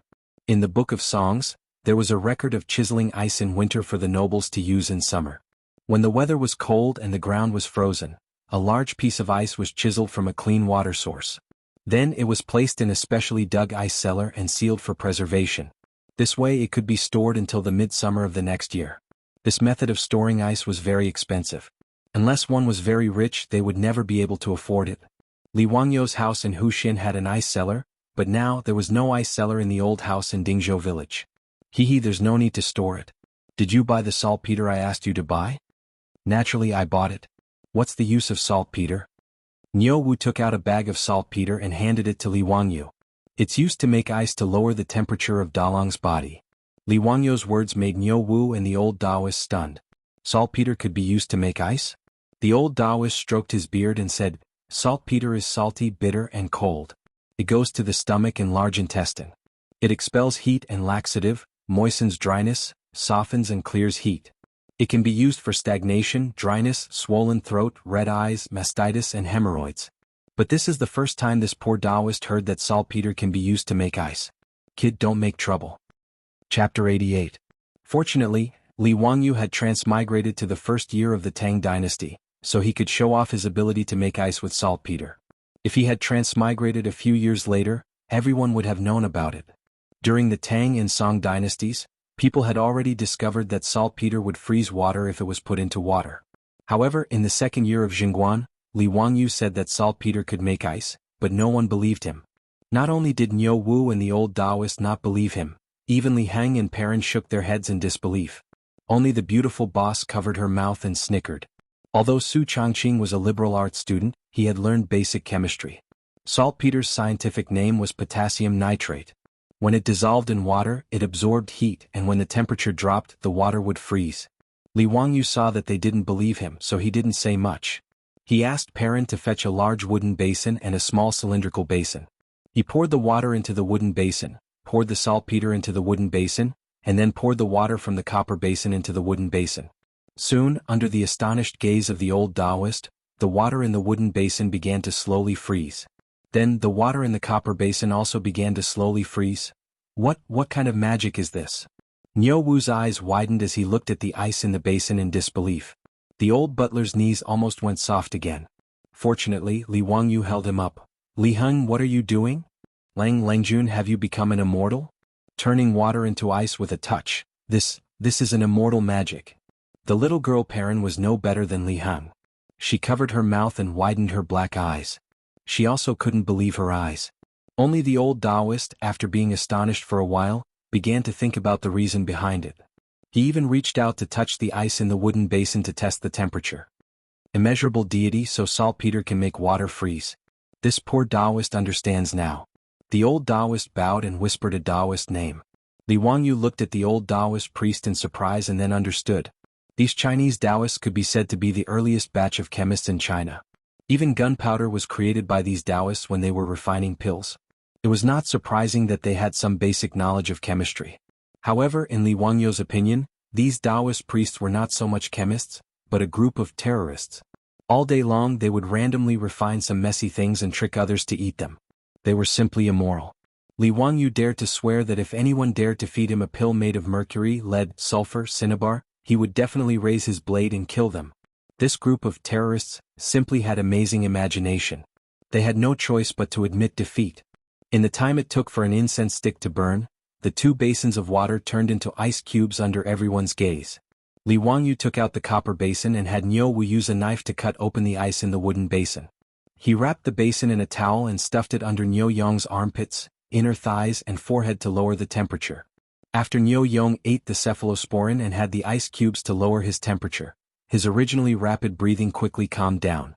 The old Taoist priest pulled his hand over and felt his pulse. He was very surprised. His pulse is stable and strong. Benefactor has actually taken a turn for the better. It seems like his life is no longer in danger. Little child, what medicine did you give Benefactor? It actually has such a miraculous effect? What medicine did he take? Cephachlor capsules. There was only one box in the Tang dynasty. Li Wangyu naturally could not answer like this. He could only smile mysteriously. Miraculous medicine, antibiotics. It's a pity that there's only these. There won't be a second box in 1,000 years. He shook the box of cephalosporin capsules at the old Taoist priest and Niu Wu. There were only 27 cephalosporin capsules in a box. One capsule needed to be taken 3 times a day for 3 consecutive days. In other words, this box of cephalosporin could only be taken for 3 courses of treatment. It would be gone forever. Li Wangyu did not feel any heartache when he took out 9 cephalosporin capsules to save Niu Yang's life. He felt that it was worth it. Compared to Niu Yang's life, his sacrifice was not worth mentioning. His words shocked Niu Wu. Niu Wu did not expect that Li Wangyu would take out such a precious medicine to save his elder brother. Xiaolang at you? Niu Wu, who was 8 feet tall, did not know what to say at this time. He simply knelt down in front of Li Wangyu and kowtowed a few times. His reaction shocked Li Wangyu. He quickly reached out to pull Niu Wu back. However, Li Wangyu's small body could not pull Niu Wu back. He could only reluctantly accept Niu Wu's heavy kowtow. Erlang, what are you doing? Did I, Li Wangyu, save Dalong because of this? Li Wangyu was speechless and rolled his eyes. Why did the people of the Tang dynasty like to kowtow so much? I can't stand it. Xiaolang, this is what I should do. If I don't kowtow a few times to you, Big Brother will beat me to death when he wakes up. Niu Wu replied in a muffled voice. Niu Yang's crisis was resolved. Everyone was in a good mood. The originally heavy atmosphere in the side room eased a lot. However, Su Changqing looked at the small copper basin in Li Wangyu's hand. Wangyu, 1 basin is enough to make ice. Why did you get another one? Hehe, the ice in the wooden basin contains saltpeter. It can't be eaten. It can only be used to cool down Dalong's body. However, the ice in the copper basin can be eaten. Do you want to eat ice cream? Li Wangyu held the copper basin and smiled. Su Changqing heard this and his eyes lit up. Ice cream? Can you make it? Hehe, try it. The taste should not be bad. Li Wangyu did not have any ice cream when he was young in the countryside. However, they had a way to make ice cream. In fact, it was a smoothie. They used a plane to grind the ice into a smoothie. Then they added sugar, water, milk, and fruits to make a delicious smoothie. There was no shortage of fruits at home. Many villagers would send some to them when they picked fruits in the mountains. With Shouyang Mountain behind them, there were different wild fruits to pick all year round. As for milk, it was even easier. There was a lot in their kitchen. This milk was produced by the cows that were raised in the farmer's house. Su Changqing had already told the farmers that the milk they squeezed out every day would be sent to their house. Don't think that only the black and white cows produced milk. In fact, cattle also produced milk. It was just that the output was not as much. Moreover, drinking milk was already very popular in the Tang dynasty. In the murals of the Mogao grottos, there were many scenes of peasant women milking cows. During the Tang and Song dynasties, there were also many famous people who liked to drink milk. Bai Ji was also a milk lover. After grinding the smoothie, mixing the milk, fruit, and sugar water, the first smoothie in the Tang dynasty was ready. Li Wangyu asked Perrin to prepare a small bowl for everyone. Although it was early spring and the weather was still a little cold, no one refused such a delicious and tempting bowl of smoothie. Even Niu Wu temporarily put down his worries about his elder brother and drank the bowl of smoothie in one gulp. Delicious. Xiaolang, this smoothie of yours is really delicious. The old Taoist was also very interested in the smoothie and nodded repeatedly as he ate. After everyone finished eating, the little girl Perrin took away the bowls and chopsticks. Li Wangyu then bowed to the old Taoist. May I ask for your name? I am Sun Simiao. Chapter 89. The old Taoist priest's words were like a clap of thunder, exploding in Li Wangyu's ears. Sun Simiao? Medicine King Sun Simiao? The ruddy old Taoist priest in front of him was Sun Simiao? Wait, Li Wangyu remembered that Sun Simiao was born in the 7th year of Western Wei's Emperor Yuan Baoju's reign, which was 541 AD. Now it was the 2nd year of Jingguan, 628 AD. Then wouldn't this old Taoist priest be 87 years old? However, the history books also recorded that Sun Simiao lived for 141 years, so it seemed that this old man was still very young. Li Wangyu suddenly had the urge to kowtow. When he visited Taoist temples in the future, there was often a Medicine King Hall, where the Medicine King Sun Simiao was worshipped. And now, he actually saw the real person. Su Changqing's reaction was not much better than Li Wangyu's. He was also stunned and looked at the old Taoist priest. Son, Taoist priest son, how old are you this year? Li Wangyu wanted to confirm whether this old Taoist priest was the legendary Medicine King Sun Simiao. The old Taoist priest twirled his beard and laughed. This year is already the year of the Staff dynasty, and it's almost the year of the Hunchback. As expected, this was the Medicine King Sun Simiao himself. The year of the Staff dynasty, 80 years old. The year of the Hunchback, 90 years old. This was simply a person's fortune. Old immortal son, please forgive my rudeness. Li Wangyu immediately bowed. This Taoist priest is not worthy of being called an immortal. This Taoist priest is still searching for the way of immortality. Little kid, don't call me that. The conversation between the two made Niu Wu stare. Xiaolang, why are you calling this Taoist priest old immortal? He's just a quack. My elder brother was almost killed by him. Li Wangyu was speechless. This idiot. Erlang, don't speak nonsense. Old immortal's son is a divine doctor. You can't be rude. Niu Wu's neck stiffened. What divine doctor? A fame-fishing Taoist priest. If he's so good, why didn't he cure my elder brother? It was Xiaolang who used the divine medicine to save Big Brother's life. His words made Li Wangyu roll his eyes silently. No matter how good Sun Simiao was, he really didn't know anything about bacterial infections, let alone antibiotics to save lives. Li Wangyu wanted to defend Sun Simiao, but Sun Simiao said, Niu Erlang is right. I'm still not good at medicine. Little doll, what is the bacteria you were talking about? What was the meaning of disinfection? What kind of medicine was the antibiotic? Can you explain it to me, little girl? Sun Simiao's series of questions confused Li Wangyu. How was he going to explain this to the old Taoist? Bacteria. Bacteria are tiny creatures that can't be seen with the naked eye. Old Immortal is a Taoist, but you should also know that there is a saying in Buddhism. A drop of water in Buddhism, 84,000 lives. That's the bacteria. Li Wangyu's nonsense caused Sun Simiao to fall into deep thought. After a long while, the old Taoist raised his head. How did you know about this bacteria? I saw it with a microscope. Li Wangyu said it out of habit. After saying it, he felt that it was inappropriate. Was he going to explain what a microscope was again? Sure enough, when Sun Simiao heard this, he immediately asked, What is a microscope? Little doll, can I take a look? No, I don't have a microscope. It needs to be made of glass. Oh no, it's made of crystal. It can be used to see microscopic creatures. Li Wangyu felt like he was going crazy. Then this bacteria is the main cause of ulcers? Sun Simiao asked again. Bacteria do cause inflammation in the wound, which is the ulcers that old Immortal mentioned. It also makes people sick. Then disinfection is to kill the bacteria? Li Wangyu wiped the sweat off his forehead. That's right, that's it. What are antibiotics? It's a drug that can kill the bacteria in the body. Li Wangyu didn't know anything about this, so he could only bluff. Then little doll, do you know how to make antibiotics? Sun Simiao continued to ask. This. Li Wangyu's face had already turned bitter. When the beautiful superior saw that Sun Simiao kept asking him questions, she couldn't help but snicker. Serves you right for being so talkative. Li Wangyu didn't dare to say anything more. He quickly changed the topic and turned to ask Niu Wu, Erlang, how did your big brother get injured? It's just a black bear. It shouldn't be a problem for you two brothers, right? It would have been better if he didn't mention it. Once he mentioned Niu Yang's injury, Niu Wu glared at Sun Simiao. It's all this Taoist's fault. Big brother was scratched by the black bear because he was trying to save him. Niu Wu began to tell Li Wangyu about Niu Yang's injury. It turned out that Li Wangyu asked the two brothers to help him pick tea leaves in the Qinling Mountains. After entering the Qinling Mountains, the two brothers went straight to Taibai Mountain. They found the plant that Li Wangyu described. Just as they were picking the tea leaves, the old Taoist appeared. Sun Simiao also went to pick the tea leaves. When he saw the two brothers picking tea leaves, he curiously asked them a few questions. Seeing that it was an old Taoist, the two brothers were very polite. They even asked the old Taoist how to pick the tea leaves. Just as the three of them were talking, an accident happened. A black bear rushed out of the forest and pounced on the old Taoist.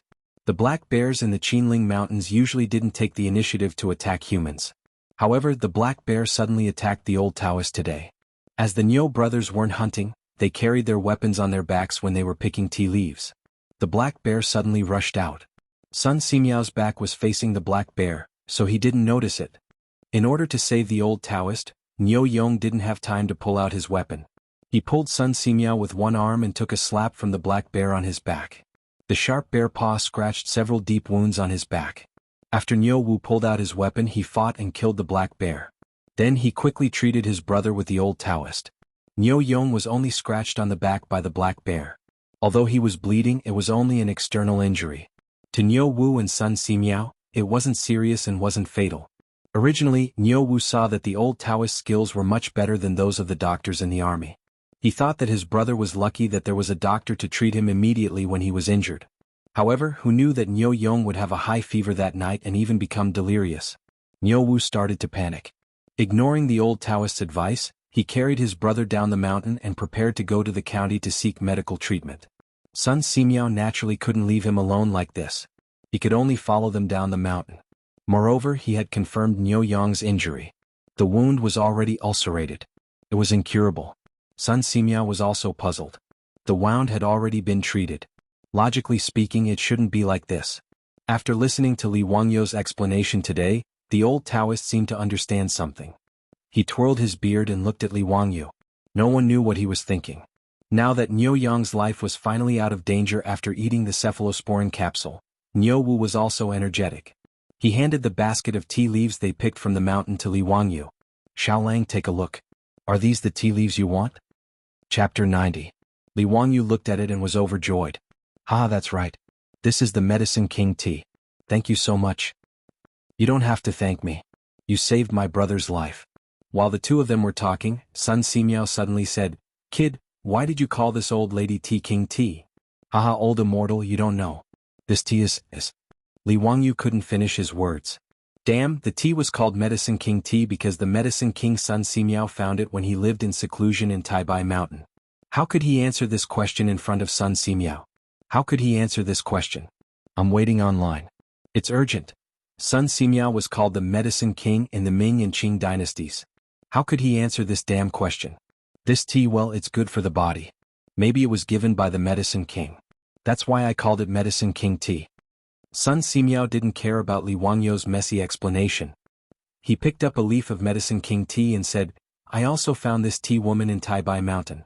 It can relieve summer heat, improve the brain and heart, strengthen the stomach, remove dampness, improve eyesight and regulate menstruation. It's both a tea and a medicine. I didn't expect you to know it. Well, I found it by accident. So I asked the Niu brothers to pick some for me to try. The tea woman's fresh leaves can't be drunk directly. Since you like this tea, I have some tea leaves here.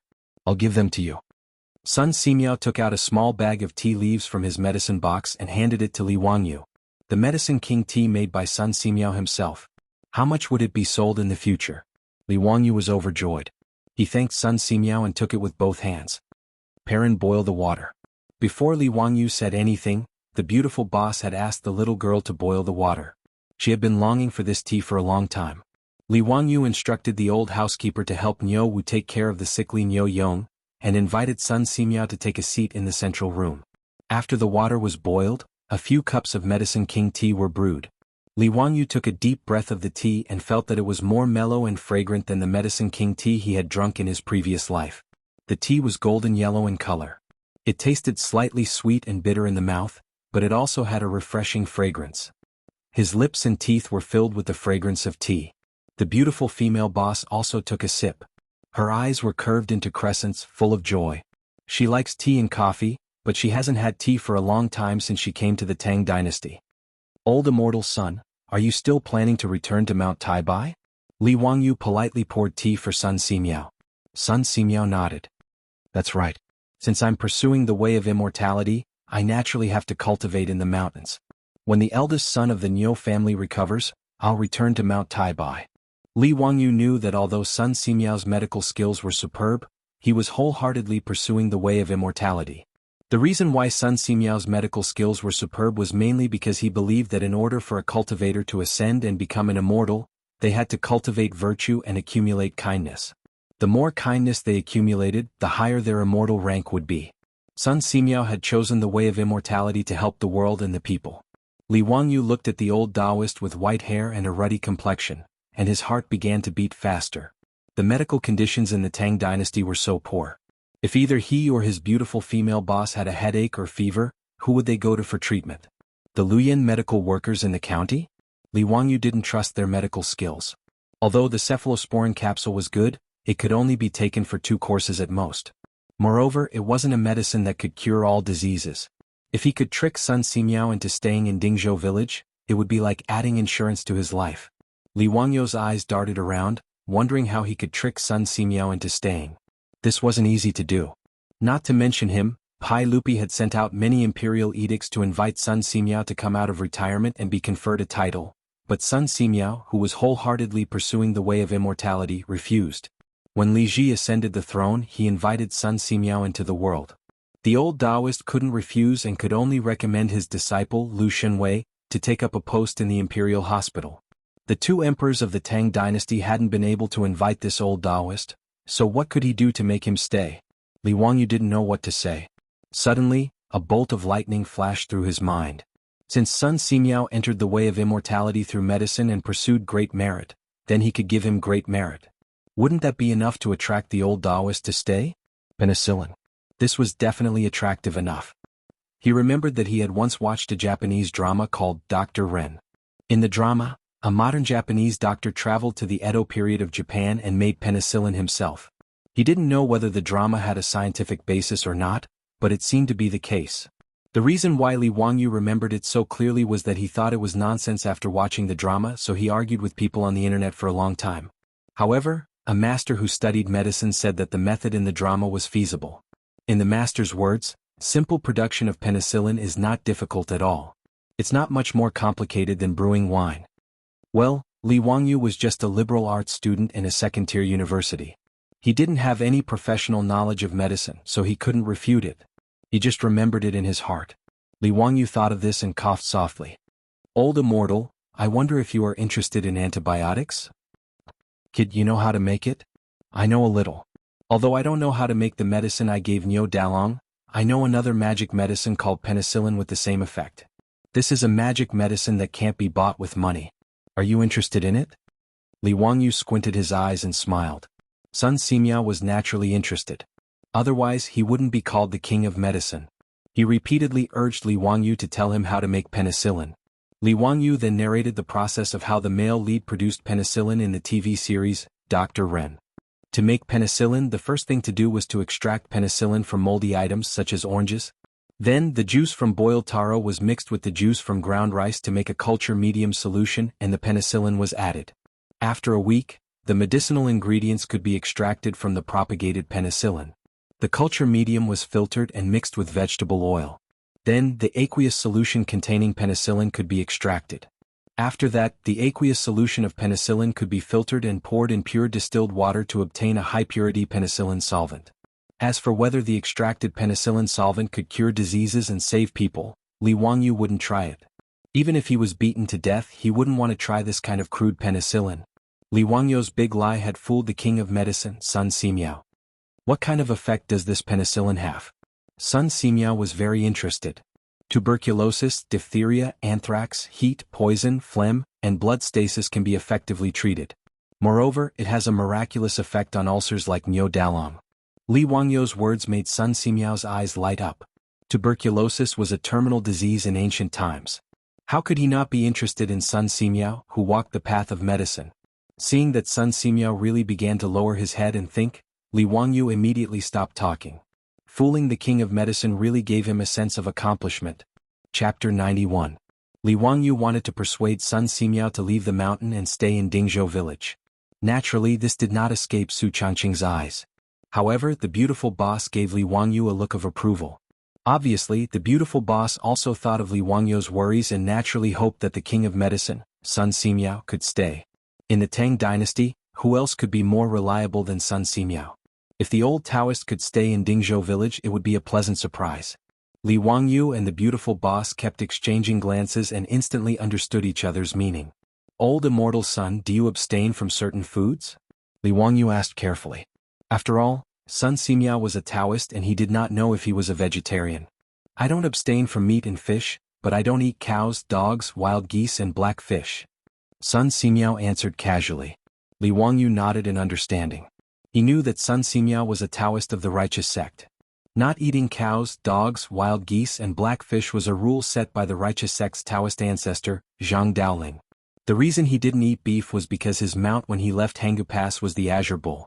In a sense, the Azure Bull was also a holy spirit of Taoism.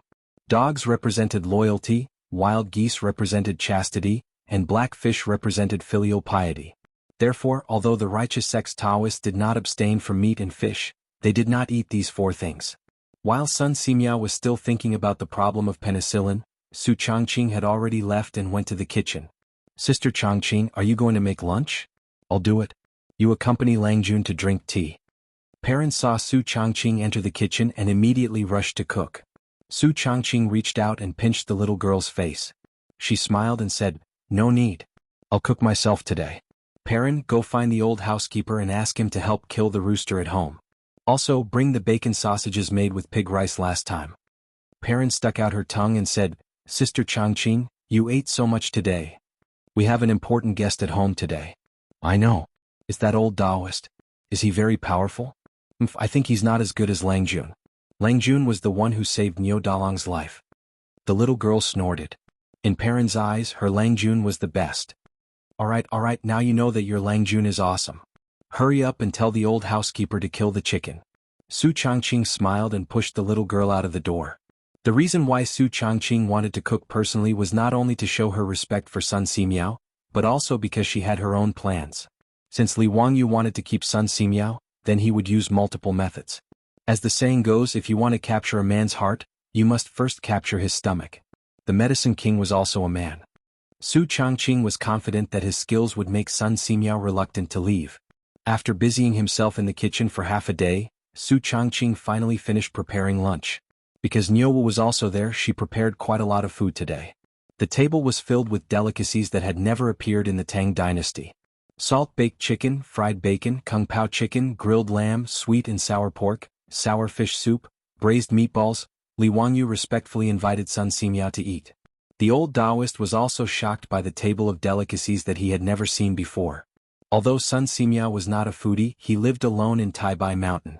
To put it bluntly, his taste buds were already out of his mouth. Not to mention the taste of the delicacies on the table, just the aroma that made people swallow their saliva was amazing. Other than Niu Yong, who was still unconscious on the bed, everyone sat at the table. Fortunately, when Su Changqing asked Carpenter Lu to build the table, it was big enough for more than 10 people to eat together. "Old immortal son, come try this chicken. It tastes very good. Old immortal son, see if this dish is to your taste." Li Wangyu and Su Changqing were very enthusiastic about serving food to Sun Simiao, which made the old Taoist feel a little embarrassed. However, Su Changqing's culinary skills were indeed excellent. Not to mention Sun Simiao, who had never eaten stir-fried dishes. Even Li Wangyu was nodding his head repeatedly as he ate. He hurriedly gave his beautiful boss a thumbs up. As for Niu Wu, he ate so much that he almost buried his head in the bowl.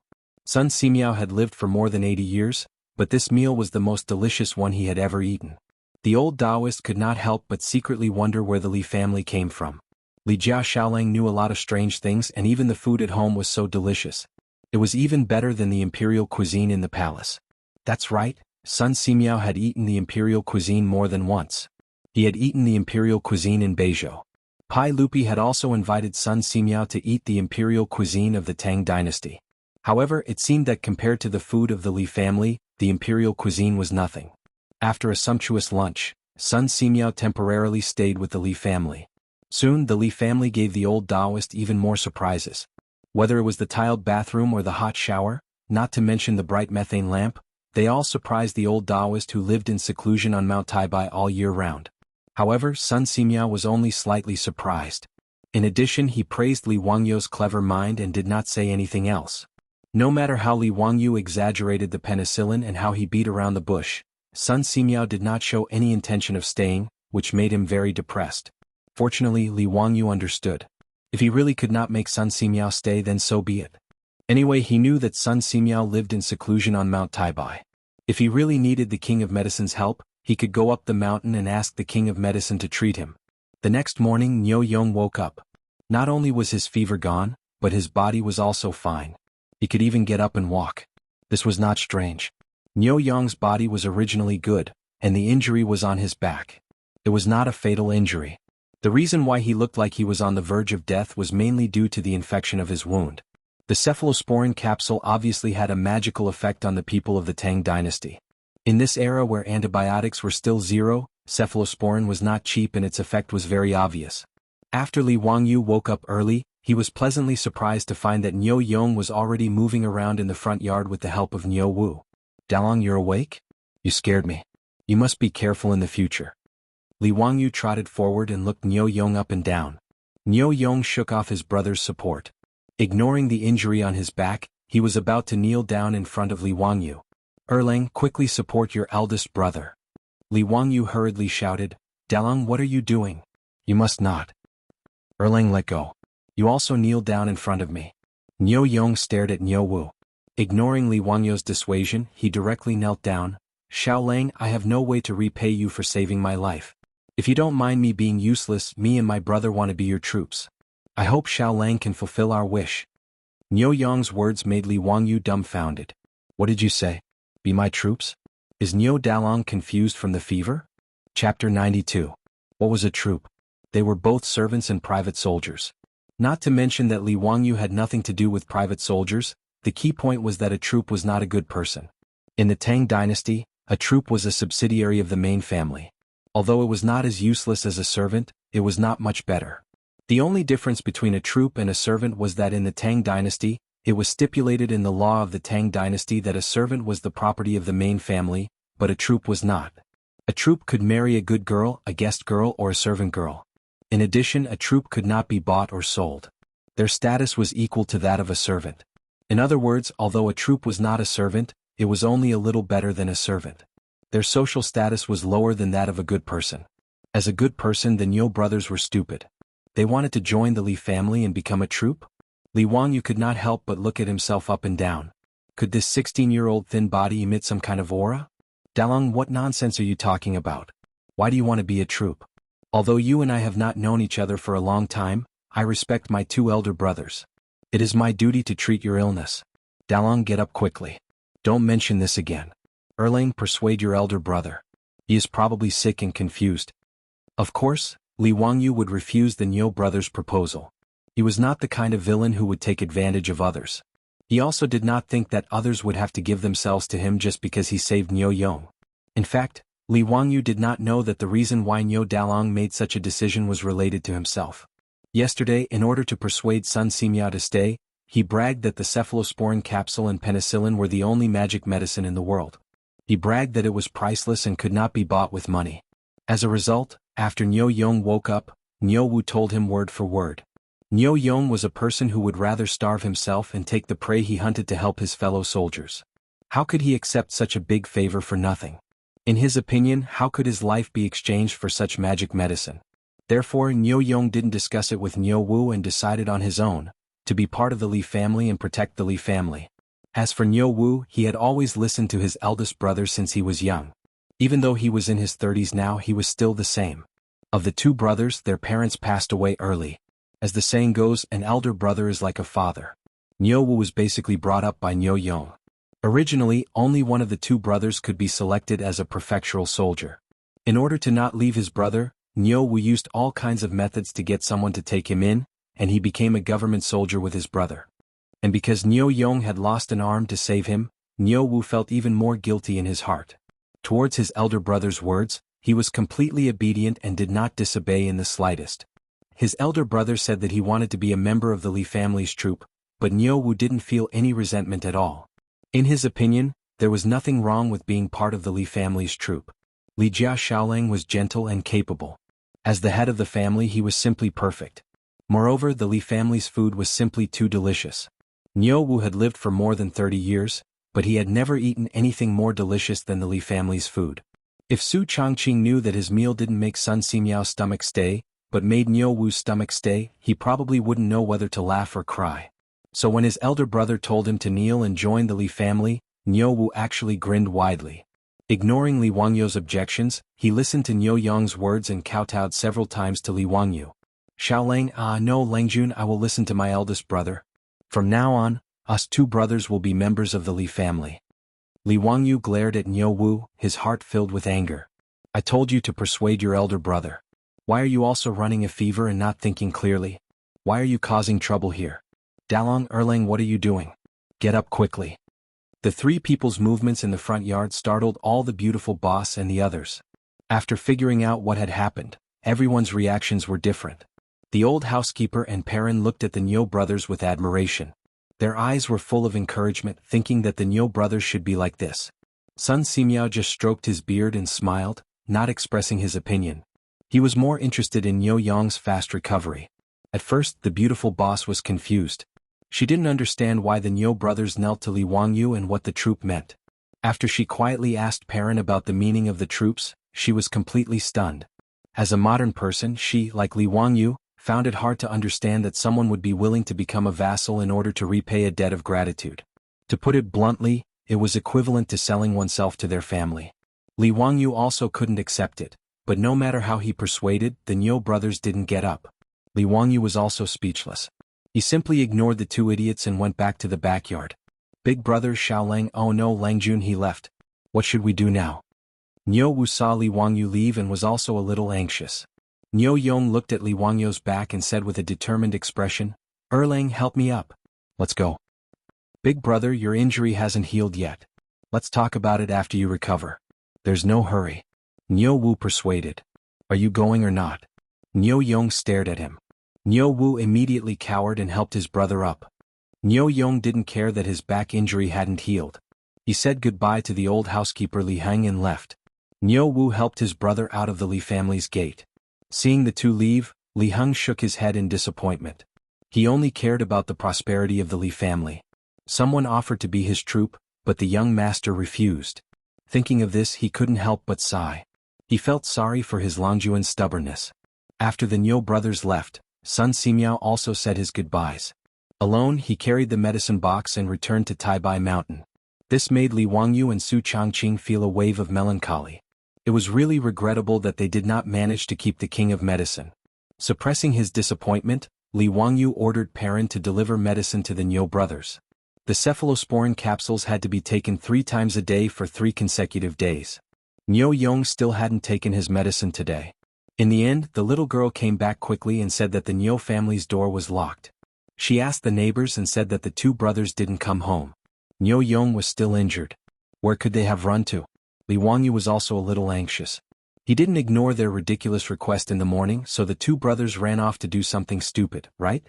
He took out the white horse at home and rode it to search all the fields in the village. He didn't see the Niu brothers. He asked a lot of familiar villagers. Some said that they saw Niu Erlang help Dalong out of the village, but they didn't know what they were going to do. Li Wangyu felt that something was wrong, but because he couldn't find the Niu brothers, he could only give up. In the end, later that day, the Niu brothers returned to the Li family again. The old village chief also came with them. Something that made Li Wangyu and Su Changqing flabbergasted happened.